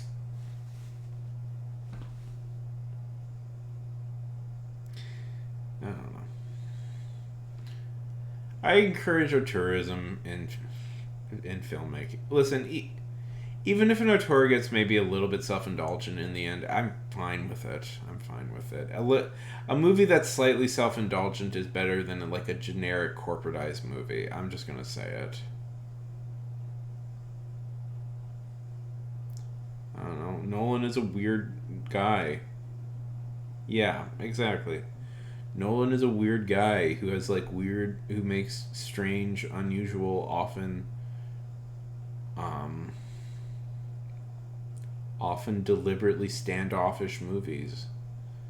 We don't see a lot of those. We don't see a lot of those types of movies anymore, and in some ways, I appreciate it. No, is it very Christopher Nolan-esque? Does it use only blues and greens, like dark blues and greens, and has kind of a weird sound mixing that I think is sound. I'm gonna say this. I'm just gonna say this. I think the issue with Christopher Nolan's sound mixing is I think he's a little deaf. Like doesn't he have bad doesn't he have actually legitimately have bad hearing? I think when he sound mixes his movies, he sound mixes it so that it sounds good to him. Yeah, I legitimately think that's why his sound mixing is weird. It's because because his hearing is kind of weak. Listen, I'm just gonna say it. Greta Gerwig was given the Barbie movie, and somehow it looks really good.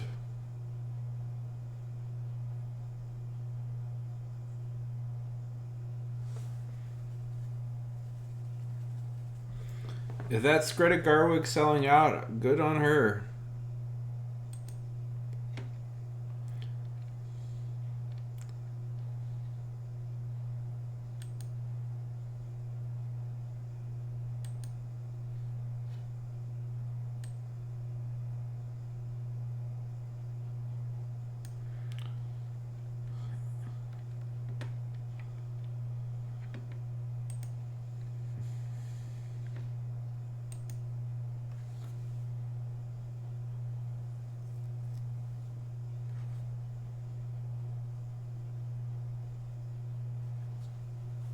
Oh, don't make another movie about Sacramento, Greta. I know you want to make another one. I find it so funny how Disney kind of absorb. Isn't it weird? Like, I want to say this. I think Lin-Manuel Miranda will never do anything but Disney movies for the rest of his career. I suspect that his main job is going to be Disney for a long time now. Because he seems to be just one of their, like, standard songwriters now.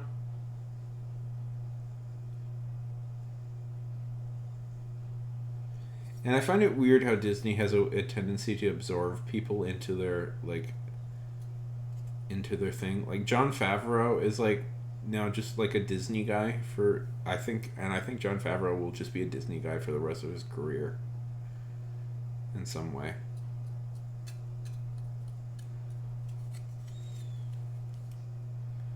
I don't know. I like Greta Garwig. Yeah, they're just staff now.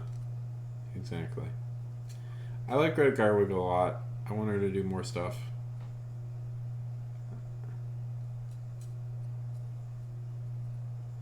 Lady Bird was a incredibly good, charming movie that I enjoyed a lot. I also like her Little Woman movie. So, you know,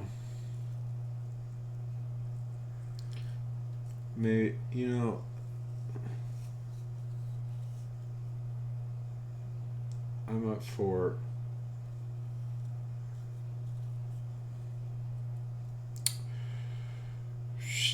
I don't know. Sure. Perfect.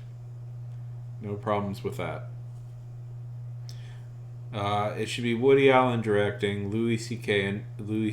and writing, and Kevin Spacey should play Zelda. Link, I mean. No, who is it? Tinkle? Kevin Spacey should play Tinkle. That would be the appropriate role for him. Not a controversial movie. Not a controversial movie in it all.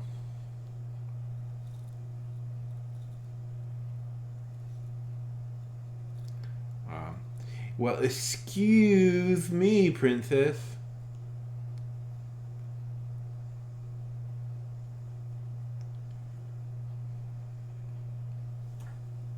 Yeah. I mean, with how fucking hugely successful the Mario movie is, of course they're gonna do more shit. Oh my god. Oh my god, it just occurred to me something. If they do the Zelda movie. Oh my god. Check this. Mario movie successful. If they're going to do a Zelda movie next. You know what I bet they're going to do soon? Check it. Super Smash Bros. Movie.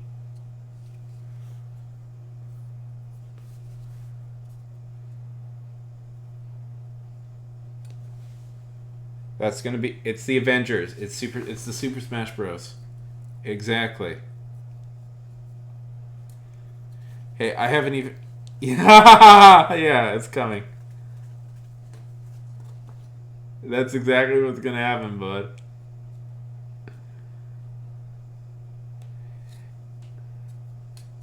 I'm gonna unleash another bit of evil into the world because I like doing it.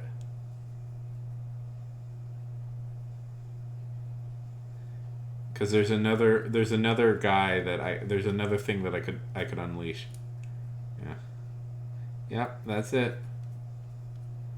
It's all about defeating the magic hand. Ooh. Because I bet since the Mario movie's so successful, I bet they're gonna try and do okay, what do they need? Like, they need Kirby, they need Mario. That's what's gonna fucking happen. Oh, yeah, Star Fox. Captain Falcon, yeah, you need all those guys. Well, if they do the Zelda move, yeah, it's happening.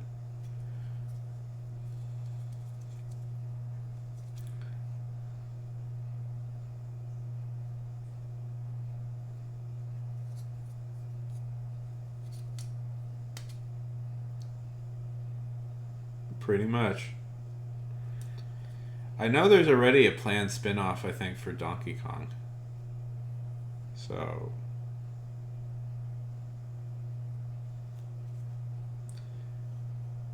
have you ever thought what Disney's gonna do if they run out of when they run out of Disney movies to remake in live action? Blizzard, have you ever thought about that? Let me unleash another bit of evil on you. A thought so heinous, so vile,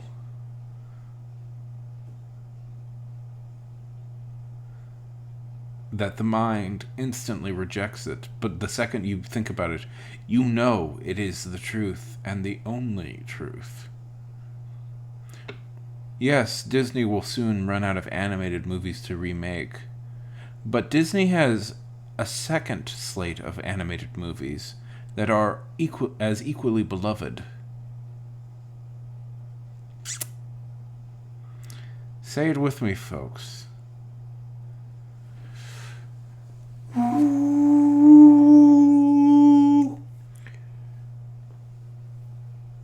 Pixar live action remakes.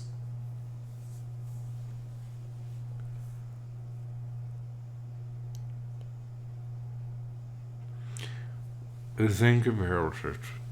Think about it. There's already a fairly obvious candidate. Well, no, the obvious candidate, Lizard, is The Incredibles.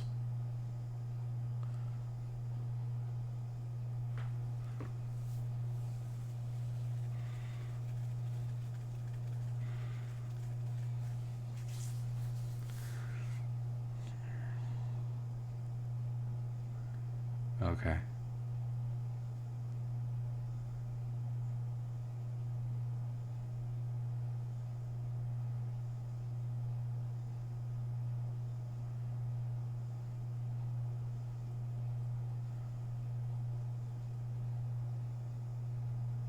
Sure. We can talk reels, movie reels, film reels. What's your favorite reel? 3, 4 reels of movies.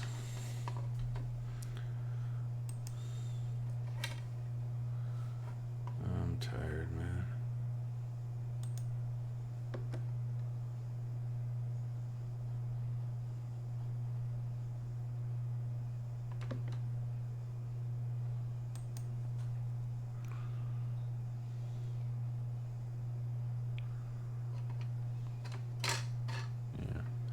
They were never going to do that. I mean, the thing about it is, though, can you really call the Lion King one a live action remake? Like they like the Golden Globes nominated it for best animated film because it's animated, you know. Listen, you can stretch the definition of live action quite far, but I would argue that a movie that has 100% CGI environments, characters, and location is an animated movie. It's a hyper realistically animated movie, but it is an animated movie.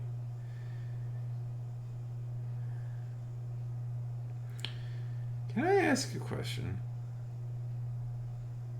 Why did the Little Mermaid remake decide that the ocean had to be realistically dark? That's been bugging me in all the clips of the movie I've seen. That the ocean is dark, like super dark. I get in real life that the ocean is dark, but this is a movie. Yeah, I agree with you. It kind of makes it a little scary Because in real life, the ocean is terrifying.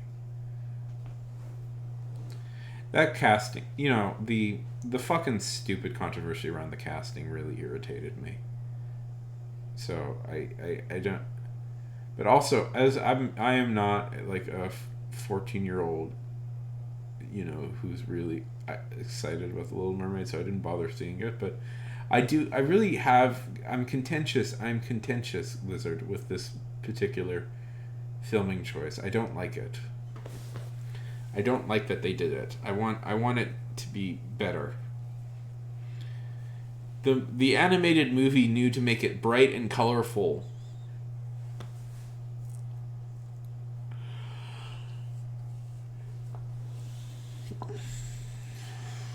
Not really.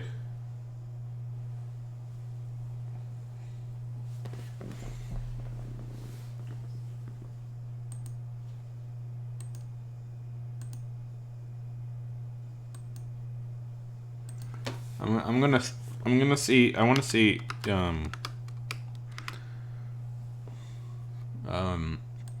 Oppenheimer and on in IMAX, but besides that,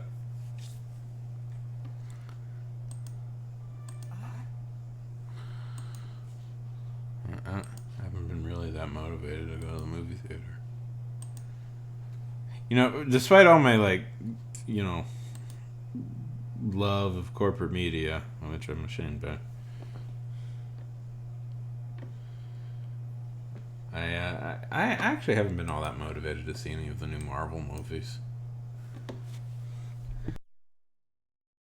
The movie that gave us this great scene. I like the word moist, okay? It's who I am. And if you can't accept that, then what's the point?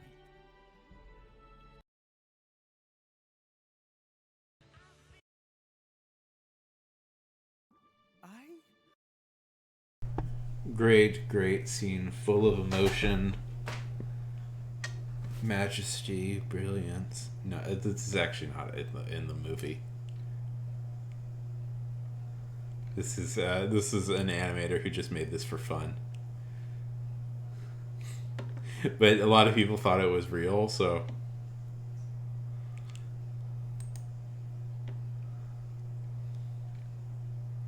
Yeah.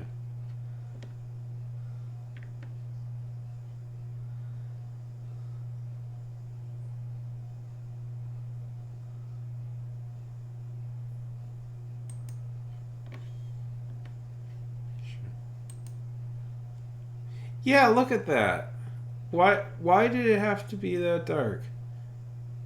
She's a great singer, by the way. I saw her sing thing. She's good, but yeah, this is dark. Yeah, it's almost scary. Not. I don't know. I hate how dark it is. I think it's. I think she gives a really. From what I've seen of her, she gives a really good performance. I think it's really... I was disgusted by the way people were behaving when that casting happened. I really was. I think she gives a great performance, and in many ways this probably should have been a star-making performance for her. Hopefully it is. But I don't know, I don't like that filming decision. I really don't. It feels like we're watching like The Deep or something, like a James Cameron movie. Yeah, it does. It really does. Why exactly did it have to be realistically dark? Like, I don't know, it bugs me.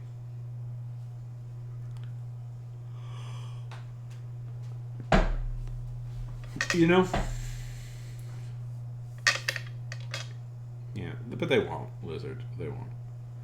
But, Lizard. Lizard. Sorry for that voice. What the fuck was that voice? Lizard. But you should know that, you could always just make your own Little Mermaid. Hans Christian Andersen's Little Mermaid is in fact available to all of us to make. Yeah, that would rule. So basically, that one scene in the lighthouse. Yes, that would be cool. I'm up for that. The sexiest scene.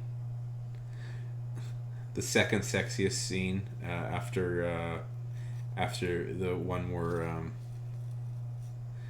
after the farting in the farting in his britches. Yeah.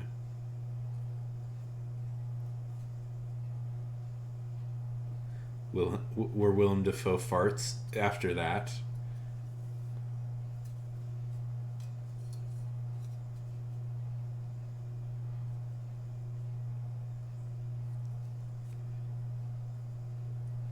It's Wilhelm. Yeah, it's Willem Dafoe. I knew that. That's why I was saying Wilhelm. I mean, to be fair, it's just the German version of William. Now, to be fair, it is just the German version of William. Yeah, it's Wilhelm. So it's not like it's that much of a difference.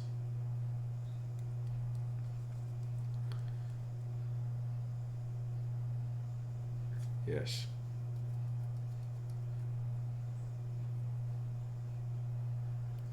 Okay. Where do we want to start?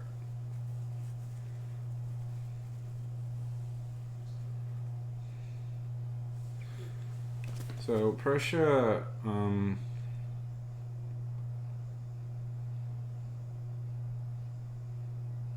because it was a separate country for a while. Sort of. Okay, so Prussia in many Prussian. So okay, let's talk about the Crusades. Now, obviously, the first two Crusades to Jerusalem, the Holy Land, were famous, but there was another group of Crusades to the north, called the Baltic Crusades. And that was the Lithuania, Estonia, and Prussia. Arguably, Prussia originally had a lot more in common with, say, the Baltic regions than with, the Germans.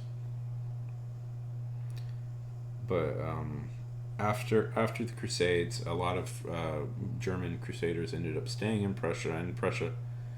No. This is different. These aren't Slavs. This is a whole different group of people. They're close, like everything in history. Listen, there's never been 100% perfect. Like the Germans, the Slavs, the people, the Baltics, all kind of slept with each other. So, I mean, they're all Indo-Europeans, but so... Slavs are Poland, would be Poland, Ukraine, Russia, Czechoslovakia, all those people. The Baltics are literally the people around the Baltic Sea. So you want Lithuania, Estonia, all that stuff. Yeah, those countries. And Prussia used to be considered more like part of the Baltic tradition than that, but there was always a heavy German influence there.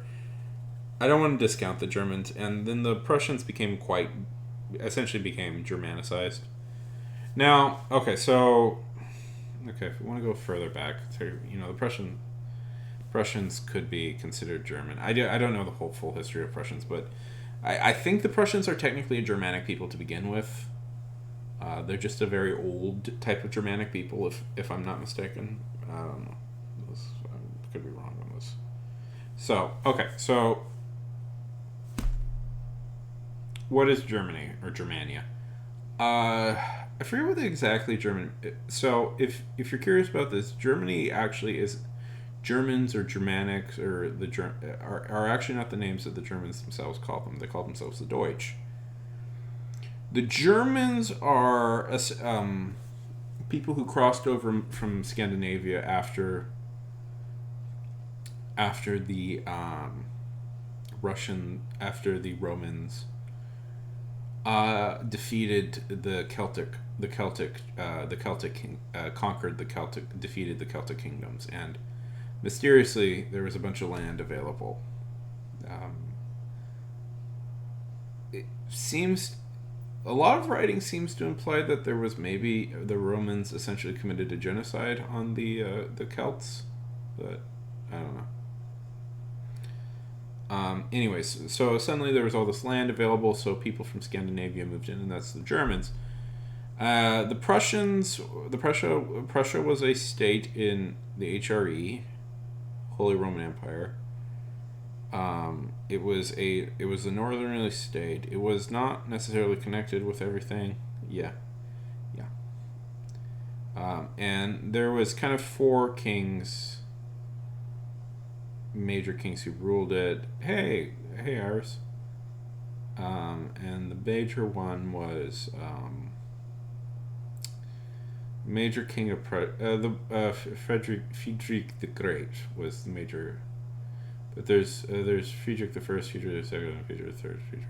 Technically, Friedrich was, I believe, the fourth, but they always call him Friedrich the Great. And essentially, they turned a minor state into from Prussia into a major. We're good. Into a major kingdom, and then Prussia was the one who Prussia is the one who united the rest of Germany, the disparate German states into the Kingdom of Germany. So Prussia is very important. Prussia has some Baltic heritage that is very different, and it's good to see you. It's good to see you. Gold or Iris? We're doing good. I'm trying to explain the difference between Prussia and Germany, even though I'm not 100% on the knowledge, but I know the basics of it. I'm working on a newsletter, if you're curious. Love a good follow. Appreciate that. It's free. I'm going to be 31 tomorrow, officially. I probably should be going to bed pretty soon. But Lizard does have a way of keeping me up.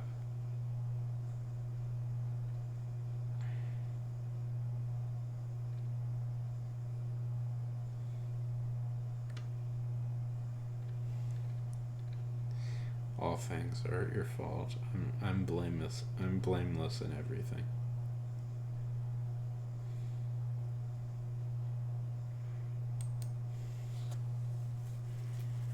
I've never done anything wrong to anybody in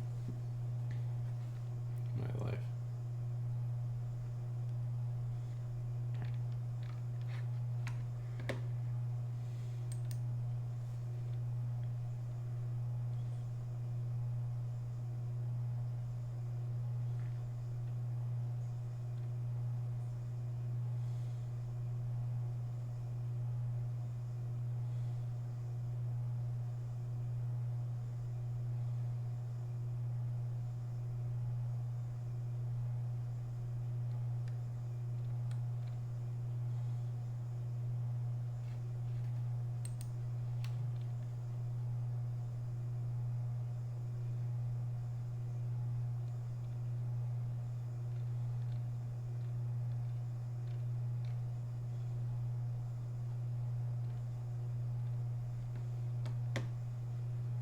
I'm about to pass out, everybody. I don't think I got the energy to keep going.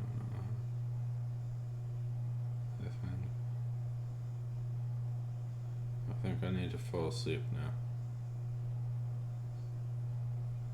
See everybody tomorrow. And I don't know if we'll. I'm changing the schedule, by the way, for the release of the newsletter. I'm giving myself until the end of June to release it, because I don't have the mental energy to do it, to finish the editing by tomorrow. Okay. But I won't move it back anymore. But good night, everybody. Iris, it was good to see you, but I've been on for about 5.5 hours and I'm very tired. Bye.